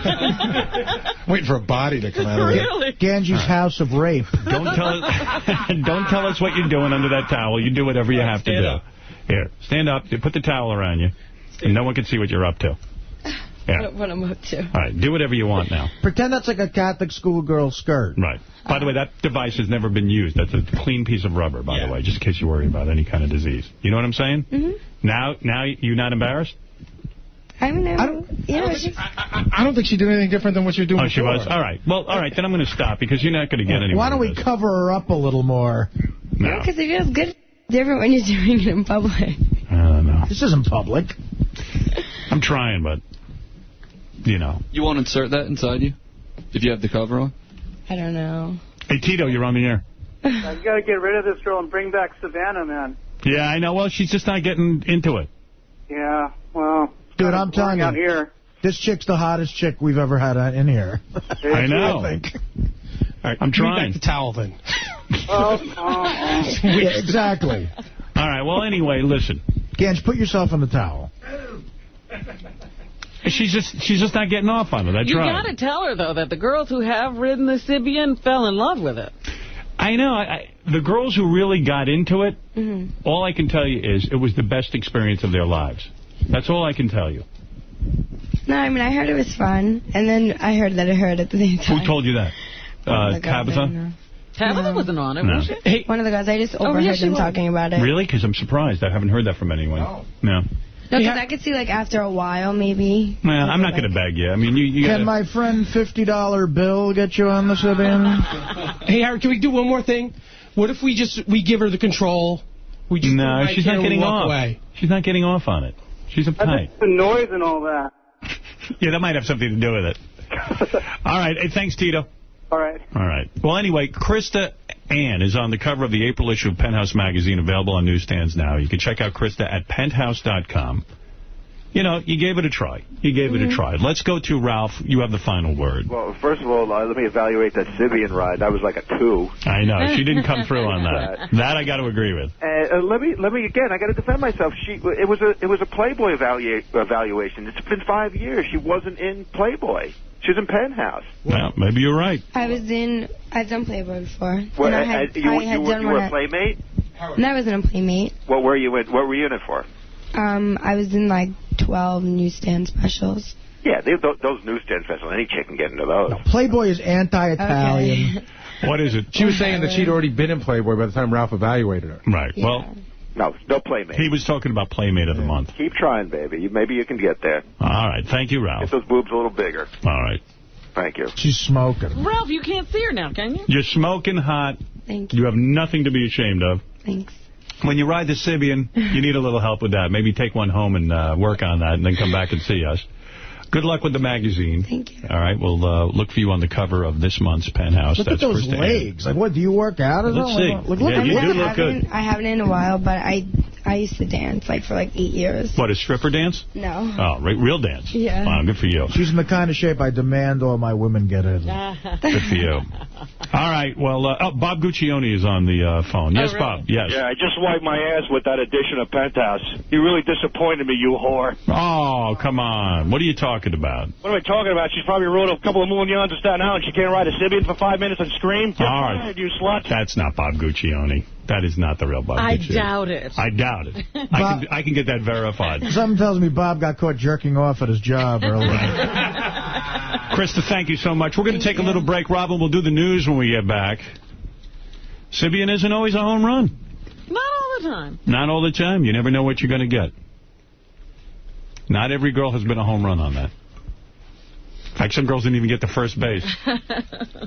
We'll be back right after these words. Please take your clothes off and ride. Please take your clothes off and ride. Please take your clothes off and ride the Sybian. Yeah, you know, if you had... I was just telling Fred, you can't have voting. If they changed the election law so you could have voting on the Internet, it would be a disaster. Because, first of all, computers are so not safe. Like, we had the best of intentions with the Internet and computers, but let's face it, it's mostly for porno.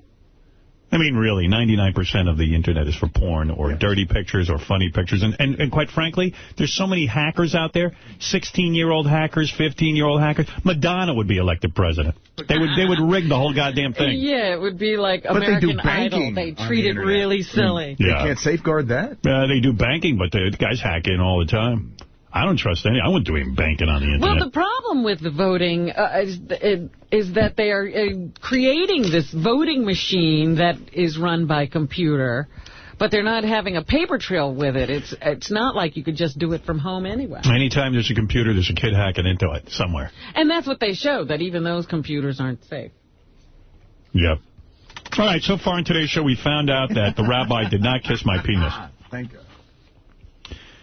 That's that. And you can go on living. God help us, Jesus. God and baby Jesus help us. Because what would have happened to you if you found out the rabbi did kiss your penis? I would be gay. I would have to go kill myself. No, I would deal with it. I'd be a gay man, that's all. You would just go ahead and have a life mate? And I would dump my girlfriend and have a life mate. I have to compliment Bob of the Love Sponge. Bob of the Love Sponge on his excellent rebroadcast. I love the rebroadcast now, and I get to hear some Bubba show when I don't normally during the week. And the guy he had on, the guy he calls Shit-Eating George, was so fun. This is a guy who gets off sexually on eating his own excrement. I don't know how many other people listen to it, but it was very funny. And I learned that excrement tastes bitter. And this guy claims he eats an entire turd.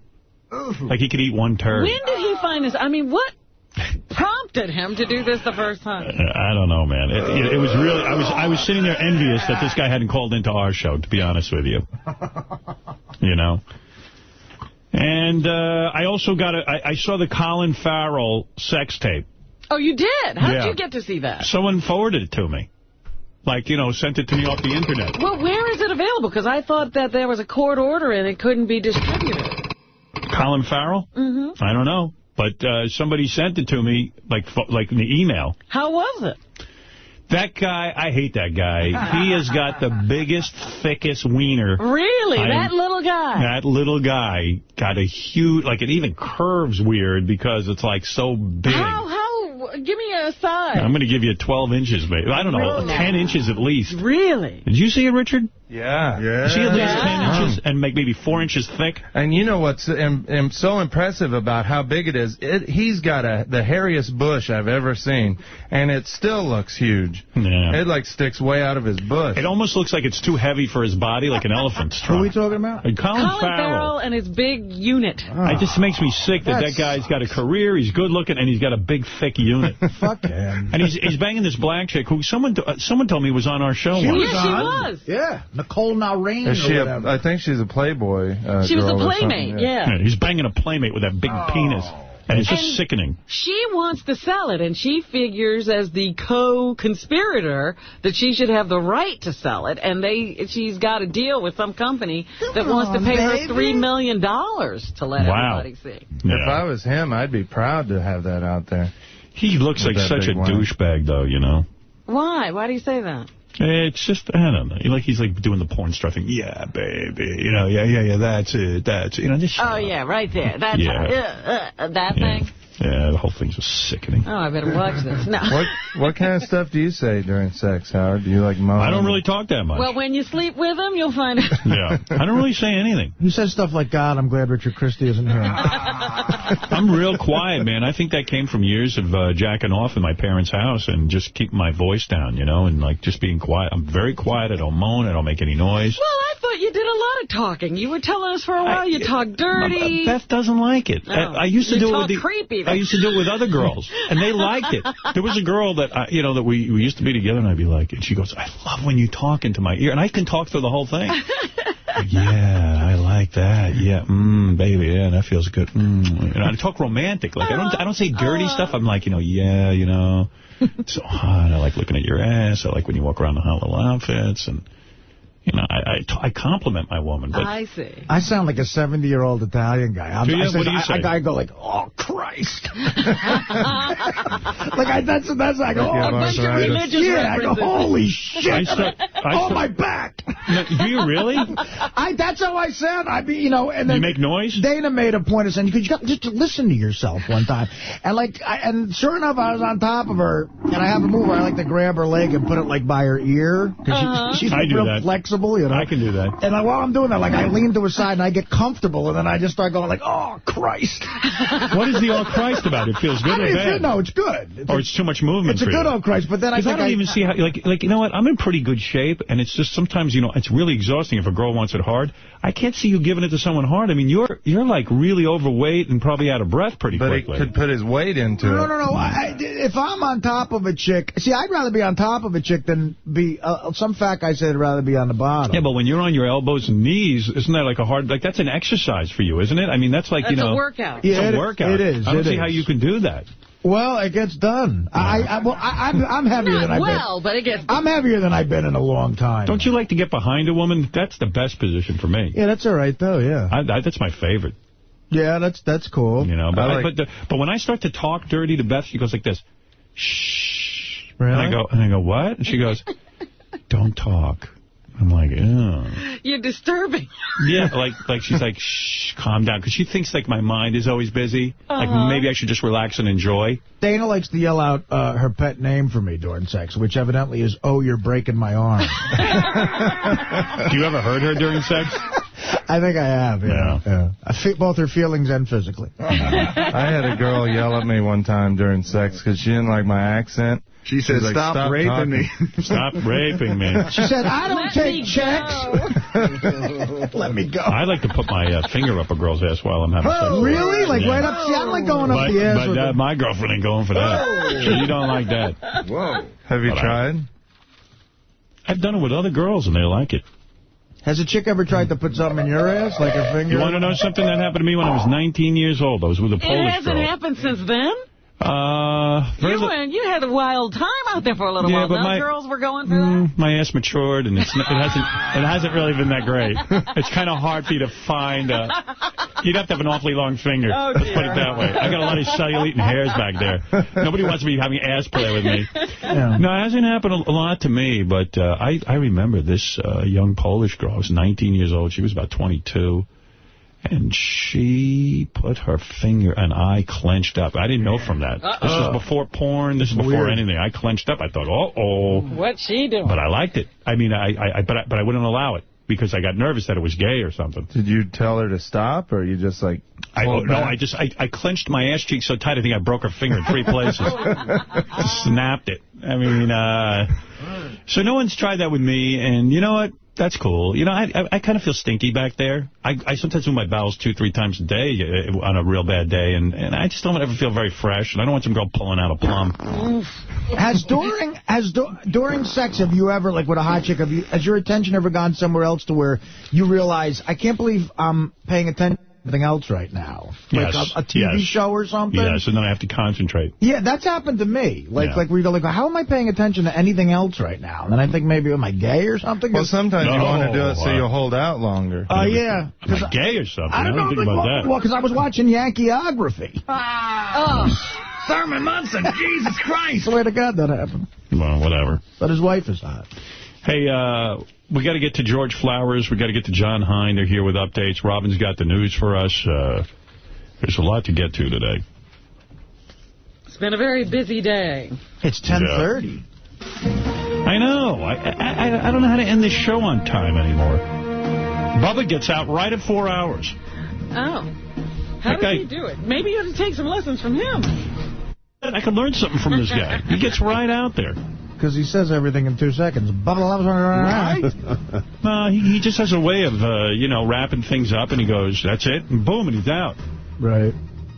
If he doesn't get to something, he saves it, I guess. I don't even know why Tim insists that he get off the air in 4 hours. Like, I think sometimes Bubba wants to go longer. And let him go. I mean, come on. He's being forced I don't know what's going on there. Hey, George, what's happening? Hello there. Well, what's happening in the news? Elliot often dehumanizes Howard TV and also the Howard Stern Show. We have an interview with him out at street level. What do you mean by he dehumanizes? Well, that's just a play on the name of his tape.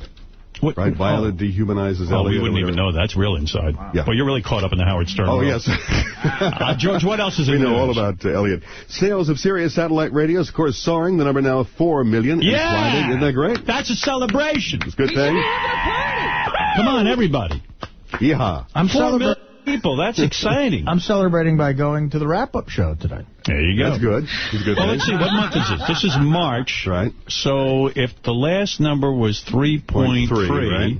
That means they got 700,000 people in 3 months. 3 months. That's not bad. That's not bad at all. 233,000 people a month. Wow. Not bad at all. A nice pace to be on. Very, very good. By year's end, we could be up to 1 billion people. 1/3 of the entire Earth. 4 million subscribers. Very, very nice. Yeah. That's a great number. Indeed. Okay, Joey Boots nearing the end of his rehab. He got a weekend pass Saturday. Apparently spent some time with Meet the Shrinks Dr. Leslie Armstrong, and we catch up with him, also with the doctor, to see how he's doing. Can I be honest, though? I think this thing is so great and what's going on in satellite radio. I'm almost disappointed. I think it should be at 10 million right now. Well, yeah, but then again, when too many people try to get on at once, they clog up the registration and everything. Yeah. So maybe this is a good pace because people can conveniently get on. Yeah, right. It's climbing at like 2 or 3 million a year. That's not bad. No, not at all. I'm just impatient. I want everyone to join the party. I really, truly do. Yeah, I miss all the people we used to have. They miss you, too. Shall I keep going? Yes. Okay, maybe nobody on the Stern Show has had more songs written about him than Gary, of course. We take an in-depth look at the catalog of music written about the producer, and we see what everybody's favorite is. Plus, silly lawsuits. We certainly know at least of one. Can you think of one? Yes, of course. I can think of one. Indeed. Lots of them out there. We kick off a series today looking at the weird, the wacky, plain nonsensical in the legal arena. All right, George Flowers at noon with the Howard 100 News team. John Hein on the wrap-up show. What do you got for us today? Well, Artie's going to sit in and be our master of ceremonies at our 4 million subscriber celebration that we just decided to have. Yeah. That's good. We're excited about that. David Spade was on today. He's always been a great guest and a big fan of the show. But do some people think he's too cool for the room? We're going to talk about that. Also, Krista Ann, who's just here and attempted to ride the Sybian. That was a dud. We're going to talk about that. And but at least you know it's real. When a girl gets off on it, it's real.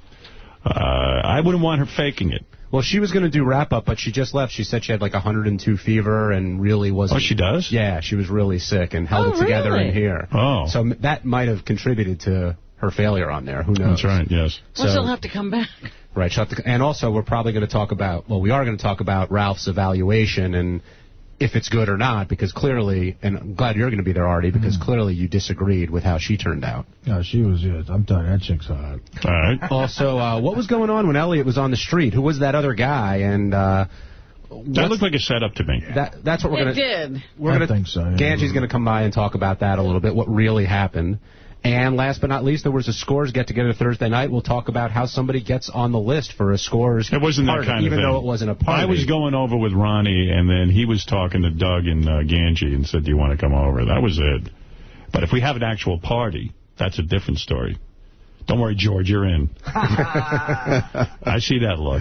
I was worried about that. Yeah. Would you go to Scores? You probably wouldn't, right? You're really worried about like making your marriage His work. image and all that. I think as a newsman, he probably wouldn't want to be seen at Scores, would you?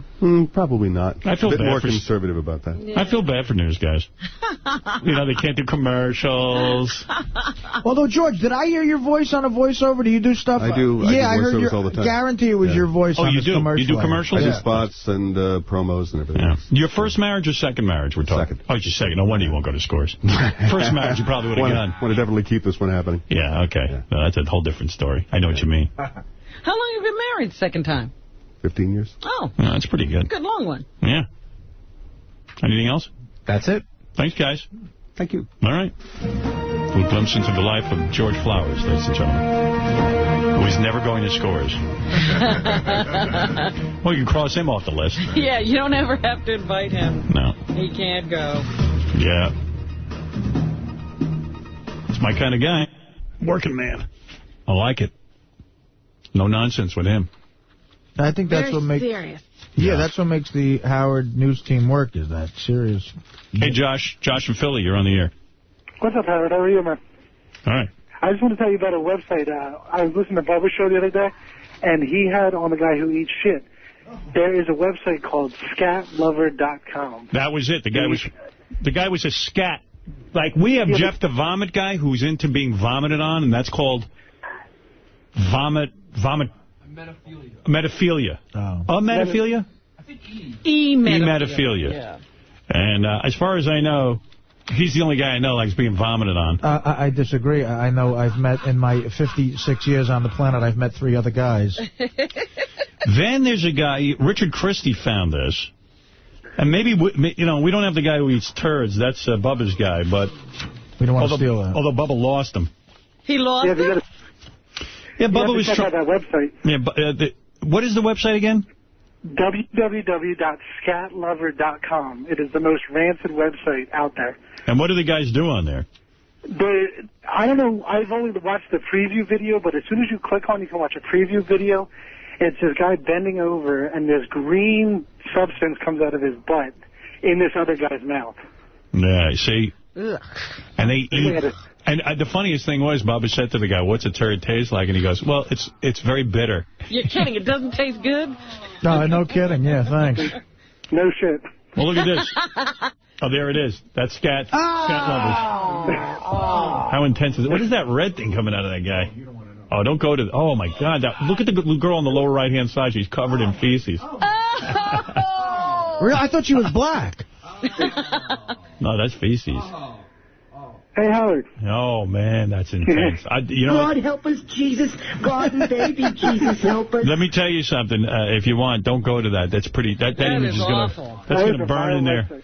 That image was going to burn inside of me the same way that our Bud Dwyer shooting himself on TV. See, I make sure not to spend a long time on disgusting things like that, because I don't want them to stick with me. You're right. What's the hardest image you think, Howard? That guy beheading himself Yes. for you? Is that the hardest to get out of your mind? The worst image I've ever seen on the Internet was when one of the guys who was beheaded first over in Iraq. That guy getting beheaded. That guy getting beheaded. I can never, ever get that image out of my head. It made me so angry, and I was so sorry I saw it. And it drove me nuts. I refuse to watch it. Yeah, see, I don't look at that stuff. Second toughest thing I ever watched, our Bud Dwyer was a official, I think, in Pennsylvania. No, Queens, wasn't he? Was no, he? Pennsylvania, you're right. Yeah, Pennsylvania. I'm thinking of Donald Mannis. No, our Bud Dwyer, and he held a press conference, walked up in the press conference, put a gun into his mouth and blew his brains out, and I saw the complete video, which included the blood all draining out of his head. Oh. And I got to tell you, that was a tough image. And now I think the scat excrement image is right up there. For me, it goes scat, excrement, the beheading, and then the movie Rumor Has It with Jennifer Aniston. Yeah, that's pretty bad. Which I saw this holiday season. Hey, by the way, can I just mention, I was watching on HBO the Murder at 1600 with Diane Lane and Wesley Snipes. Diane Lane is so effing hot, I can barely stand it. Sexy as hell. Yeah. Oh, what is it about her? I don't know, man. She just seems classy, great body. Is that what it is? Oh, my God. She can memorize her lines. That's a turn on to me. Check out, what's the one she did, Robin might know, with Richard Gere? Oh, Unfaithful. You know that. We saw that together. Yeah, she's great in that. But I'm telling you, Murder at 1600, that's a pretty good movie, except for the fact that Wesley Snipes isn't the least bit attracted to the white woman. I mean, give me an effing break. That's the studio. Yeah, you know, come on. Well, at least not in the movies he's on. Exactly. The dude is hanging around with Diane Lane and doesn't make a move on her. He's acting like she's a guy, and it's just like, come on.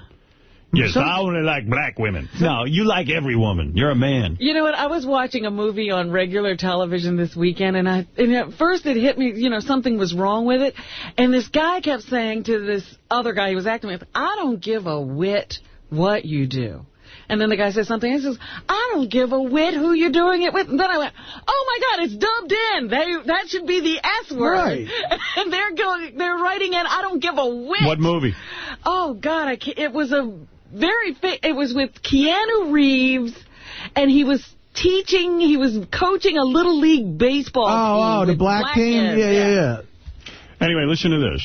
I don't give a whit. Richard Christie wrote me this. I was just wondering today if there's such a thing as a fetish for girls eating their boogers, and it turns out there is. Oh, my goodness. It would be funny if we could find a guy like Jeff the Vomit Guy, but he could be Frank the Booger Guy. Anyway, there is, it's called snotgirls.com or boogerfetish.com, and I was just on there, and there are some, like, hot chicks eating their own boogers. And evidently that's what guys want to see on that website, and it's evidently a pretty popular. Boogerfetish.com. It's popular. Can I give you another website, Howard? Yeah. Deviantclip.com. What's that? That's another one of those disgusting sites with, like, the boogers and the snot and the shit and all kinds of stuff. Oh, it has all of it, huh? I was on one of those booger sites, and I had just about vomited. You know what? I think I could. I don't know that I can handle somebody eating a turd, but I know I can't handle someone eating a booger. That is the most disgusting friggin' thing. Oh, I'm going to barf right now thinking about it. It's a pleasure to talk to you, Howard. You know what? It makes me feel like it's the end of civilization. Thank you, Josh. I'll tell you the truth. I think... Oh, I put Josh on hold. I didn't mean to do that. I meant to drop him. Oh, damn. Give me a second here. I got to fix that. When's the last time you ate one of your boogers, Howard? Like when I was 2. I mean, come on. We know when you did it, Richard. Yesterday. A couple weeks ago. Oh, it's just so gross. When's the last time Richard ate his shit? That's the question. I bet she's tried it. Absolutely. No. Well, maybe by accident. That raccoon slapping By Joe. accident. Have you tasted your own? No. Have you ever tasted an excrement? I never have. Never, ever. Richard, this is your dad. Talk to your sister in Kansas City. She met someone who's never tasted their own shit. And I don't know. I got a new voicemail from Richard's dad. Here's a new one. Yeah. What is the topic is by hearing. Yeah. Oh, no, maybe I can't find it now. It's on Gary Preview page 2. Oh, on 2. Okay, hold on. Yeah. I just love listening to your dad. Gee, I wish I could hang up on this guy. Are you there? Hello. Yeah, who's this? This is Chris. Okay, what do you want to say? I work in the field of human sexuality, and I just wanted to help to begin you guys to understand that scatting, although it's not practiced by a lot of people, it is a fetish that many people partake in that community. It's an extension of the BDSM community, the bondage sadomasochism community, and I guess I would just tell you that for a... Wait. Hey, Chris. Yeah. What is your job? I work in the field of human sexuality. What do you do with it? Well, I don't really want to... I work in federal policy areas for human sexuality. Really? Yeah. I mean, would the taxpayers pay for that? No, we're funded by a private foundation. Let me ask you something. You sound like some dude. You sound like you're eating some duty. Let me be clear, Howard. Have you ever eaten a turd? Never. No. I don't work like that. No, absolutely. What's worse? This is a bigger fetish. People being vomited on or people eating turds? I would say people being vomited on. Really? It's bigger? Yeah. How do you know absolutely. that? Absolutely. How do you evaluate that? Well, I'll tell you what. Let me just help you understand why people scat on other people and why people get off on it. The common theory in the field is that it's love me for all of me, love everything about me. That's what many people who partake in scatting feel that scatting either on or being scatted, is. So if I'm scat upon, that means you love me for everything that I am, and almost like I turn the other person into my mom, like my mom loved me. Right, accept me for all of me. Like, exactly. You know how mom used to praise my duty? Like, my mom never praised my duty, but some moms go overboard with that. Absolutely. Like with unconditional love. Oh, my God, your duty is perfect. I'm so proud of you. We're going to bronze your first duty. Do you think it comes from an over-attentive mommy? No, I mean, I think that, it really comes down to an individual case-by-case basis. I mean, some people just like to be defecated upon. Some people like to be dominated like that. Other people... Well, let me understand it. So there's different things. Like, do some dudes like diarrhea better than... Howard, if you would like, I will send you a video that will. If you guys can get through this video, it'll make you probably vomit. But nevertheless, I can send you a video that will help to have you guys and your staff understand what this fetish is. Do we really need to understand? Well, I'm just trying to get it explained to me. Would a guy eat an entire turd? Well, typically, let me say that it's the women who are being defecated upon. Typically, when you see this, it's women who get defecated upon by the men. But that's a case-by-case basis also. But more than not, it's women who get defecated. And yes, they do actually eat it. And of course, the health risks around that are huge. Yeah, I mean, absolutely what huge. can you get from eating a turd? In fact, let's just start with hepatitis, and then it goes on from there. But let's just say that the people who do it in the video that the one that I'll send you guys if you'd like, they even they wear masks and different things because it is an illegal activity. I mean, it's not. I mean, sure, there's consenting adults doing it, but what does it taste like? Yeah. How do I know, Howard? And you can get hepatitis, couldn't you? Couldn't you? Absolutely, among other things. I mean, it parasites everything. I mean, that's disgusting. Yeah, absolutely. Let me just say, Howard. At the very least, it's going to give you bad breath, right? Nothing that Listerine won't take care of, I suppose. Could you live on an all-turd diet if you had to? Is there enough nutrients in turd? No, are you talking about your own fecal matter? Yeah, let's say I'm on an island, all right? Me and Robin, we take a cruise, we get shipwrecked. And there's nothing on this island? There's nothing to eat. We've eaten everything there is to eat, and the only thing to eat is turd. I would eat sand before I'd eat that, though. Well, sand has no nutrients. Could a person, I'm asking Chris because he's an expert, could I live on her turd? I do not know, especially not on her turd. Now, on your turd, that could be a different story. I mean, I know that you can ingest your own urine and it can sustain you, but if I eat my own turd, would eventually I stop having my own turds, or would those turds be able to produce future turds? I'm being serious. You're out of control. You know what? In all the times I've heard about people trying to survive, in weeks and days without food, I have never heard of anybody turning to their own excrement. Yeah, well, he did something you don't read about. Could the opposite happen? Like, if you ate a piece of shit, could you shit out a veal and pepper sandwich or something? No, seriously, I'm being serious. Is there nutrients in turd? No, I mean, the body has taken all the nutrients through the digestive process. No. The body takes the nutrients from the food and it's already used. So if I ate a turd, it would not produce another turd? Absolutely. Well, Howard, I don't know It would only produce a turd. You wouldn't get any nutrients these days. Right. I mean, it could be a smaller produce, turd. That's exactly right, Rob. What has more nutritional value, junk food or turd? I think Artie's Ding Dong has just about the same. What about my devil dog or, I don't know, like Brad Pitt's shit? What has more nutritional value, a booger or a turd? Right. Right. Now, aren't scat videos illegal? Aren't these websites illegal? I would imagine that there's... the one that I have is produced in Germany. They're very, very hard to find. In New York City, there's a couple of places that you can find them, but no, they're very hard to find. I will definitely send you a copy of this one. If it's illegal, I don't want it. No. Well, it's not illegal to view, and it's not illegal to own, but it's illegal to buy, and I'm sending it to. So you don't have anything to worry about. Your hands are clear. I don't want to see anything that I'm going to go to jail for. I just wondered, Napsters for. Yeah, I don't like that might be kiddie porn. I don't even know. No children. It's all consenting adults. It's actually in German. You're going to need someone who can speak German to translate it for you. I wonder why did they call it scat party? Because to me, scatting is when you're like because shitting is offensive. Hey, Howard, I have a question. That's a joke. Yes. I want to seriously know, why do dogs eat crap? Because my dog goes through my son's diapers. Only some dogs do that. You eat your son's diapers? A lot of times I come home and my dog will rip through the diaper and I have to clean it up. You've got to be kidding me. I'm not kidding. My dog loves my son's diapers. I don't know. I'm curious.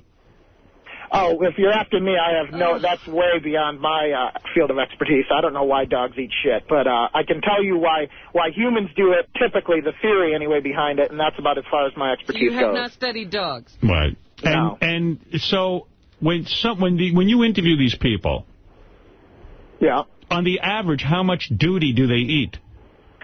Well, it's on a case-by-case basis. Once again, there's no generalizable, ways to look at it. But I'll say that, typically 2-3 guys. I mean, if it's sort of like a scatting party where numerous partners will be engaged in it, it can be 2 or 3 people. And they don't ingest all of it. I mean, it goes all over their face. Some people just choose to rub it in. It's really depends on the individual and what they particularly like. Did you know that there is booger fetishes, watching girls eat their own boogers? Yeah, absolutely. But that's not as commonly. I'll tell you what, scatting. If you go, it's like I said, it's an extension of the BDSM community. It's part of being dominated. It's part of being submissive. What other weird crap are you into, man? Like studying? Like what else are people up to that I don't know about? I only learned about it from Bubba's show. The scatting? Yeah. Well, I mean, humans. I mean, we're all sexual beings. The problem that we run into in our field is that people don't want to deal with sexuality head on. That's something that you've been able to do for many years. People just be able to talk about it. And just really... I'm thinking what other weird crap I could get into. Like, I won't eat someone's duty, but I might... Earwax? No, that can't be anything. How did you even just think of that? Yeah, I mean, you're disgusting. I'm just trying to think what other stuff comes out of people. Like I would put my penis, like, between your toes, maybe, but I don't think that would feel good. Like, I'm sure some... listen, Howard, there are so many fetishes out there. I mean, I remember one guy who could not...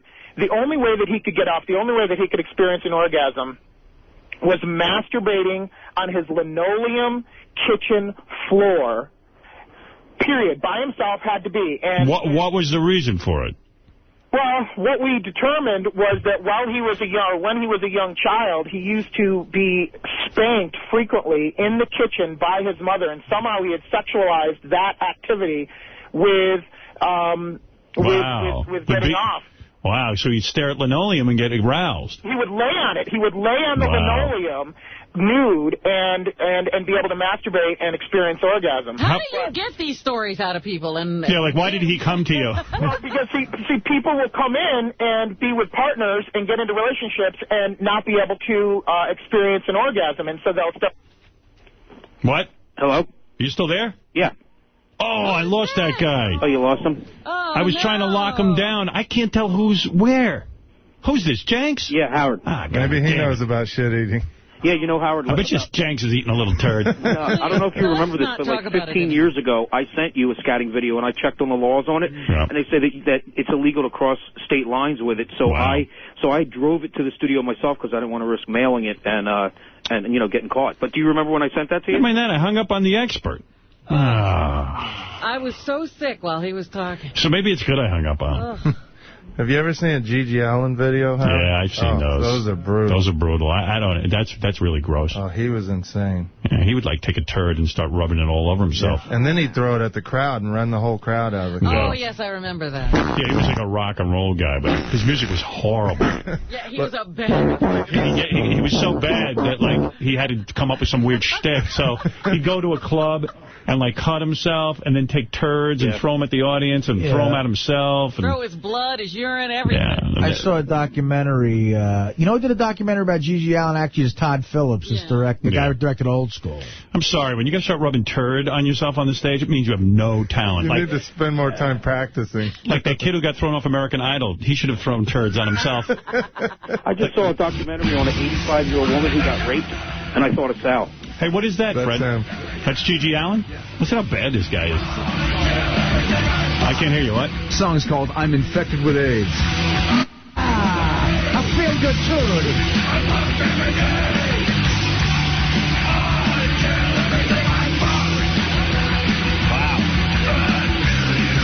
No wonder the guy was throwing turds at himself. Do you think he's good? I know this song. I remember a band. Don't tell me you like this. I don't know. But it's. On what level could you relate to this? Like, for a guy that throws turds, he's not bad. Like, you would expect the band to be a lot worse. Listen to that background singer. Hey, let's listen to your dad. Wait. Hey, okay, Jenks, thanks, bro. Thanks. Right. Here's Richard's dad. Then we got to get to the news. It's almost 11 o'clock here. Wait, I got to play this, though. Bub, this is your dad. I heard on radio where you said you went to hearing doctor, and he said you had 30% loss in one ear, and said it was from shooting a shotgun. I think he's full of shit, but I don't know. But you know, all that drumming you did, but I don't know where you find these New York guys at. But anyway, you just be careful. We'll talk to you later. Well, these New York, like New York has bad doctors. He was dying to say Jews there. Yeah. The only way. He's probably thinking it's much like where he is. He thinks there's one New York doctor. Yeah. I don't know where you get these Jute New York guys. And one New York dentist. Don't go to that dentist. He was right, though, probably. I don't know what those dentists up in New York are saying, but like this is a guy who has no teeth in his head. And he's worried about the dentist in New York. Your sister knew somebody went to a dentist. Hey, I got to just say this real quick before you start the news. So, Richard always tapes Mike Walker when he's waiting to come on with us. Oh, my goodness. He caught Mike Walker farting. It's wild. Are you serious? Yeah, this is Mike Walker farting. He's like sitting by the microphone waiting to get on, and I guess Richard just tapes everything that goes on with Mike. Howard? Yeah. It's funny because what happens, Richard does tape everything. And, you know, we have those screens where you can see the sound file. So Richard was going through and he saw a giant blip on the sound file. He knew he had something. It's like fishing. It's like, you know that movie with Jodie Foster when they're looking for aliens in space and then they see the blip? Yeah, Contact. Yeah. Contact, yeah. Here's Mike farting into the mic. I'm very proud of what's going on.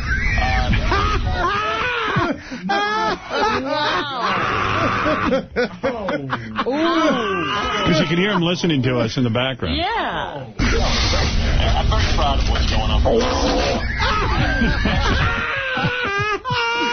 gazookas! He didn't even fart. It sounds like he killed a fucking iguana. I got to play it for him. We're going to talk to him on Friday. That's me, Howard.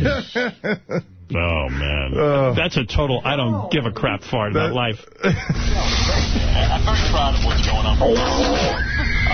Listen to you in the back. I'm very proud of what's going on. Yeah. Garden baby Jesus. First of all, he shit his pants. He didn't fart. It was wet. So I hope he's on the bowl. Now we have tape of, we caught Mike playing bongos of all things. Right. Conga. Congas, yeah. He was playing conga and farting. This is a mixtape.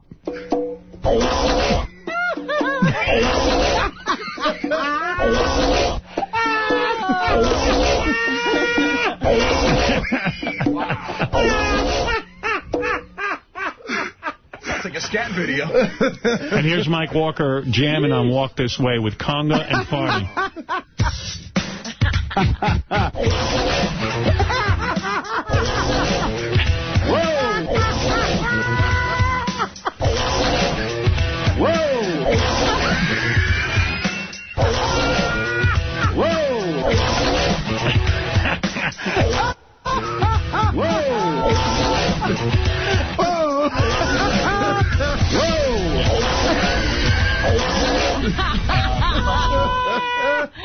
Maybe you should have kept this, and if one day Mike should have something on you and you don't want him to publish it, you go, look, Mike, I got you farting. Send that tape to Angelina Jolie. No guy cares if you have a tape of him farting. It's not. He Mike does. will be very embarrassed. Let's pick my nose all over the... That's not But I'm me. not eating it. Chris, hey, sorry I hung up on you before, Chris. Whoa. No problem, Howard. Yeah, I didn't mean to. I just... Hey, somebody sent me an email saying that they thought that I'm mad at Mike Walker for some reason. I'm not mad at him. I like Mike on the show. People think I've been being mean to him? Never. Anybody picking that? And they said also I'm being mean to... Lisa G? Lisa G. I think they're just misinterpreting something they're hearing. Sometimes I'm moving the show along so I don't, dwell. But, I like Mike a lot. All right. Thank you. Well, hey, after Chris. this, he's going to think you like him, too. Chris, thanks for the scat stuff. Yeah, no problem, Howard. I will hook you up with some stuff up there so all right, you guys can understand more about it. Let me just say, on a side note, I've been a listener for about 15-plus years, moved down to Atlanta about 5 years ago to take this job, and obviously your show wasn't down here for whatever reason, but it is so great to have you guys back in my house. I'm all hooked up. Dumped the DirecTV, got the dish, or got the cable, whatever it is, Cablevision, and just spent this whole past week. I don't know if it's going to cause a divorce or what in my marriage, but my wife's like, you haven't left the TV all weekend long. I think I watched every single thing on. You know what I couldn't find, though? Where is that Valentina Vaughn? I couldn't find her riding the Sybian on your DirecTV. It should be up there, or, I can't keep track of the schedule, but sometimes stuff comes up in April or whatever. I don't know what's going on. Coming soon, though, Carmen Electra's coming in here. The Daniel Carver roast is happening. All this will end up on Howard TV. Tara Patrick's coming in to ride the Sybian, which is going to be awesome, I hope. I'm simply interested in him saying that he's finding all these people down in Atlanta. Right. Yeah. Where we couldn't be broadcast. Yeah, I know. By the way, the return of Andrew Dice Clay is later this week. Some people were asking that on the Superfan Roundtable. Oh, cool. Where is Andrew Dice Clay? He is coming in. We are going to confront our past argument. Also, interesting. Evaluator segment coming up with Ralph and Seth Green. Seth Green is going to evaluate. Our star, Seth Green. That's right. We're going to see if Seth Green can get into Playboy. All right. Anyway, hey, thanks, Chris, and I'm glad you're back with us. Hey, man, keep up the good work. You guys are awesome. All right, later. Thanks. Bye-bye. Thank you. What an area of expertise. All right, we do have to get to the news, and Robin, let's turn it over to you right now. All right. Robin masturbates with meat. She took it in her backseat. She loves dirty sex when she's with Mr. X. Where did that come from? I can't condone that one, Robin. I'm sorry. All right, just the note to all dog lovers. There is an additive that is being put in sugarless chewing gum. Wow, let me write this down. What's going in sugarless chewing gum? Well, they put something in sugarless chewing gum to make it sweet, of course. And it's usually... this substance was used in Europe a lot, and it's being used in the United States more and more. It's called xylitol. And they're saying that if your dog gets into it, he could die. Yeah, same with chocolate. If your dog gets chocolate, they could die. I didn't know that dogs couldn't digest chocolate. Yeah. They say probably one stick of gum wouldn't kill your dog, but if they, just are a little ambitious and rambunctious and they get into a pack and start chewing through it, they could be in trouble. They've had a number of dogs get sick or die as a result of eating sugarless chewing. So I always walk Dana's dog in Hershey, Pennsylvania. Walt Sabo sent me a picture at a mailboxes, etc. There's a big sign that says, "What can Howard do for you?" You'd be surprised. I have no idea what that is. What does that mean? I don't know. And I wrote him back. I said, "What does that mean?" He goes, "I have no idea, but it's there."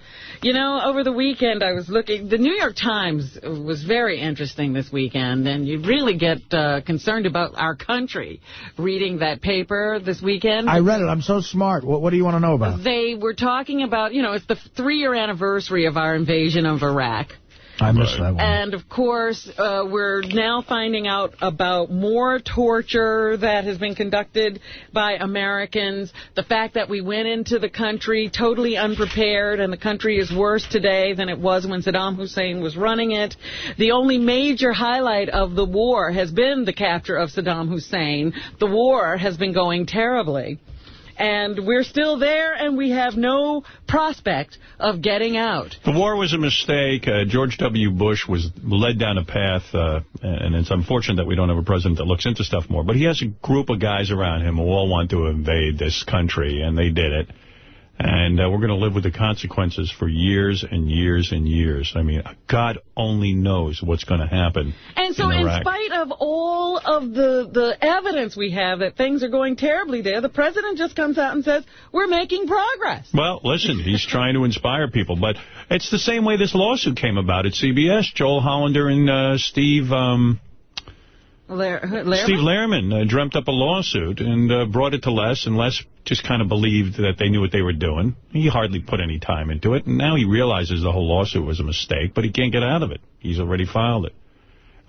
This goes on all the time. Unfortunately, now we're talking about a war. So we hope there's a way out of this thing, but I don't know. I believe Iraq is lost forever. I believe that it will either be divided into 3 parts, or there will be a complete civil war there and breakdown of all... There's already a civil war there. It's chaos. There is some kind of a pilgrimage by, I think it's the Sunnis. This is their pilgrimage time. And they're gathering to go wherever they go for their religion. And one of the guys was quoted as saying, be careful because the Shiites are after us.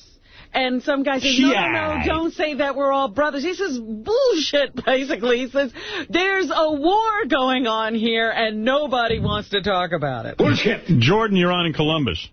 Yeah, Howard, what up? Yeah. Hey, by the way, I want to compliment Fred. I'm listening to the replay of this show, and I never understood Fred's genius because I ignore his sound effects. But, boy, they're funny. Yes, we have to keep going, and a lot of times we don't get to dwell on what Fred is up to. Fred is the hero of the show. I give him full credit. Oh, thank you. Go ahead there, Jordan. Go ahead. Yeah, why don't you guys try to get Blue Iris in there on the Sybian? That's what I said. We talked about that earlier. Hey, Gary, how can we get Blue Iris on the Sybian? I'm massaging my breasts. Gary, because I don't want to have a week from now say, gee, I thought you were kidding. Let me work on it. Okay. Yeah. So, in other words, you know I'm for real. How do you pick a favorite one? When Gary gets off the phone, can you tell him I'm for real about Blue Iris? I know, I heard you. Okay. Who are you on the phone with? Publicist. Publicist? Do you want to, in fact, they just hit me up. Do you want to break or play the new Prince record, the whole album, or do you not care? Okay, I'll do it. I'll do it. Is he coming in? Is he going to come in and do it? It'd be a boring interview, huh? Oh, we'd have to just shake him, try to get something out of him. Princess, who are you banging? I believe in a higher spirit. I'm a slave. A slave to the record companies. I don't really like to talk about that aspect of my life. What gets into some of these people? He's the one who says don't look at him when he comes somewhere. And I understand that Lauryn Hill now wants people to refer to her as Miss Hill when they talk to her. Oh, you know what? I'm not doing it. She's younger than me, and I'm not doing it. She can call me Mr. Lang. I'm her elder. You think that's real? She wants to be Miss Hill? I read that in the paper. Let me load in the Prince thing. Is that what the publicist was talking to you about us playing? That's right. They're saying, what do we get out of this? They just sent it over, and they're just saying, I can't make heads or tails, but they said it's available in stores today, but we could be the first people to play it. Oh, great. Wow. Make this 1985, and I'd be excited. I'm looking at, because I also was emailing, and I said, what should we play? And they said, whatever you want. The album is deep. That means they can't even figure out what the single is. Right. The album is deep. I was reading a review of it yesterday, and they said tech happy. Tech happy? Yeah. Like a lot of synthesizer, no real instruments.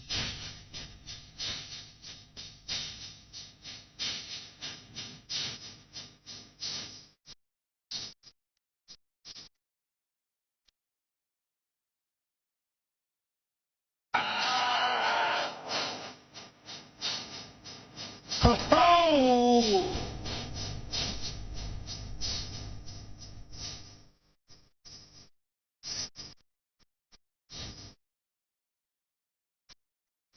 I'm going to try and work in the Mike Walker fart. Yeah, I could use one.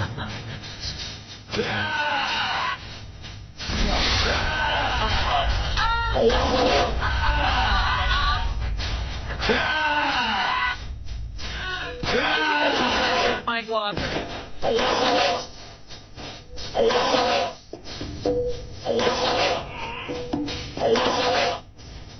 Little bongo.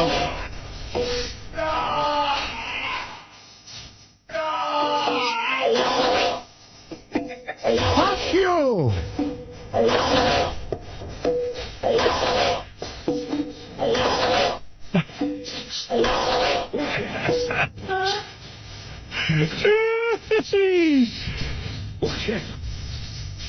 Sounds all right. I don't know. I need time to really analyze it. Well, since this is the music segment, I've got a little Nick Lachey. His new single is out. I thought this was the music segment. What's Left of Me is number 15. Is that on your page 2? Yeah. Oh, or page 1. I don't know. Page something. No, that's page 2, I think.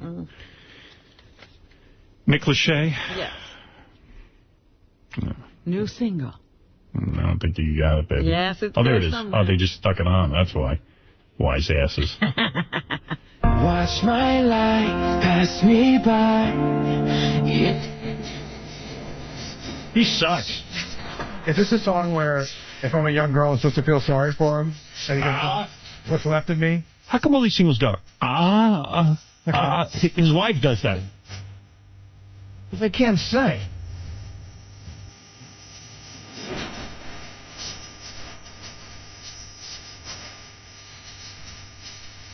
This guy should go to the doctor and say, I suck.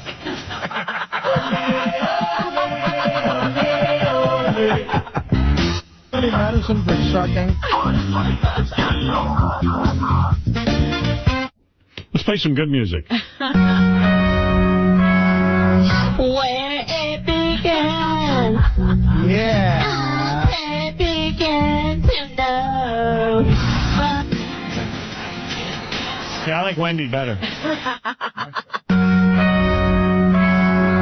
Where it began. I can't begin to know. But there I know.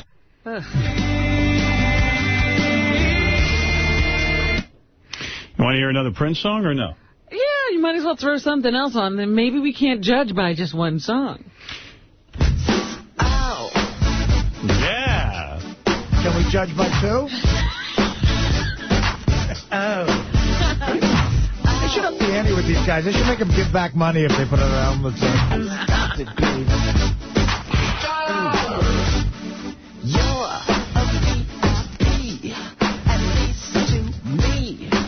I think you need some farting in Congo with this. You should hear the negotiations I'm in with the record company.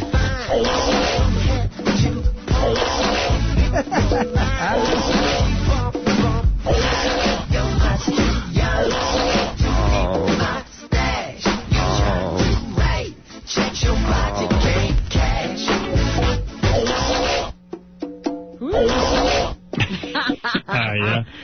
What? No, I'm in negotiations with the record company. The last thing I heard was that Prince would be willing to come in and perform one of the new songs but not be interviewed. I mean, that's going to happen. Great. That's comfortable. One of the new songs. Oh, boy. What a dope. Hey, by the way, so the Blue Iris... I love Prince and everything, but, like, the dude's got to wake up and smell the promotional coffee, if you will. The Blue Iris thing you're serious about, right? So yeah. I'm working on that. I wanted you to know, Will told me, I wasn't aware, Rapping Granny has expressed interest in writing the Sybian. Oh, no. All right. No. It's going to kill her. She's going to break her hip on the thing. It's going to kill Can she us. handle it? I don't know. I would have her do it. Don't you think that'd be funny? Can we do it all in one day so all the grossness is just out of the way? I think you do Blue Iris first, though. If Blue Iris is unavailable, get Rapping Granny in here. I would do it. What is going to happen? She'll be talking to you the whole time. So? I used to party at San Simeon. Now I'm riding the Sybian. What else is in the news, Robin? Well, anyway, here's President Bush saying we're making progress in Iraq, number one. All right. A victory in Iraq will make this country more secure and will help lay the foundation of peace for generations to come. I still don't get that whole rap. How's it going to make us more secure? They got nothing to do with terrorism. Well, actually, somebody said the other day, if the United States would leave, Al-Qaeda would leave that country. Would they? They promise? Well, that's what they're saying. That the only reason the Iraqis would kick Al-Qaeda out if we got out. All right. So we're just causing things to continue to be bad there. Here's Representative John Murtha, who has been calling for a withdrawal of U.S. troops. He says America won't be fooled again in Iraq. We weren't ready to deal with the peace, and we made serious strategic mistakes once we had driven Saddam from power. Meet the new boss. The same as the old boss. I like the former Prime Minister. I like political Artie. Ayad Alawi says Iraq is already in the midst of a civil war, even though the president and the vice president say it's not. Number 4. We are losing a day as an average 50 to 60 people throughout the country, if not more. If this is not civil war, then God knows what civil war is. What is it? All I know is all these people, we wouldn't even be paying attention to them if they didn't have oil. It sucks that they have oil. They have so much money. I know. Well, I was reading some guy's book. They said, you know what, everybody was screaming that they didn't put troops around that museum so that the people wouldn't loot the Iraqi museum of all of its valuable artifacts. But what the troops did do was surround the oil ministry because it had all the maps of where the oil is. That's all. I mean, it's just so ludicrous. They wouldn't have any bombs. They wouldn't have anything. They'd be just a bunch of guys riding around on camels. They wouldn't even have a Mercedes. You ever see pictures now of these countries? Everyone's riding around on Mercedes. No. In the desert with no roads. Yeah. That's the best part. I mean, if we could just get off oil, we'd be free of that. Well, I said to myself, I'm reading in the paper that, there is an initiative to try to get rid of polio in the world. And I think it's in India when they go around, the volunteers come into a community with the drops. People run and hide their children. Yeah, they're fearful. Because they say, you know what, we got other problems. All you want to do is give us drops. Leave us alone. Yeah, I mean, they're backward. And the thing is that it would be so cool if we didn't need oil anymore. Because you know what? Like, what would Iran be doing for money? They'd be making, like, beads and, like, quilted, quilted rugs and rugs. That's what they'd be doing. They make rugs. They would make rugs.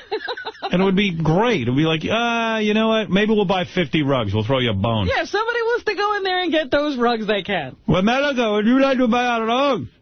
Remember when we used to have money and we would bomb you? Now we want to sell you rugs. Please, we have no cars. I mean, it would be so great.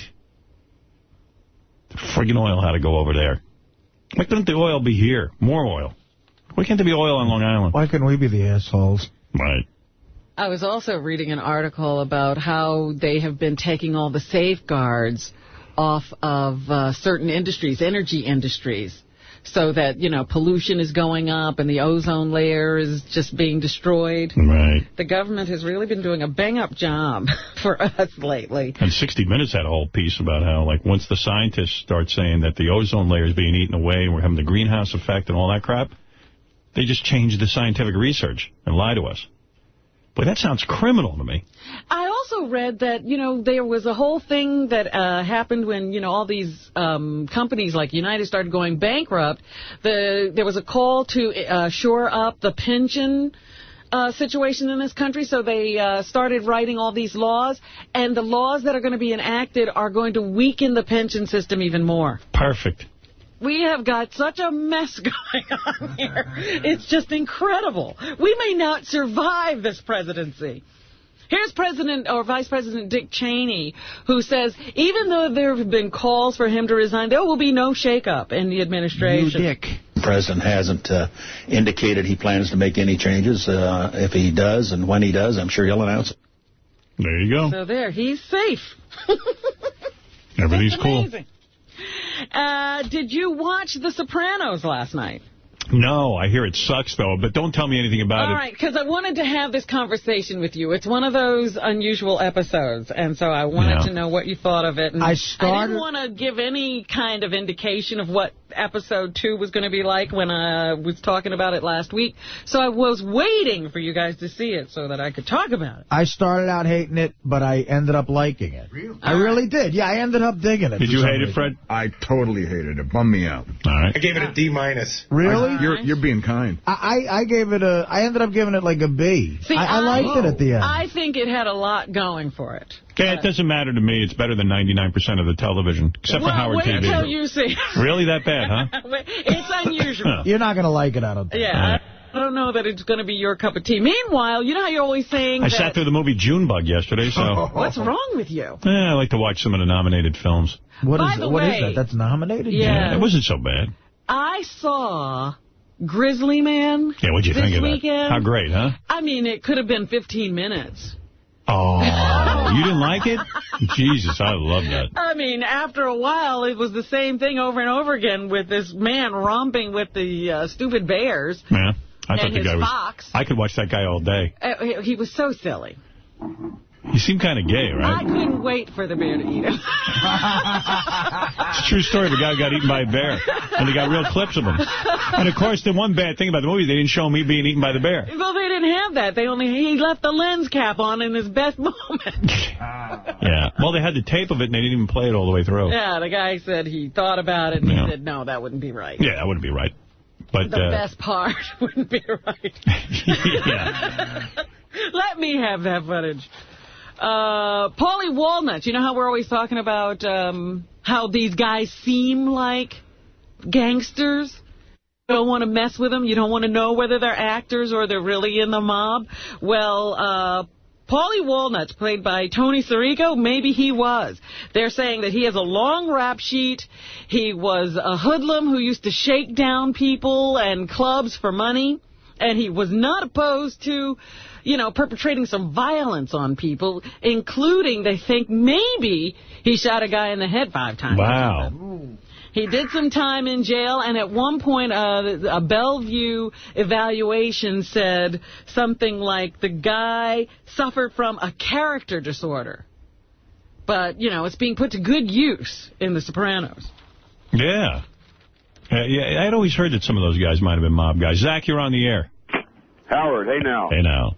Hey, just a quick question. When you're watching the shows on the on-demand, they're giving show descriptions like you go to. I tried to find Savannah on the Sibian this weekend, and you get like Pat Cooper, 2001. And then there's Savannah Sampson, or you go to Hulk Hogan, and it says Catherine Keener and Steve Carell. I mean, they're not putting the right descriptions on it. Are they going to fix that? Or? I don't know. Hey, Doug, what's going on with that, man? I think they even should have a little preview box in the upper right-hand corner so you can... Yeah, running different pieces of footage. I think that would be great. Yeah. But I finally found Savannah, man. My God. That was great, huh? Phenomenal. Savannah on the Sibian. Jesus Christ. She was unbelievable. Yeah, she really... Hey, Doug, what's going on with this guy? Where are you from? He's from Illinois. Chicago. Okay. What cable system? We'll look into it. It's a Comcast. Okay. We'll look into it. I don't know. It's. I mean, and it's for every show. I mean, you have like 8 or 9 different options. You got Best of the Week, Best Guest, Girls, and every one of them, it's got the same show description. Doug, what are you saying? That in different cities they have different show descriptions? Right. It's like we deliver mail. So the cable operators get all this data from us, and it's obviously something happened with that data. In, all right, Illinois. check into that. They're all there, but it's just they're not showing the right description. We'll check into it, I promise you. Here's another note, as long as we're fixing things. Like, Zach, it's, hey, guys, in the phone screeners, it says city, and you guys write Illinois. Illinois is a state. Just write Chicago. Duh. Come on. What? Help me out with it. The guy writes Illinois. Thanks, Howard. So I go, Zach from Illinois. Thanks, Zach. All right, buddy. Zach's from Chicago, dude. Well, technically they're right. Johnny, go ahead. You're on in New York. It's way past our bedtime, but go ahead. We can start tomorrow. Yeah, we don't have to show up for 4 days now. Yeah, John. Howard, good morning. How you doing? Yeah. Hey, if anyone bitches about us taking Fridays off, fuck you. Take Friday. Take Friday. It's okay. You're not kidding. Every once in a while. So, you know what? We have the right to take every Friday off. Absolutely. You know, I mean, we're allowed to, technically. Fuck you. Go kiss my ass. Here for half the day. You motherfucker. All right, yeah, John, go ahead. Yeah, Howard, I was out at Governor's on Friday night out in Levittown. Dice is playing out there. He can't even sell out Governor's anymore. What happened to him? Well, we're going to find out. Dice is coming in later this week, and I haven't spoken to the dude in, I'm going to guess, how many years would you guess? Must be like 8. Yeah, we had a real bad falling out, and he said a lot of horrible crap about me. Him and Jackie used to have was still arguments on the all show. the time, right? Yeah. What is that, Johnny? They had him and Jackie used to go at it all the time, right? Yeah, you know, and I don't know, Dice, I don't know. I was a good friend to the dude, and I thought he threw me under the bus a little bit. Maybe, I don't know, but we're going to talk it out. I mean, I want to hear what he has to say. I mean, I can go another 8 years without talking to the guy, but yeah, I'll certainly give it a try and see if we can't talk and find out what the hell the problem is, but I don't know. We'll see. We'll see what's going on. Well, it's going to be an interesting week this week. Yeah, it should be good. All right, Howard, thanks for taking my call. Later. Okay, bye. Yes, Robin, what else is in the news? Well, you know how you sometimes talk about people needing to manage their anger? Yeah, Fred. This is a guy who really had a problem. He was upset. Fuck you! And he lopped off his own penis and threw it at the police. Oh, am I glad you got to this, because I had that article sitting right on my table here. Jacob Fick, a 33-year-old man. Jacob. Yes. J-A-K-U-B. Jacob Fick. Yes. What did he do? He chopped up his own penis and threw it at the cops. His penis. What? And then Chicago police stormed a house he had broken into, and after he had smashed some car windows. If anybody says the police aren't nice people, I got to cite this. Not only did they come into this guy, he chopped off his own penis and threw it at cops. And you know what the cops did? They picked up his penis so that he could have it reattached, which they successfully reattached. Well, they did. They looked for it, picked it up, and brought it to the hospital. If it was Officer Howard Stern, all right, Police Officer Howard Stern, I'd take my car and drive right over that penis and flatten it out like a pizza. Oh. I mean, are you kidding me, man? You don't throw your penis at me, and I don't sit there and go look for it. You know what? I'd have been like a teacher. You don't know what to do with this? I'll put it in my drawer, and you think about it, and when you're ready, come back, and maybe I'll give it to you. I'm going to wait till it shrivels up to the size of a piece of thread, and then we'll give it back to you. Who cuts off their fucking dick? A lot of dick cutting off lately. Crazy stuff. Also in the news, Milosevic, the guy who ran Serbia and is accused of committing genocide against the Croats or the Muslims in his country. Apparently, the country's not all that upset with him. He had his funeral this past weekend, and they said like 50,000 people showed up. No, Slobodan! Slobodan, no. They say the wars he conducted in the Balkans in the 90s left over 250,000 people dead, but they showed up for his funeral. A lot of people turned out to carry him down the street. They liked him. Respect. By the way, anybody wants a great DVD, go buy or rent Ali G Season 3. I'm in the middle of it. It's awesome. He's great. He is. Really awesome. A lot of fun. Remember Andrea Yates? I sure do. She is the woman who killed her 5 children. That's right. She was a mother of, what, 5? And her husband would run out to work every day while he left her home with these 5 kids.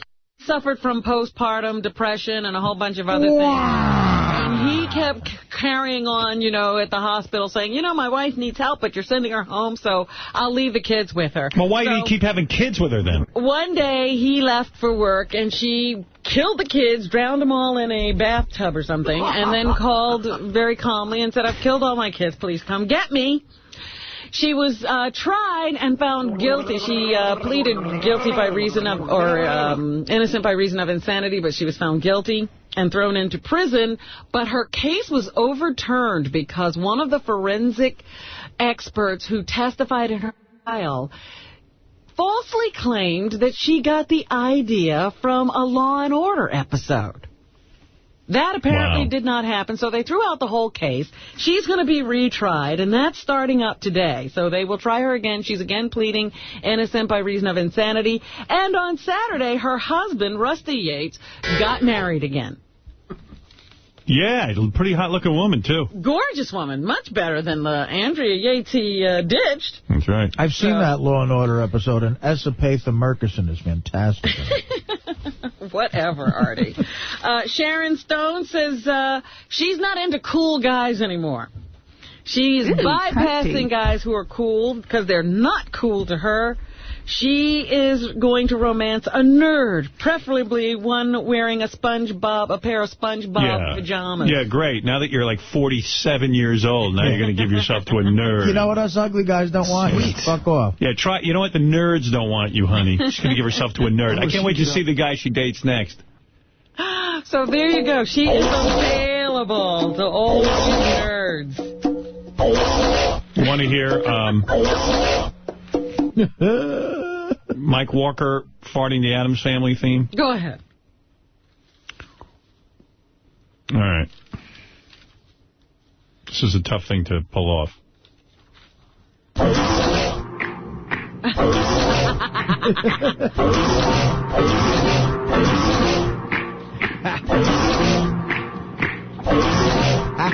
Whoa. Petite. Sweet. Yeah. Mike plays congas before he comes on the air with us, too. And that shocked the hell out of me. I would not have guessed that he was a conga man. Yeah, me neither. I don't know too many guys play the congas. Not since Ricky Ricardo died. Matthew McConaughey. I think he was bongos. Bongos. I think I know the fucking difference. Anything else, Robin? Yeah, a couple more things. Tom Cruise has gotten that episode of South Park pulled. They were going to rerun yeah, fuck you, that really does piss me off. The Scientology episode, I think it's called In the Closet.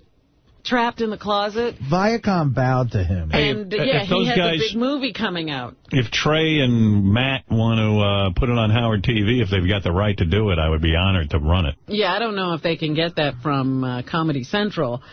But because Tom Cruise's movie, the new Mission Impossible movie is coming out from Viacom, and Comedy Central is owned by Viacom, they had to make Tom happy and pull the episode. Yeah, well, you know who is in charge of all that. Oh, that would be Leslie Moonves. Probably. No, that's the other side of the company. That would be Tom Preston. Whole goddamn company bows. Anytime there's controversy, they all bow. And it really seems like, I mean, I don't know for sure, but it seems like Scientology forced Isaac Hayes to quit a gig. Yeah. Like, where he's making money. Like, yeah, he would have been able to go to the temple or something, get his e-meter or something if he didn't speak up. Chairs. J.K. Rowling, they say, is looking for a house in the Hamptons. She wants to rent July and August for the sum of about $500,000. And while she's there, she's going to finish the next to the last Harry Potter novel. So it's kind of romantic to, like, go out to the Hamptons and write your novel. Yeah. You know, she was, a welfare mom or something when she wrote the first one. Oh, man, she's made so much money. Hey, good for her, you know? I mean, now she came up with something successful. Come to the Hamptons to write. Yeah. What do you get for 500 G's out there? What do you get, a couple of rooms? You want to know something? Nothing that... That's really weird what's going on out there. It's, like, very, very popular out there. I think people are going to start finding other places to live. and vacation. But $500,000 doesn't get you much? You know, it'll get you a nice house. Like, nothing that it's going to blow your mind. You should be in the Taj Mahal for $500,000. $500,000. You're talking rent. Yeah, I'm telling you. Rent for the season, $500,000 doesn't get you anything? No, it gets you a nice house. Are you on the water? Sometimes, sometimes not. Ooh. I'm telling you, am I right, Fred? You're absolutely right. Yeah, it's wild. I'm surprised you just didn't buy a house and then sell it at the end of the season. You got so much cash. I mean, really? It's a tax write-off for her, probably. And she doesn't know if she's going to like it. She's going out there. See, she says she's going out specifically for work. She's going to write it off. I'll tell you, when you pay $500,000 for a rental for 2 months, and you get one crappy day of weather, you're ready to hang yourself. Like, wait, let me figure this out. Because there's nothing to do. I'm paying about $30,000 today. I want to meet that accountant who's creative enough to go, hey, look, it takes a $500,000 house for my client to write a book. Yeah, she needs it. Let me tell you something. She's probably worth a couple of $100 million. Oh, she is, for sure. $500,000 is nothing to her. But still, it's a former welfare mom. You know what? Still got to mean something to you, $500,000. That's something. That's a lot of dough. Absolutely. And ABC News anchor Bob Woodruff has been transferred to a rehabilitation facility. Oh, good. He's doing in better. the New York area. Yay! They say he's up and talking and joking with his wife and children and other members of his family and watching the news. Do they got any, on those gambling websites, any odds on whether he'll come back as an anchorman? I haven't seen them. I bet you. I would say no. I'd bet him no. He continues to show just how strong and determined he is. And they're saying that Katie Couric's last day will be before Memorial Day on NBC, that she's going to take the CBS offer. Hey, good luck, Katie. Hope they don't sue you. And I hope you don't get into any controversy, because they will dump your ass like they did Dan Rather. Yeah, Trust me. check every one of those stories, sure. Leslie Moonves ain't sticking by you, honey. Trust me. Ask Dan Rather what happened to him. Little controversy, religious right complaints, kick him to the curb. No tribute, no nothing. Well, she's probably going to keep her nose clean. Right, well, she'll just be very objective. Won't have any opinions at all. Right. Probably. And that's what's happening. And that ABC anchor guy who's sitting there laying in the hospital, I hope your network's good to you. I mean, you took a bullet for that network the same way Dan Rather did. You know, Vietnam he went to, Afghanistan. He went to lots of places. Lucky he didn't get shot.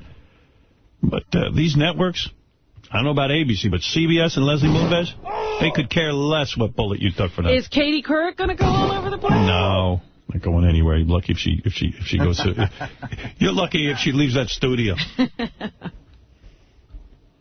Katie Couric. What? Network news is over. It's over. I watch the news channels. Such a watch is network news. It's over, Johnny. Apparently there's still a decent-sized audience out there. Not me. First of all, I was watching one of those cable channels with the news, and it's two Playboy Playmates giving me the news. It's true. Unbelievable. Fox News has the smokingest, hottest chicks. It's all Foxes on Fox. You're not kidding. Did you see the woman who was being stalked by the guy? She's a beauty queen. What does she expect? And, I was reading about that guy who was stalking her. I mean, I don't know the full story, but it was like the guy's going, man, you're really pretty. I love you. I think you're really hot. Now they're ready to throw him in jail. You can't say that to a news anchor. God forbid. What did he do, though? Did he even like ring her? He sent her over 400, almost 500 emails. That's called fan letters. I get that. I mean, think about this show. I wish somebody would tell me I was hot. Richard Christie wanted to fucking fuck a chick with something today, like a booger or something. What did the guy say that was so wrong? Like, hey, I think you're hot and I'm your fan? Well, he did confront her, I think, was it in the subway one day? And he touched her arm. According to him, she says he grabbed her and scared her. Well, that's not cool. Yeah, if it was a good-looking guy, we'll see. Right. If it was a good-looking guy sending her 400 emails, guess what?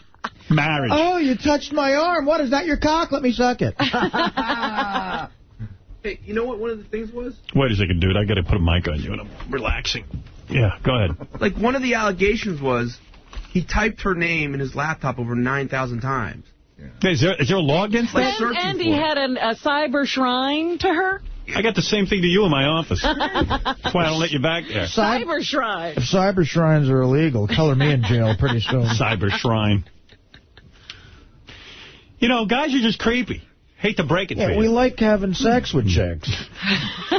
We like writing emails. You get a little obsessed with Yeah, I mean, look, that veg, man, it's crazy. Yeah, it makes us nuts. Yeah, that chick is hot. What network did she work for, or who was she for? Was it MSNBC? I don't know the particular one you're talking about. Or was it Fox? I know she was on ABC Radio or something. I was watching Two Broads, I believe, that were on Fox. I know I'm thinking of setting up a cyber shrine to Lori Doo. Lori Doo? You want to know who I think is still the smokingest, hottest friggin' chick? Well, this is local New York ABC. That black-haired chick. Liz Cho. Liz Cho, Maron. I don't even know how she's Liz Cho. I don't even know how she's not stalked by the entire universe. You're stalking. I'm thinking of setting up a cyber shrine to her. Oh, my God, she's so sickeningly hot. And that hair is so coiffed. There's a brunette. If I write her name on my computer 9,000 times, am I going to jail? They're coming to get you. All right, I'm not going to do it. There's a brunette on one of those channels that does a show with a blonde who I think is pregnant right now, the blonde. Okay, the one who was just having that day in court was Monica Crowley. Oh, yeah. Isn't that Ozzy Osbourne's song? Monica Crowley! And she works for MSNBC and WABC Radio. Back at the moon. Monica Crowley! Back at the moon. Ozzy with his hand on it. Back at the moon. Monica Crowley! It's like Ozzy's trying to balance himself.